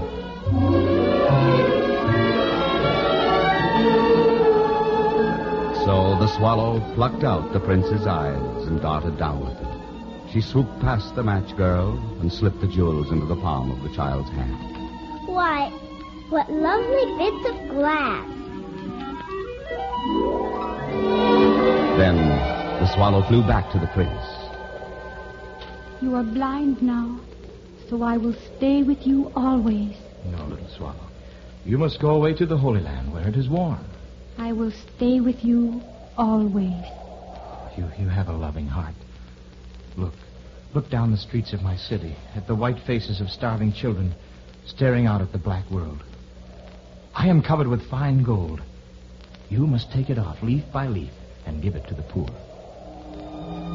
Leaf after leaf of the fine gold the swallow picked off, till the happy prince looked quite dull and gray. Leaf after leaf of the fine gold she brought to the poor, and the children's faces grew rosier, and they laughed and played games in the street. We have bread now, and perhaps for Christmas, a roast goose, steaming and delicious. Then the snow came. The streets looked as if they were made of silver. Long icicles like crystal daggers hung down from the eaves of the houses. And the little boys wore scarlet caps and skated on the ice. The poor little swallow grew colder and colder, but she would not leave the prince. She loved him too well. She picked up crumbs outside the baker's door when the baker was not looking, and tried to keep herself warm by flapping her wings. But at last she knew she was going to die. She just had strength enough to fly up to the prince's shoulder once more. Our task is ended, dear Prince. Peace and silence sit on your city. That is because of you, little swallow. Listen to the lovely silence of my happy city. Silent night, holy night, all is calm, all is bright. Come, young Virgin Mother and Child,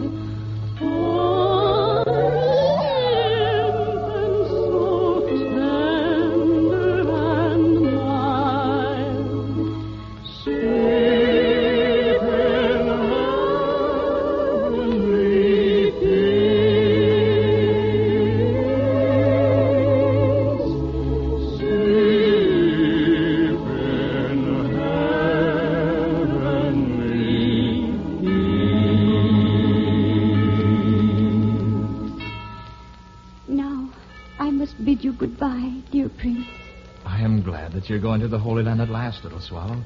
It is warm there. You have stayed with me too long. It is not to the Holy Land I am going. I am going to the house of death. Death is the brother of sleep, is he not? Then she kissed the happy prince and fell down dead at his feet. At that moment, a curious crack sounded inside the statue as if something had broken. The fact is that the leaden heart had snapped right into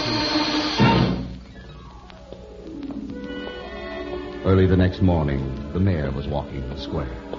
Dear me, how shabby the happy prince looks. The ruby has fallen from his sword, his eyes are gone, and he is no longer golden. We must have him pulled down. And what's this? A dead bird at his feet? We must issue a proclamation that birds are not to be allowed to die here. At the foundry where they melted the statue, there was something that puzzled the overseer. Why, what a strange thing. This broken lead heart will not melt in the furnace. Well, throw it away. Toss it over there on that dust heap where the dead swallow is lying. Bring me the two most precious things in the city, said God to one of his angels. And the angel brought him the leaden heart and the dead bird. You have rightly chosen, said God. For in my garden of paradise this little bird shall sing forevermore. And in my city of gold the happy prince shall praise me.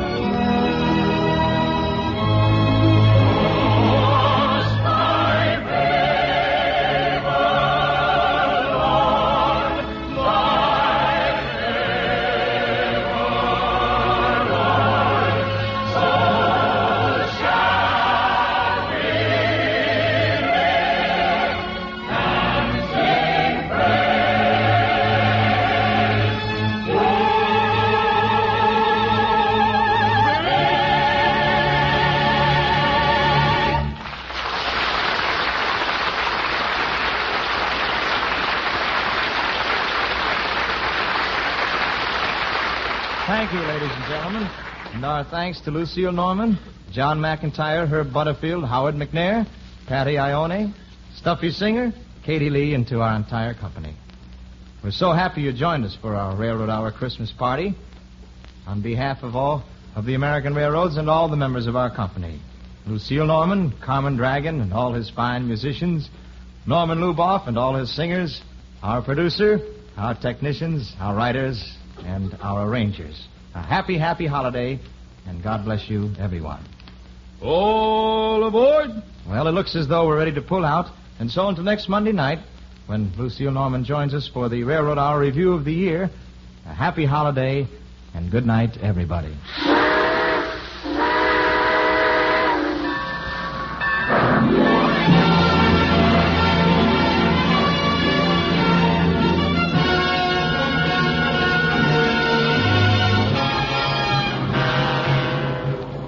Portions of the preceding program were transcribed. Gordon MacRae can be seen starring in Warner Brothers' Starlet. Lucille Norman appeared through the courtesy of Warner Brothers, who are releasing the Milton Sperling production Distant Drums. Tonight's story, The Happy Prince, by Oscar Wilde, with the great music of Christmas, was dramatized for the Railroad Hour by Lawrence and Lee. Our choir is under the direction of Norman Luboff, and our music is prepared and conducted by Carmen Dragon. This is Marvin Miller saying goodbye until next week for the American Railroads. Now keep tuned for your Monday night of music on NBC.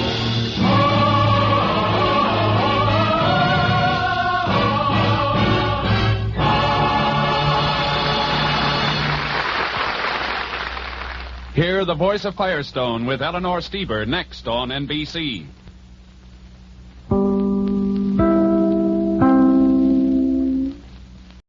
The Kraft Foods Company presents The Great Gildersleeve.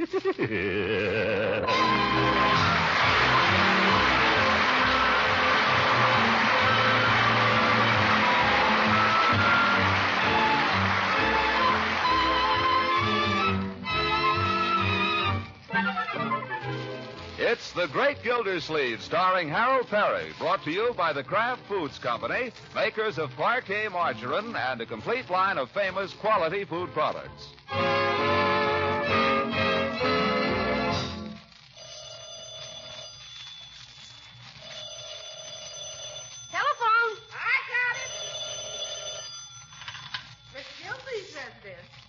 I'm sorry that Mr. Gilsleeve isn't up yet. Yes, ma'am, I'm surprised myself. Is there any message? Okay. I sure don't understand it.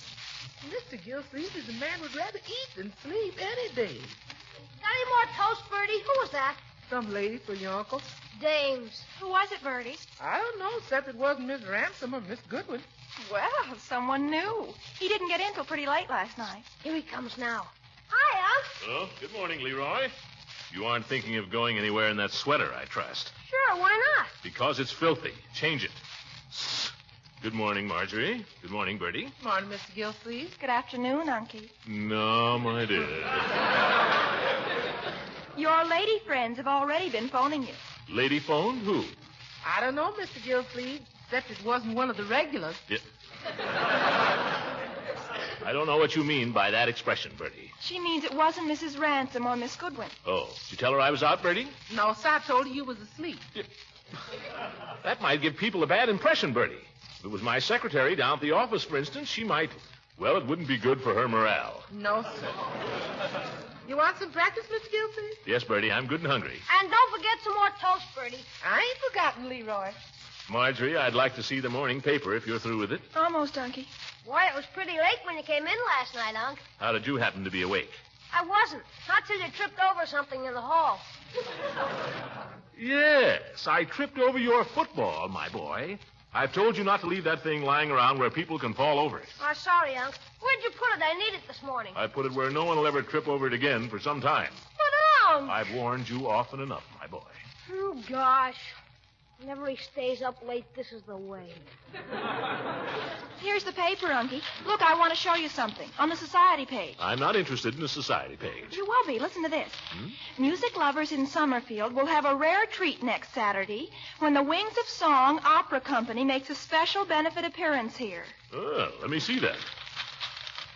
The event is being sponsored by the exclusive Summerfield Women's Club in conjunction with the sponsors committee of other socially prominent citizens. Box parties are already being planned, and the whole affair promises to be one of the top events of the season for the Summerfield elite. Phew. What does elite mean, Unc? Means a bunch of stuffed shirts, my boy. Well, they can have their opera. But, Unky, you don't want to miss this. I'm evidently not socially prominent enough to be on the committee. That's no reason you shouldn't go and enjoy the music. I wouldn't enjoy it if I went. Opera in Summerfield can't possibly be any good. I don't see why not. It's a regular opera company. There are good opera companies and bad opera companies, my dear. To distinguish between them requires rare musical judgment. Now, who has selected this opera company? Mrs. Pettibone, the president of the Women's Club. She never heard an opera in her life. Now, if they'd seen fit to consult with me, but no. Oh, no. Mr. Gildersleeve isn't quite la-di-da enough to be on any opera committee. Oh, mercy, no. Jeepers, what's he all excited about? I'm perfectly calm, my boy. I'm a little disappointed, I'll admit, that there are people in Summerfield who think more of so-called ancestry than they do of real worth, that's all. I happen to believe that opera should be enjoyed by everybody, not simply by the favored few. I still don't see why you can't just buy a ticket. Because I'm not the kind of a person who likes to horn in where he isn't wanted. You mean just because you're not on the committee, you won't go to the opera? Oh, that has nothing whatever to do with it. The opera won't be any good, I'll tell you that. Some small-time company I never heard of. Any opera company that would come to Summerfield must have something to hide. I got it, Mr. Gilsleeve. Mr. Gilsleeve's left, ma'am. Yes, ma'am. He's been up, about 5 or 10 minutes. Oh, Bertie. Yes, ma'am. I'll call him. Mr. Gilsleeve, I think it's the same lady. Bertie, you don't have to tell people I'm asleep, and you don't have to tell them how long I've been up. Hello. Oh, yes, Mrs. Pettibone. Yes, I read about it in this morning's paper. Me? A sponsor? I'm pretty busy, Mrs. Pettibone. But, of course, where opera is concerned, I'll be glad to help. You bet. Any time at all. Not at all, Mrs. Pettibone. Thank you. Oh, solo mio. Da-da-da-da. What a character. You children have to hurry and get out of here now. Mrs. Pettibone and Mrs. Bullard are coming over to consult me about the opera. I'll get right out, Unc. I could play outdoors if I knew where my football was. It's in the laundry hamper upstairs. Gee, thanks, Unc. I'll do the same for you sometime. Yes. Oh, solo mio, da-da-da-da.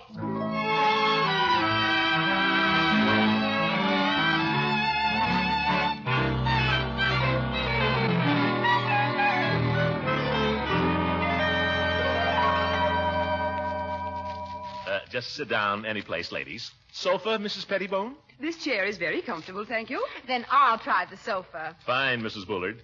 Shove over a little. I can't tell you ladies how enthusiastic I am about this opera thing. I knew you would be. I said to Mrs. Bullard, Mr. Gildersleeve is one man I know we can count on, I said. Didn't I say that, Mrs. Bullard? She certainly did, Mr. Gildersleeve. She sang your praises.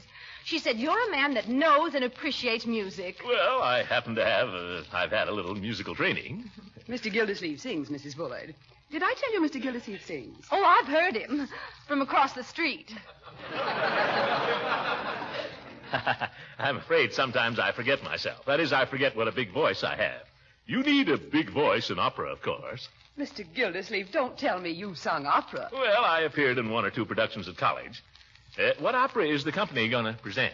Well, that's up to the committee to decide. We'll want your advice on that, of course, as one of the sponsors. Oh, at your service, ladies. Which opera do you prefer, Mr. Gildersleeve? Well, they're all good.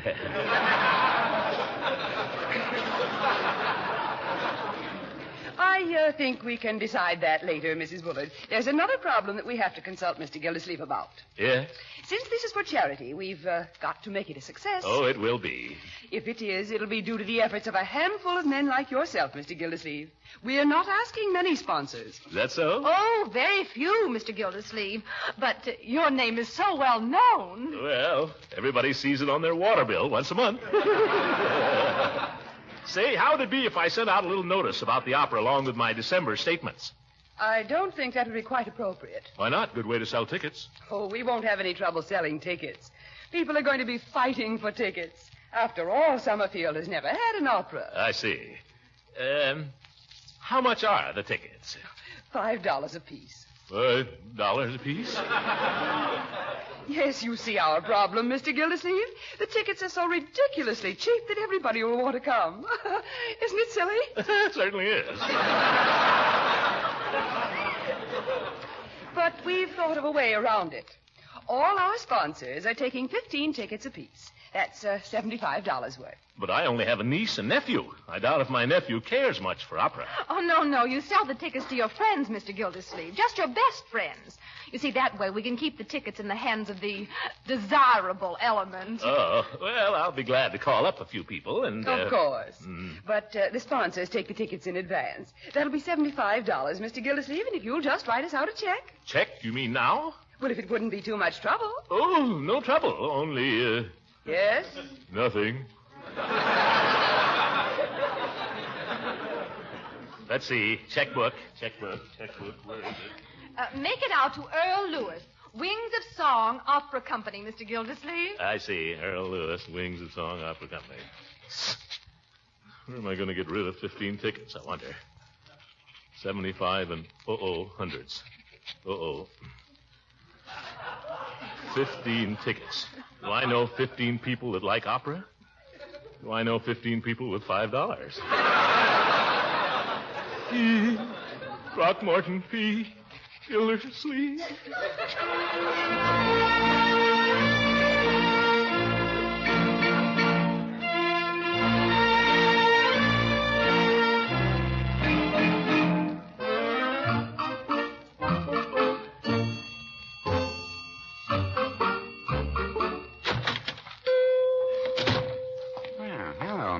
Gildersleeve? Well, howdy, Peavy. How's things down at the waterworks? Gosh, I haven't even thought about the waterworks. I've been so busy with the opera. Just dropped in to check up on these tickets I left with you. Oh, don't worry about those, Mr. Gildersleeve. I got them right here. I put them in the cash drawer for safekeeping. But have you sold any? No, Mr. Gildersleeve, I haven't. To tell you the truth, there doesn't seem to be much demand for them. Well, it's like anything else, Peavy. You have to create the demand. You have to sell them. I know, but just the same, I wonder if you haven't picked the wrong outlet here. Why? Well, in all the years I've been in the pharmacy business, I can't recall that anyone has ever come in here and asked for opera tickets. People come in and ask for a lot of things. I had a woman come in and ask for 12.5 skate keys once. Never told me what she wanted them for. Skate keys at a drugstore? Why, that's ridiculous. Yes, it is. It was just by the merest chance that I happened to have them. But as I say, I never had anybody ask for opera tickets. Of course, there hasn't been any opera. Yes. Well, you can't wait for people to ask you for them, Peavy. You've got to ask them. Oh, I do. Yeah. The reason you haven't sold any tickets is you haven't tried. Well, no, I wouldn't say that. If you ask me, the reason I haven't sold any is... Well, I don't like to say this, but I wonder if you haven't set the price a little high, $5. I didn't set the price, Peavy. That's what they cost. I'm not making anything on this, you know. I know, but $5. That's $10 if you take the wife. And what man would go to an opera if it wasn't for his wife? That's not the attitude, Peavy. You're not supposed to enjoy this. It's for charity. That's what I say. What charity? What's that? I say, what charity is it being given for? Oh, yes. Well, I don't know that that's been settled yet. But it'll be a worthy one, yes. Pardon me, just a moment. Customer. Don't forget about the tickets. Good morning, Mrs. Hornberg. Good morning, Mr. Peavy. Fine day. Yes, it is. Oh, is this gentleman ahead of me? Oh, no. Go right ahead. I'm just waiting. Don't forget, Peavy. What can I do for you, Mrs. Hornberg? I'd like some aspirin, please. Aspirin. Any particular brand? Well, which is best? Well, they're all monoacetic acid ester or salicylic acid. They're all what? They're all aspirin. Peavy, the tickets. Keep your shirt on. You mean there's no difference between any of them? Well, I wouldn't say that. Well, I think I'll just take this one. A very wise choice. That'll be 10 cents and 1 cent for the governor. Will there be anything else, Mrs. Hornbeck? Peavy. No, I think that's all, thank you. Any razor blade?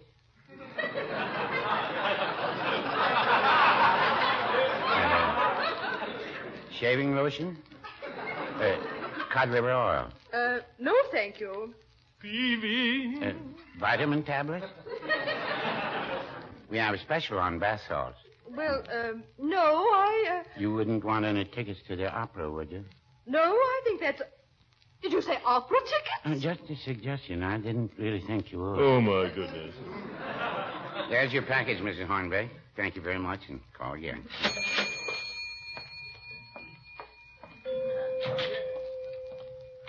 There, you see, Mr. Gildersleeve? Peavy, you take the cake. By George, you couldn't sell mittens at 60 below zero. Well, no, I wouldn't say that. Give me back my tickets. I'll sell them myself.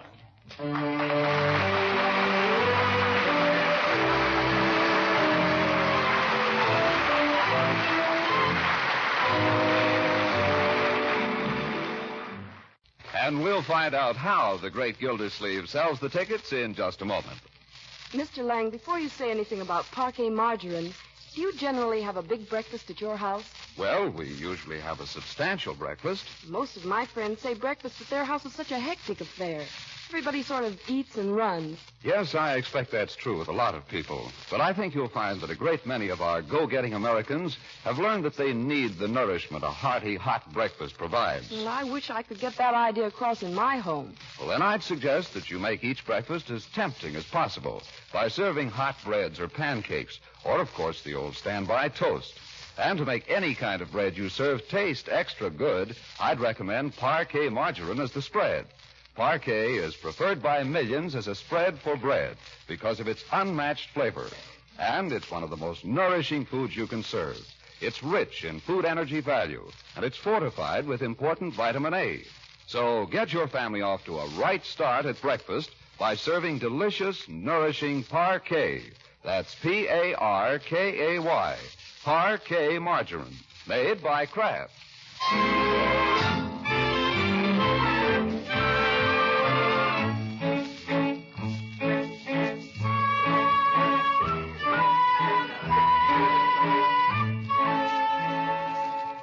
Hello, Mrs. Finley. This is Mr. Gildersleeve, Throckmorton P. Gildersleeve. You probably don't know me, Mrs. Finley, but I'm calling with regard to the forthcoming opera benefit, of which you have undoubtedly heard, and of which I have the honor to be one of the sponsors. Your name has been given to me, Mrs. Finley, as one of the... Oh, you're a sponsor yourself. Well, how's it going? Me too. Well, good luck. Uncle Mort, what are the chances of somebody else getting at that phone? Not now, my dear. Give me another name from the book, Leroy. We haven't had much luck with the F's. You want to try the G's? I'll try anything. But, Uncle Mort, you've been on the phone for hours. The way it's going, I'll be on it for days. But I've got to do my homework. Well, go do it. Pick a name, Leroy. But I've got to call Francie. It's algebra. You're not going to do your algebra on my telephone. Well, how can I do it if I can't call Francie? Do it in your head. How does anybody else do it? Next name, Leroy? Flack, E.J. Summerfield 0859. Flack. Summerfield 0859. Don't stand there making faces at me, Marjorie. Go do your... hello. Yes. Hello, Mrs. Hold the wire a minute, please. Leroy, what was that name? Flack. Huh? I think it was Flack. Maybe it was Flake. Or Fluke. Yeah, okay. Hello, Mrs. Flack. This is Mr. Gildersleeve, Throckmorton Gildersleeve. You probably don't know me, Mrs. Flack, but I'm calling with regard to the forthcoming opera benefit, of which you've undoubtedly heard, and of which I have the honor to be one of the sponsors. Your name has been given to me. Mrs. Fluke is one... Oh, you too, huh? Sorry to have bothered you. How can anybody sell opera tickets if everybody's going to be a sponsor? Doorbell. It's Judge Hooker. Oh, what does he want? Just when I'm... Wait a minute. Let the dear judge in, my dear. Let him come right in. Hello, Judge. Good afternoon, Marjorie. Horace, my old friend, welcome to our humble abode. Take the judge's coat there, my dear. Horace, I'm certainly glad to see you. Well. Leroy, get out of that chair. Sit down, old fellow. Sit down. Well, if it's all the same to you, I'll stand up, Gildy. No, thank you, Marjorie. I won't take off my coat. Sit down, stand up, take off your coat, roast to death, suit yourself. This is Liberty Hall here. We want to please you. Marjorie, how long has he been like this? Since birth, I guess. Horace, my friend, how much money have you got on you? None of your business. Why? Horace, my friend, much as I esteem you, I've always felt that there's one facet of your education that's been woefully neglected, and that is music. What bush are you beating around now? And if there's one field of music in which you're particularly ignorant, it's opera. Now, I am so fortunate as to have in my possession here a few little tickets. If those are opera tickets. They are. And if you were thinking of selling me any. It was in the back of my mind.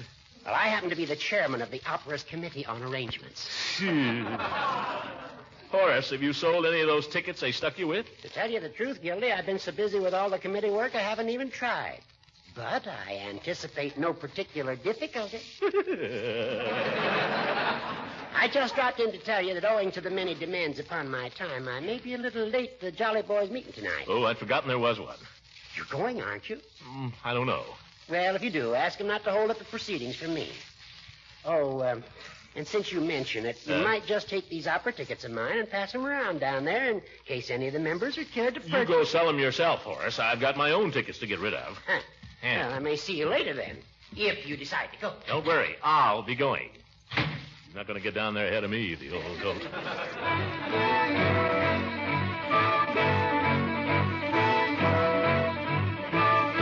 Floyd, you're the most... Boys. Let's be jolly boys, shall we? I'm just trying to make myself heard, that's all, Chief. Well, we heard you. I say we've got to get behind the opera, fellas. I say we should support it. Why? It's for charity, Floyd. Yeah, I know about charity. Give me another reason. Well, it's going to be an important function socially. I think if the Jolly Boys were to attend, it would give them a little class. A little class could ruin this club. He's got a point there. Yeah. Well, there's another thing, too. This isn't just a club here. In a way, we're a musical organization. No, I wouldn't say that. Well, you wouldn't, maybe. But, Floyd, you're a singer. Well, I can hold my own, I guess. You're as sound a tenor as I know. Gee, thanks, Commissioner. And the chief here. I don't know where you'd find a better bass. Thank you, Commissioner. Of course, the judge ain't here, so we don't have to lie about him. Yeah, very good, Floyd. So what I say, fellows, as music lovers and the only singing group in Summerfield that's worth a hoot, the Jolly Boys should not only go to the opera, they should attend in a body. How about it? He's got a point there. Yeah. Yeah, let's all go. That's the stuff, fellas. Now, I've been able to obtain a few choice tickets, which I happen to have here with me. Coincidence. Let's see. Each of us will want to take a wife or friend, I presume. Just a minute, Commish. How much are these tickets? How much are they? Yeah, how much? $5. $5? $5? $5 to take the wife to a lousy opera? $10, Floyd. The tickets are $5 apiece. You keep out of this, Peavy. Now, hold on. I'm for charity and all that, but fun is fun. Yeah. When I pay out $10, I like to get a little something for my money. Lousy opera. Have you ever been to the opera, Floyd? No, and it don't look like I'm going. Have you, Chief? No, I can't say that I have. Peavy? I told you, Merry Widow. Yeah. Why, gentlemen, you've missed some of the greatest entertainment in the world. That ain't what I heard. Why, it's exciting. It's spectacular. People go miles to see it. Why, in the opera Carmen alone, you know what you get? What? Bullfights, duels, parades, love scenes, beautiful senoritas. Yeah? Yeah. And through it all, gorgeous melodies. Toreador, oh, Toreador, Toreador, Toreador. What's the opera about, Commissioner? Carmen, what's it about? Yeah. Well, it's about this girl named Carmen, this beautiful senorita. She's Spanish, see, and she's very ooh-la-la. That's French. Well... She's the French type, only she's Spanish. Oh. So in comes this fellow who's in love with her. His name is Don somebody, and he's about 6'6". He comes marching in. Toreador, oh, Toreador. You sang that. Yeah. Well, he no sooner arrives and start make loving. Well, who wrote this? He no sooner arrives and starts making love to Carmen, who, believe me, fellas, is a dish, really. Then in comes another fella, Don somebody else. Right away, they're jealous. And they whip out their swords and go at it hammer and tongs. Toreador, Toreador. Is that the only song in the opera? Let him tell the story, Floyd. Floyd, don't betray your ignorance. Surely you've heard... Vesti la juba, yo-ho-ho, Pagliacci. Da-da-da-da. Yeah, that's it, Chief. Why, I've heard that. Sure, and then there's... Celeste Aida. Who's Aida? Friend of Carmen's. Oh. Celeste Aida. Da-da-da-da, Carmen. Is that opera? No kidding? Certainly. Oh, and don't forget Martha. She and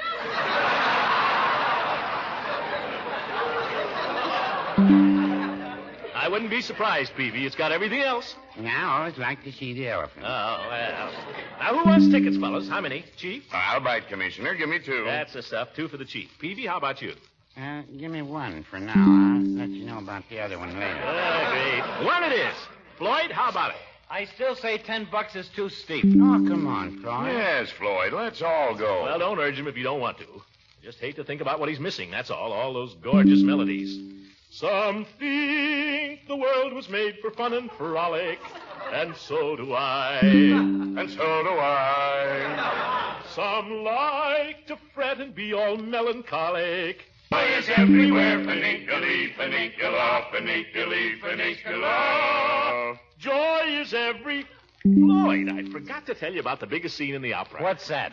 That's where Carmen and her friend, these 2 beautiful senoritas, they get into a fight over this fellow. You know, Don somebody? Yeah. And I tell you, it's really something to see. They bite, they scratch, they even start to tear each other's clothes off. Tear each other's... Yeah? Right before your very eyes. But there's no telling how it might end. Only the dancing girls come in and pull them apart. Dancing girls? You didn't tell me they had dancing girls. Oh, hundreds of them. I'll take 2 tickets. Joy is everywhere. Funiculi, funicula.